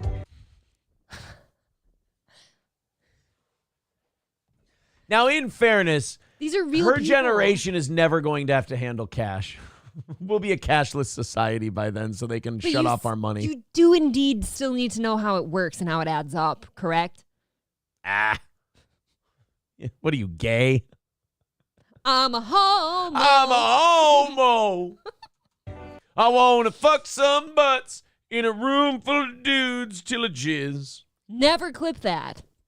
You tell me. I don't know. Can you name 3 countries besides the USA? Djibouti. Damn. Yeah. Any 3. You know this. Zimbabwe. Canada? Uzbekistan. Mexico. Right? That's good? Oh, no. Yeah. Did she say New Mexico? Hold on. Go back. She did, and she's second-guessing herself. New Mexico. Right? What That's a good? stupid No, cunt. old Mexico. You got to go old Mexico. New Prague. Yeah. Damn, I need one more. Damn. Yeah, so you got Canada, New Mexico, and what? Damn. Damn. Do you know how many states there are in total in the U.S.? 100. This has to be a bit, right? These are actors. Look, man, I'm telling you, when I'm pulling an Alex Jones now. when schools go with, hey, we need to make sure. When schools are saying, hey, we need to get more into social stuff, like the LGBTQ plus community, not so much into the, nuts and bolts of education. Now that we've been doing this for 10 years or so, we're seeing what the results are. Schools, I think you can dial back the LGBTQ shit. They get it. I think we need to come back to the nuts and bolts stuff a little more. Okay, these are the same people out here, though, that I picture very much like pro-trans people as like pro the Ukrainian people. Sure. You can't at least list Ukraine and Right. Russia. You know all about that one, don't you? There's 3 countries in the news every day. Russia, Ukraine, Israel. There you go. You got 3. Go. Boom. How many continents are there? April, how many continents? 7. Nice. Straight. Can you name them all? Okay, obviously North America, South America, Antarctica, That's the one that Asia, trips people up. Africa. Fuck me. No, that's not one. Australia? Good. You're missing And the easy one. I am. Why am I missing the easy one? Europe. Good. April got it. I That's forget it? the Europeans. Yeah. Yes. Do you know what 2 countries Westeros, Essos. border the U.S.? So bordered? Yeah, like on the borders. Deion Wilder, get your ass back in the ring. You know what's weird about Australia? It's a continent and a country at one time. Fucking mind blown, right? And it's just kind of a hellscape.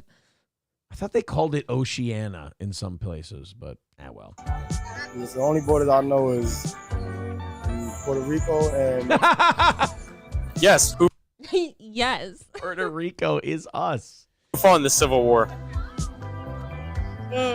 I don't know. You talking about president-wise?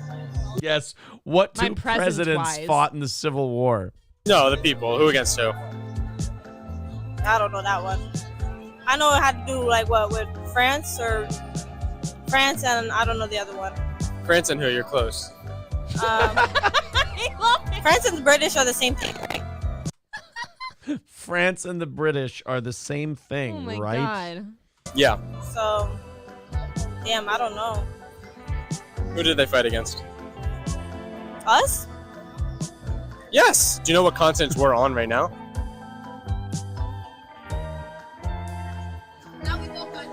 Dude, how actively ignorant do you have to be to not know the answer to that fucking question? That's why I'm telling you, this has to be acting. This is insanity This is not to me. real. Do you know who fought in the Civil War? Somebody get one fought in right. the Civil War. Tough one. I just want them to say the blacks and the whites. Like from the president? Like for the president. No, like who against who? It was the Nazis Yep. versus Germany. Nailed it. Fucking bingo. Right there. Nailed it. No. Yes. No. I'm gonna say yes, but correct me if I'm wrong. Yes. You actually just guessed that? Nah, yeah. I'm kind of smart. You didn't know that? Oh. I'm kind of smart. Yes, you are, honey. Yes, you are. You are kind of smart. Bart, I'm praying that they see this video someday. They have to see this video, right? No, I say we don't tell them. Let them. I say we never let them tell be them. ignorant. It's like the attraction bit with Sal and Richard on Howard Stern. Never tell Sal why it's funny. I would like attraction for what I said earlier. You want attraction? No. Hey, April, who fought in the Civil War? The North and the South. Of what country? United States? Ooh, that's the one that trips people up. Did they teach you that in school or what? They taught me it, but I just guessed it now. But Yeah, so it's like I forgot. But yeah, I mean, it was right in the back of your head, and like it came out. He's a dick. How many Kardashian sisters can you name? Kendall Jenner, Kylie Jenner, Kim Kardashian, Khloe Kardashian, Forget Courtney, you cunt. Kourtney There you Kardashian. go. Good Is that job. all? That's all. Yeah, that's all of them for sure. See, she's fucking smart. See, that one I was getting tricky with. You just got to ask her the right questions. That's all. Yeah, dude, you're a genius. How many seasons are there? Of what? Game of Thrones. Seasons. Were you being serious? Oh no, he tripped April up. How many seasons are there? 4 seasons, of what? obviously. How many seasons of They what? just talked about the Kardashians, and I thought he meant how many seasons are there. No, they tripped you up a little bit. I don't know. I How thought they many were talking about the Kardashians. How many seasons of there? And I love that I was about to make the joke, but you went and said the serious thing. You went, of what? Of weather. Obviously, I know how many seasons there are. There's actually only 2 in Minnesota, summer and winter. July, August, September, October, December. That's dumber than me. 8? No. I'm sorry, what'd you say? I said 8. Yes. Can you name 3 countries besides the USA? 3 countries. Yeah. Canada, Mexico, and Just say Africa. Asia. No, Asia. Yes. What state is Utah in? Utah? I don't know what Utah. But don't worry, she's got all her pride bracelets on. God, how about a little less time in people's buttholes and a little more time in a book? Might help. Might help. I do want to throw a big thank you out to Sid, our buddy Sid Seraph, with $50. Tits, Sid. Thank you. Over on PayPal. Thank you very much, buddy. $60 away from knocking out today's goal. Oh, and about 5 minutes until we rattle the can. So $60, not too bad. $60, a very doable number. If you'd like to do it, go ahead and contribute via PayPal, Streamlabs, Super Chats, memberships, etc. Divorce time, Aaron, says Mr. St. Caesar. No, it's not. I clearly explained why I said that. Never going to find one quite this good. How is it not plausible to say he was just talking about the Kardashians and asking how many seasons there are? How is that not plausible? If any of the rest of us would have thought the same thing, you'd have a leg to stand on. I knew exactly what he meant. I knew it 3 seconds after I said my thing without you telling me. You did catch it eventually. I mean, I did have to stare at you until you went, oh, no, he means the weather. I mean, you had the proper amount of shame afterwards, if you'd like that credit. You won't see me the rest of the week, or maybe ever. That's well, how no, much shame I That's have. not true. We are going to see you Tuesday night and Wednesday night. Not after the Heaven Hospital Well, no, game. because you look, you have to, let update people on what you learned today, like how many seasons there are. I didn't learn that. I answered correctly. How many seasons are there? 4. Okay. How many seasons of Game of Thrones are there? 8. Good job. You got both of them right. Trucker 18 Wheeler says, F you, MSO. Aaron's getting a win today. I don't know. We still got $60 left. Everybody's got to throw in and knock out that last 60. MSO's still got a shot. And we will have an offering plate today. So there will be a very minimal amount of e-begging, but otherwise none today, which is very cool. Are you like asking it like it's a question? I'm to impressed. Me? I'm happy. It looked like a question. Seeing if you're also excited about it. I'm so excited. Yes. We have a lot of stuff for overtime today. A Chinese-owned COVID lab in California. Some pictures and videos came out of it. I don't want to see it. It's not going to make you mad at all. It's not going to make you mad at all. Always end shows with angry moments. Oh, we've also got the guy who got his jaw ripped off by a bear in Montana. He got his lower jaw ripped off. He gave a press conference where he said, I'm ready for round 2. They all say that because they're all dumb rednecks. Bro, stay down. That bear's going to find you again. That bear's going to fuck you up. He's going to hear that you're talking shit. Did you see the shark attack video I sent you or whatever on TMZ last night? No, I did not see a shark attack. There was video. a nurse that was snorkeling, and she was attacked by a nurse shark. Ah, it's perfect. Get it? Did it kill her? They can sniff each other out. Maybe. You'll have to find out. I will have to go find this one. So I sent it to your Instagram. Nurse shark. See? Where did it It's a go? TMZ article. All right, well, then we'll just do this. Nurse Shark, TMZ. There you go. Yeah. That's from April 14th. Well, they just posted it yesterday. What the fuck? Why would they do that? April. Why did they do that to you? I don't work there. I would never be hired. Those pieces of They shit. don't like my kind. Why would they do that? What, non-Jews? Yes. Nurse sharks have never killed anyone. Yeah, they're nanny No, but dogs. they bit the shit out of her back. It like gnawed on her. Shouldn't have such a whore back. She was hot. To be She had a honest with nice booty on her. Mayor Larry Vaughn says unconfirmed attack, April, could be a boating accident. Yeah, I mean, come on, April. Amity relies on the summer dollars. And you're trying to scare people into a shark thing here. I mean, amity means friendship. Fire me. For God's sake. Fucking fire me. We Todded says, how many missed goals until April fires up that OnlyFans page asking for a friend? Oh, I'm not getting there. Not happening, my man. We're not going to get to that point. I can tell you that right now. Besides, my OnlyFans comes first. Yeah, I was going to say we're starting with his. I have to take, it's my company. I have to take responsibility. Steel Toe is my creation. I'm the one who has to take the bullet first. I do think no matter how fun the OnlyFans could be, that I could have a lawsuit on my hands if my boss forced me to create an OnlyFans to keep our business afloat. Absolutely. All right, let's fire up the music and knock out that last $60. What? What are you going to do? I always figured they got it. That's so they'll long. get there. Let's fire up the music. We've got about... I trust you guys. He doesn't. 7 minutes or so. $60 away from today's goal. And You maybe, can shake it. April, if I sit here and I stall enough, maybe they'll just throw it in. And I won't even have to hit play on this music. Don't worry about it.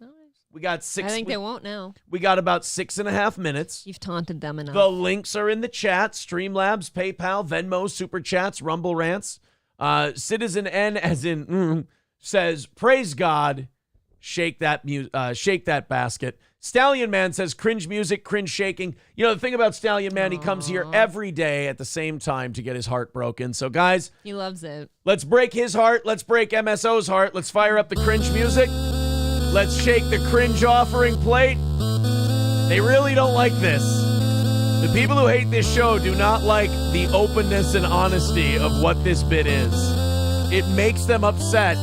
I don't think I'd do it as much if it didn't upset them so. All right, guys, everybody throw in a couple of bucks. 60, we'll get there in no time. Yes, we will. Marble Arms starting it off. Thank you. With $5. There you go. $5 from Marble Arms to kick things off today. $60 goal, hardly anything. 8-Bit Mania. Stallion Man says, come on, guys, donate instead of going to therapy. I mean, look, I do believe therapy would be wasted on most of you. That is and true. You know who I'm talking about. Citizen N says, send that money. Let me get a quarter, at least a Newport. Oh, poor guy. Can I bum one? All right, guys, fire in there. Let's all follow Marble Arms and knock out that last little amount there and call it a half hour of overtime. And another stunning success for Steel Toe. And another, and I think this is more important than us winning, another crippling defeat for our good friend, MSO. Rusty Grammer says, best show in the world. I think they are just homosexual small hatters. Oh, boy. Maybe. And they don't like that money's being spent here. Citizen N is a callback to last night's show. Donate to April's Clean Vag Fund. Got to get that yogurt out. I've never had a yogurty one. He fucks those. Not on my time. Red Fox Mad with $4.99 says, quick, something pay the goal for the next 4 months so Aaron and April can get mullet haircuts. I did say that. I did Wait, say if what? someone covered the goal for 4 months, I'd get a mullet. We're never having sex again then. You wouldn't... Can you imagine that? Gray Duckling with $10 says, how much did I donate last night? Gotta stop drinking. I can't. 140 is what you dropped in last night. I can't. Captain Caution with $2 says, please stop. Well, $45 away. Thank you. We're very close to being able to please stop. What do we got? 4 minutes left. We're 4 minutes away. And a $45 goal left to tackle in those 4 minutes.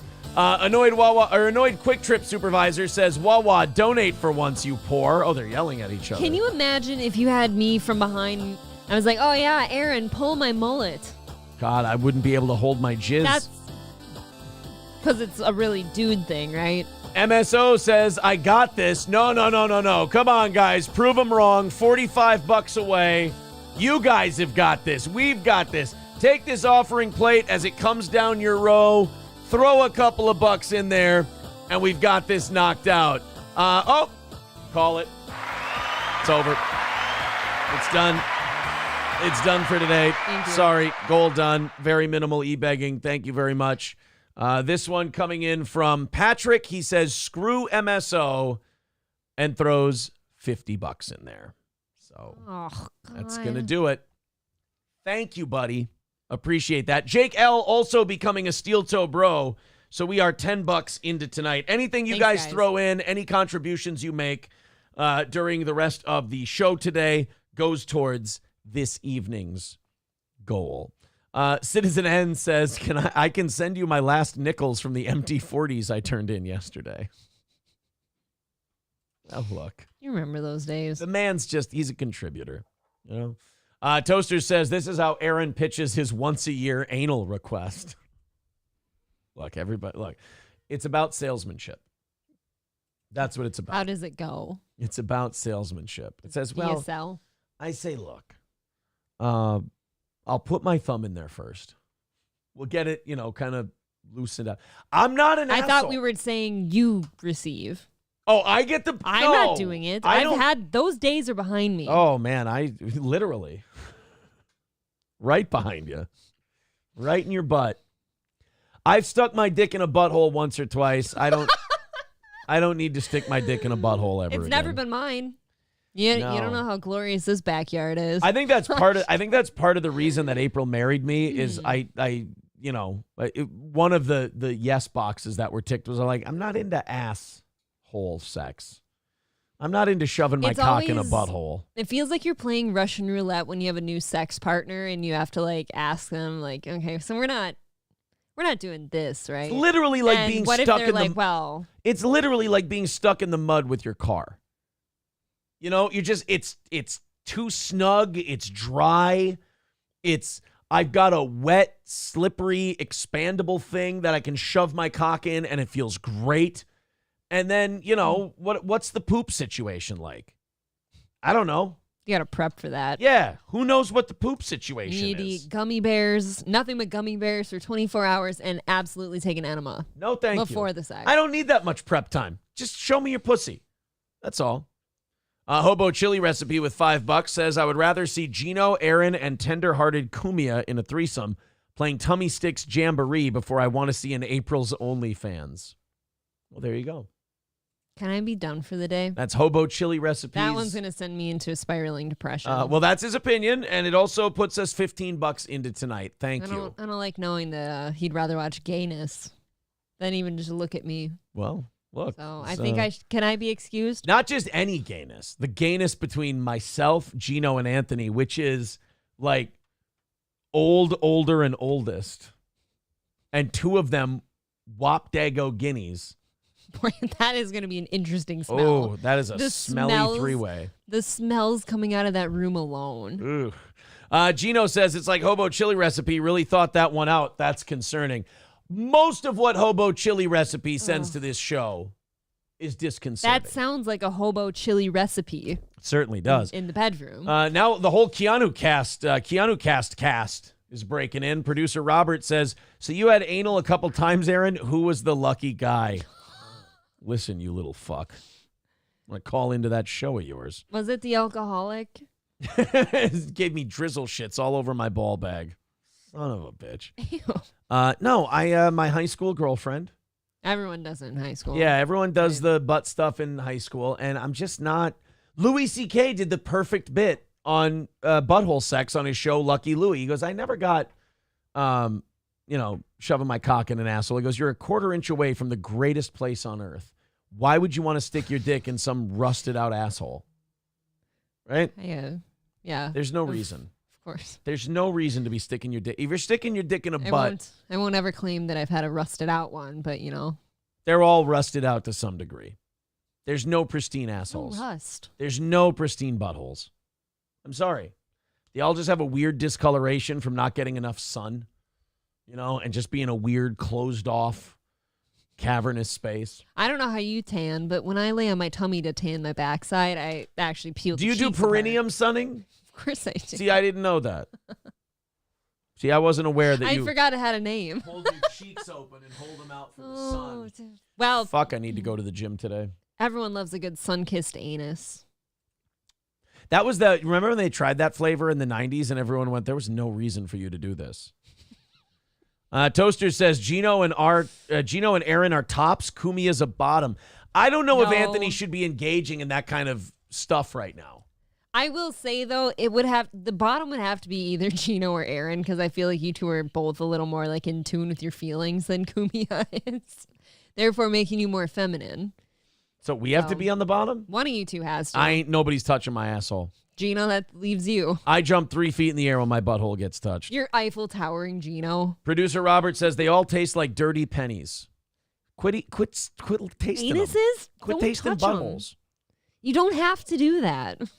Captain Caution says, when I screw my boyfriend, there's not much choice. Yeah, that's true. What do you guys, if you don't do it in the butt, it's just the blowjobs, right? And blowing a guy's barely gay. Wait a second. Still gay. Let me be very clear. But it barely gay? Not as gay as butt sex. That's kind of that's the alpha of. What if you just label it as sex. Transactional? Then it's not gay. To quote right? Keanu, he seemed like a straight shooter. Yeah. Annoyed Quick Trip Supervisor says $100 if April wanted you to tap that anus, you'd do it. Oh, if she wanted me to, you wouldn't have to pay me $100 to fuck my wife in the ass. I just fuck my wife in the ass, but I don't want to. No, I'm confused about their question. Is it if he wanted me to tap his or me wanting him to tap mine? If April wanted you to tap that anus, you'd do it, meaning fuck you in the butthole. But I never would. Like I said, I've had those days, and those are hopefully behind me. I don't feel the need to try to impress anybody anymore. T.H. Eder says, damn, Aaron, your wife says you can take a dick. Yeah, I bet you your wife says you can't. What? Homo. Zing. Did I say that? Gino says, I would be a proverbial bottom just so I didn't have to watch. Well, you wouldn't be a proverbial bottom in this case. You'd have to be a literal bottom. Gino can just stare at the floor and pray for it to be over. That's the worst. I think the worst part, I think the thing that skeezes me out about gay sex the most is just the hair and the masculinity and the dudeness. For me, it's the and smells. you're shoving and it's just. I feel like men don't smell right. There's so many way. things YouTube doesn't let you say about homosexuality that really need to be said, like the unnaturalness of it all. Just like the way you have to bend the laws of man and literally bend man. Please to stop. Do it. I don't feel well. Technically, the only place you should be allowed to have gay sex is the Isle of Man. It just makes sense. Or in a Catholic church. While eating a man-witch. And man's, you know what? Why don't we move on? I think you know what? We've strip-mined it. And I think we've gathered all the resources. It's just coming up dirt now. Just coming up dirt. Pool Scam Sam says Aaron used a coupon at a Goodwill, allegedly. Thank you for saying allegedly. Thank you for allowing me some wiggle room. They offer you those. You know that? I do, and I always refuse them because I feel like a retard. If you go to Goodwill and you get some shit, they're like, if you do this, we'll give you a $5 gift card. I'm like, I don't want a gift certificate to fucking Goodwill. I don't need a discounted Goodwill. Look at me. That hurts my feelings, actually. Say that there's a Somali couple coming around the bend. They're going to need it. He'll come up. New photos. This won't make you mad at all, guys. I promise. I like the other conversation better. You'd rather be talking about butt sex rather than this one? Because I'm a homo. I love man's ass. So, the number one thing, this story kind of skips over the number one disconcerting thing, which is that China has COVID labs in the United States. They shouldn't. I thought you were going to say this is in China. No. This is in California. It's a Chinese COVID lab in California because we do that. Call me a nationalist, say I'm like an ugly American or whatever. I don't want anything China in this fucking country. They're our enemy. They're communists. So there just truly is nothing to feel secure about in this world. Yeah, call me a better dead than red guy. Call me like an old school throwback to McCarthyism. communism is fucking dangerous. It is a cancer. It has to be pulled out root and stem. You've got to get rid of communism. It can't survive with anything else. Here's the one place where I will compromise my First Amendment ideas. I want communism banned and outlawed, because communism is not a thing that respects our freedoms. It doesn't respect the First Amendment. What communism does is it uses your principles and it uses your shit against you. Okay. So communism plays the victim until they're in a position of power, and then they kill everyone who let them make that climb. Here's the thing. If you get into power and you ban communism, they're going to just change what it's called. It's no different than them changing definitions of shit in the middle of the night. Like, oh, this is what a vaccine is now. It's going to be... We're bringing back McCarthyism. We'll do my thing. It just won't be called communism anymore. No. We're locking you up for it. Like, we're getting rid of it. We're banning it. It's gone. The idea, the concept, everything. We can't allow it, because it's not like being a liberal or being a conservative where they're like, hey, we're going to run hard in this election. We're going to tell everyone our ideas. We're going to get all this money from all these drug companies and shit, and we're going to try to trick the American people into voting for us. And then if it doesn't work, yeah, we'll bitch and we'll raise a stink, but ultimately we'll try again in a couple of years. Communism is, let's penetrate from within. Stop it. Let's penetrate from within. Let's exploit the freedoms that they grant people to keep pushing our shit. It's really, I can't help it. Pushing shit now. Pushing shit. And then when we get on top, we'll kill everybody or put them in relocation camps. Did any of us consent to this? No. So what I'm saying is, you have to outlaw communism. You got to get rid of it. You can't work with it. They're bugs, Wyatt. There ain't no living with bugs. They're lizards and they live underground. They're lizards. I miss Gino. So I do.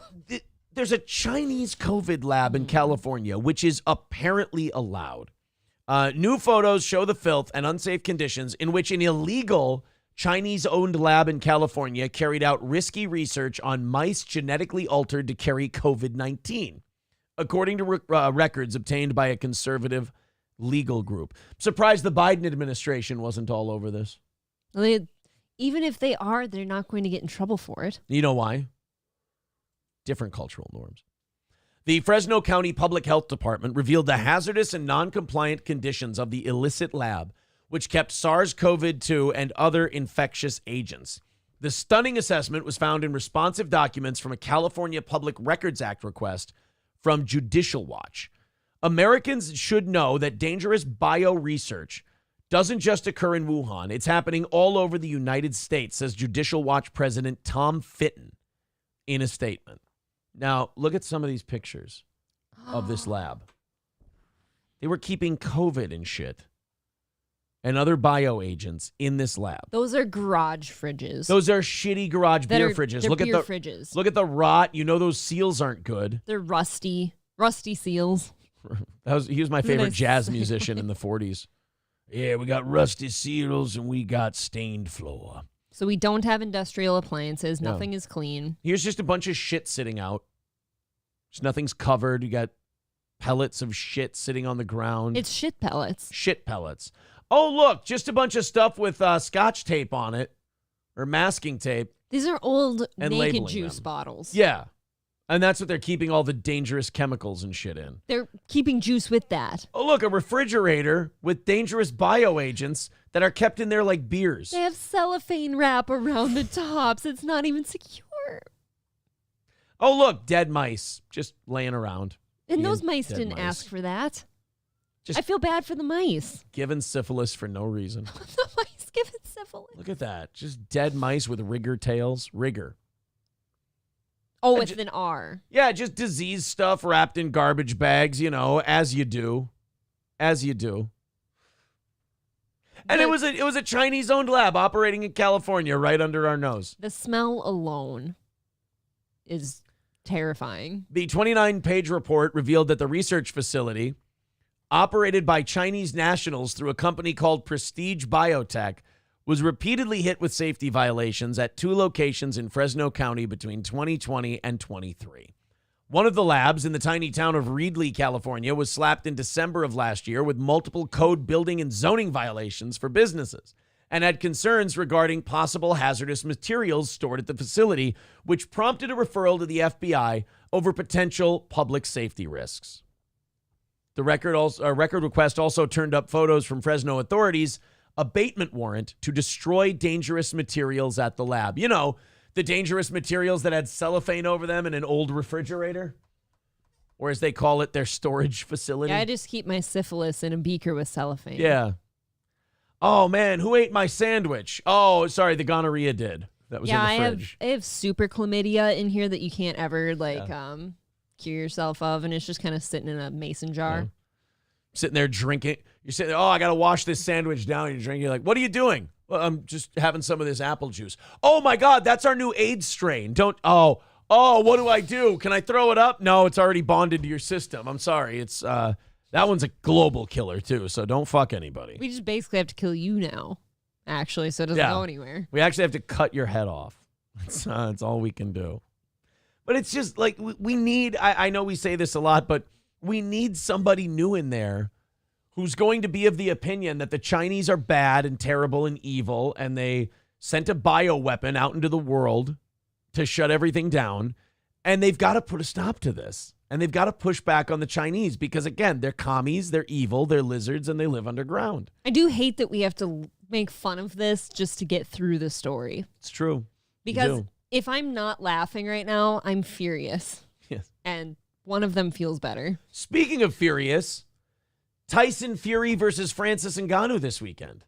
Next weekend. That this equates weekend to furious. Yeah, this weekend is Chrissy, Lila, Nick Rekieta, ourselves, etc. All coming out, all doing the show. I gotta figure out what the fuck her schedule is while she's here, but because it sounds like she's doing shows or something from her hotel room in some of the off times. She could do them down here if she wanted. I don't know. It's harder than having Gino and Keanu here because we kind of all just went and did shit. I don't know what Chrissy's schedule is. Yeah, she's help. It's like a working vacation. I don't want to ask her to do things and interfere and be a nuisance, and I don't want to not ask her things and make her feel left out. I get it. Guys, click that link, get your tickets. I think we've got 40 or 45 left, somewhere in the 40s of tickets left for the show this Saturday night at Partners Pub in Sartell. Thank you to Scarface for the $5 on Rumble. He says for the anti-commie rant. Thanks, buddy. Appreciate that. I love a good anti-commie rant, if I'm being honest. So you guys, I don't know how many of you saw this guy, the guy in Montana who got attacked by a grizzly bear. He's on his way home.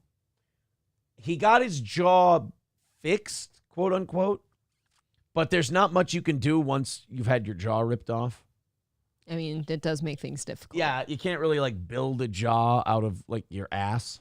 It doesn't work that way. But this guy was attacked by a bear. I can tell you this, you would never see my thumbs go up like that again if I looked like that. I would be constantly angry. So I think you'd rather just die, right? Good for that guy for being in good spirits after having his jaw ripped off. And also, I must say, good to see Artie Lang out and about again. That's number one.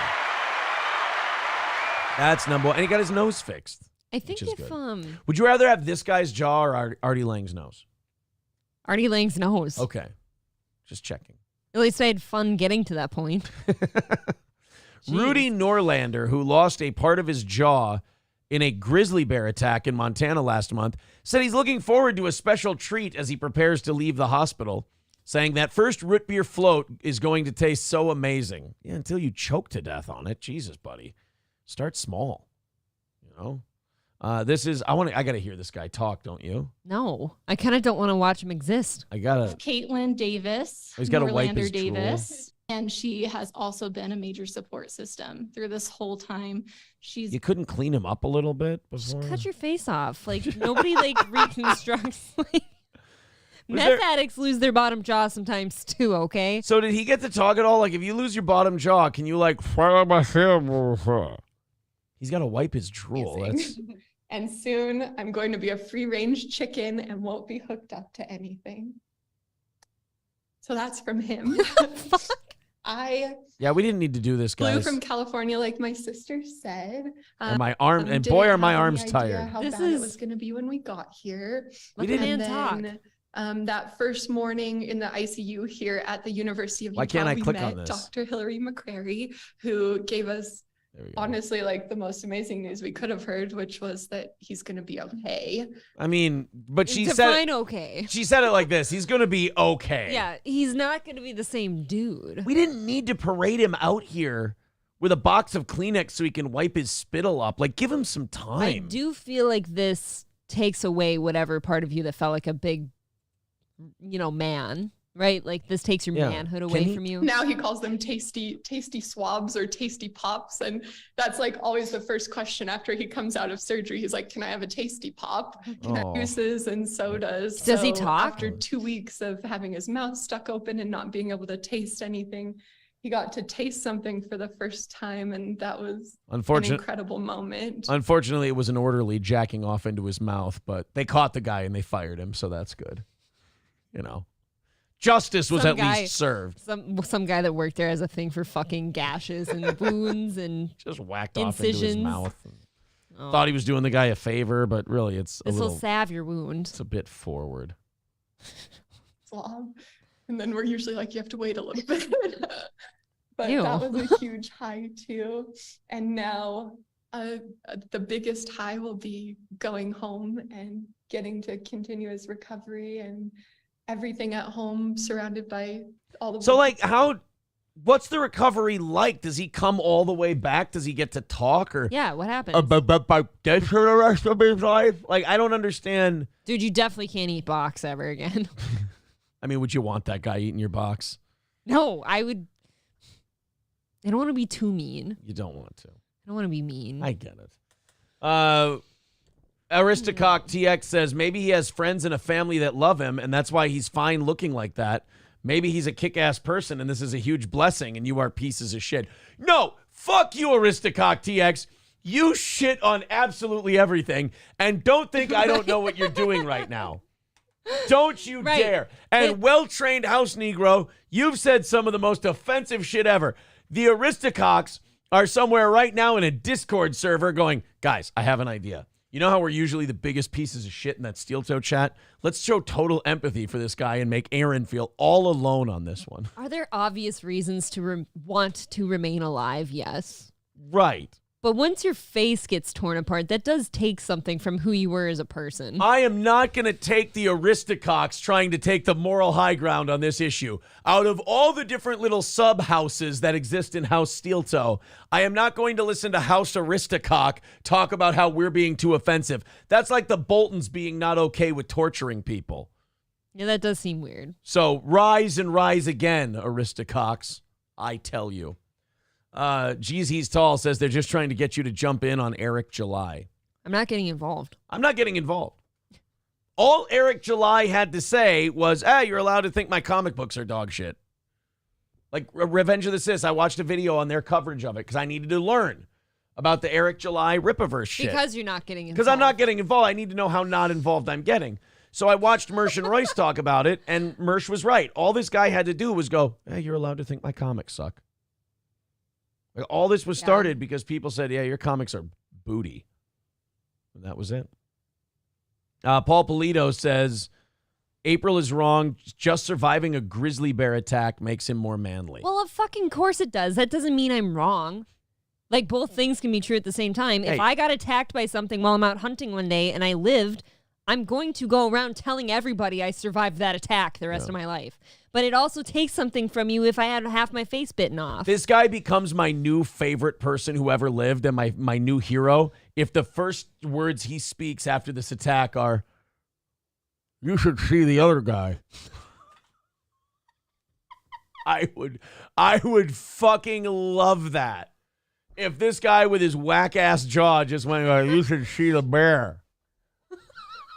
I'd laugh forever. I like watching your bottom lip. I would absolutely laugh forever.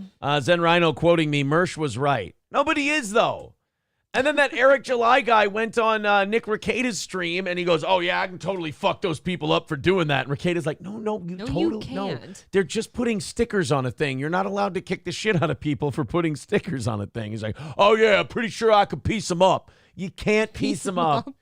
If they're putting stickers on. First of all, don't talk like a tough black guy. You write comic books. I'm not getting involved. I believe you.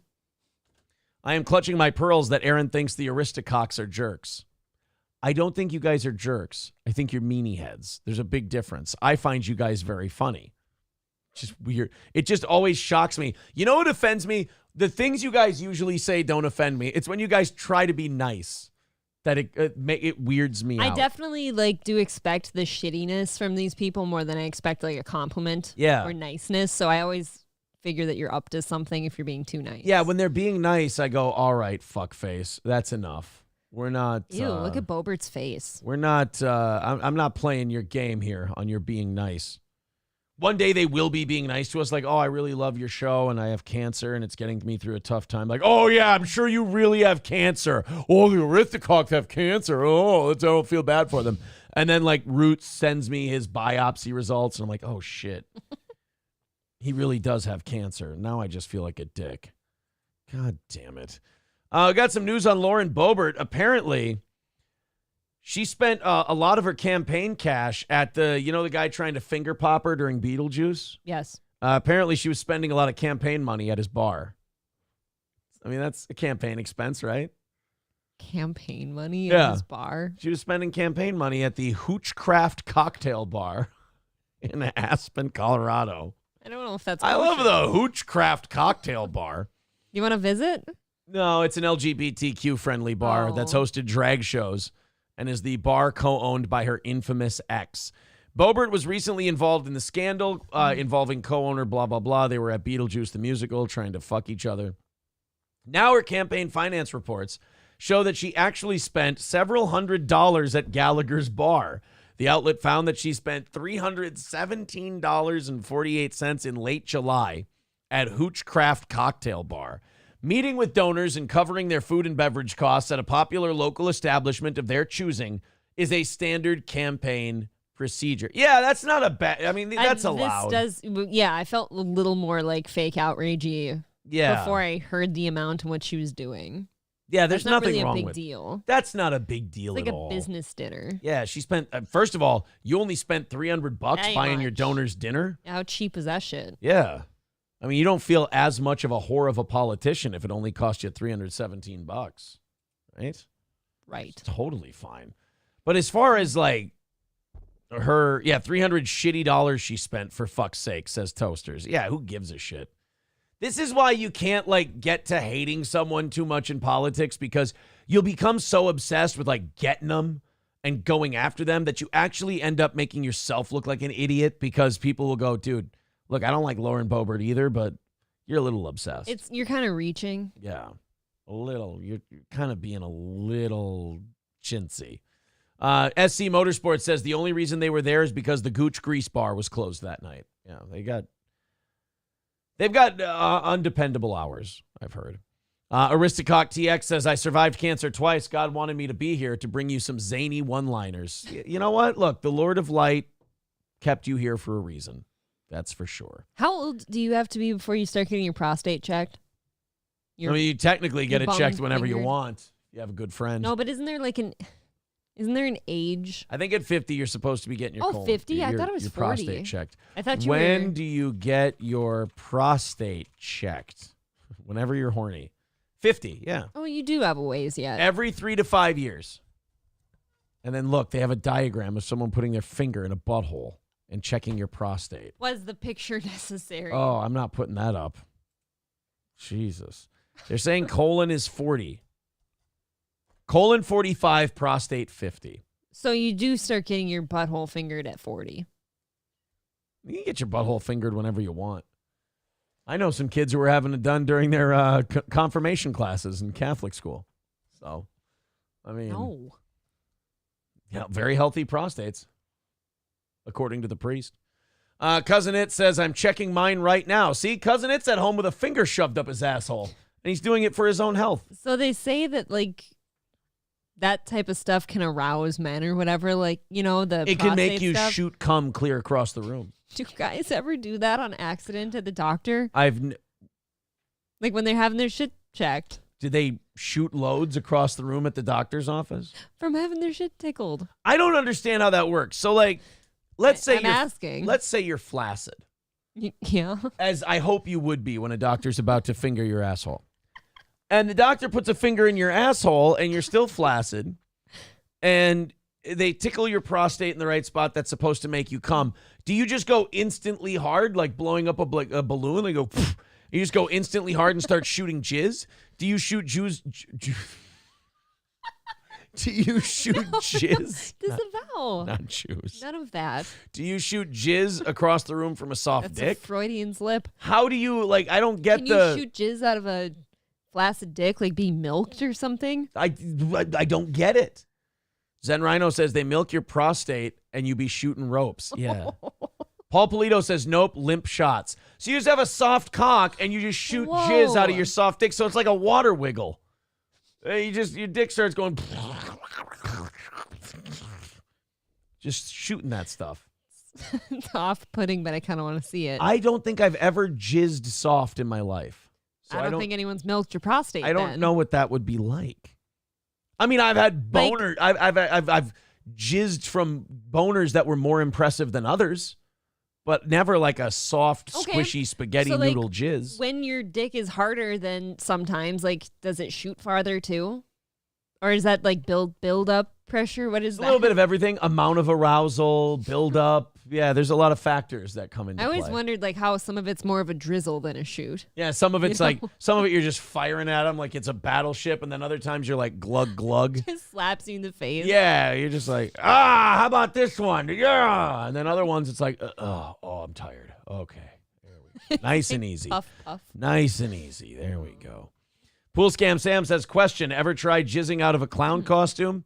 I'm not going to give you more ammunition for your allegedly accusations, you son of a bitch. I really did just kind of wonder, like, medically, when prostates are being checked, like, do men ever get aroused and or right?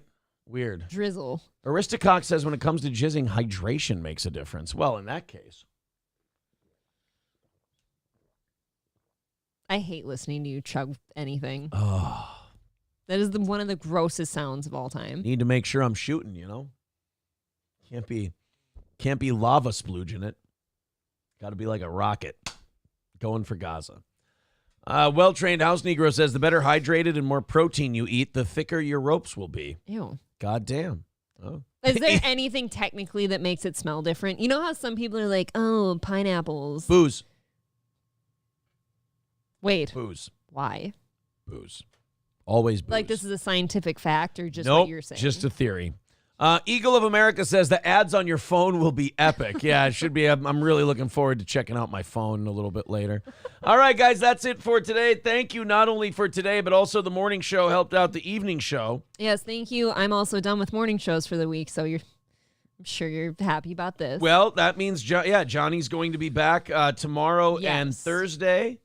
And then Chrissy's going to be here on Friday. So only, technically only 2 more morning show goals to hit because Rumble Link Friday takes care of itself. I will hand deliver you the redhead. Perfect. She always says, and it never happens. All right, guys, we will talk to you very, very soon. 7 o'clock Central Time tonight. Make sure to be there. April, thank you very much. Thank you, boss. We'll talk to you all very, very soon.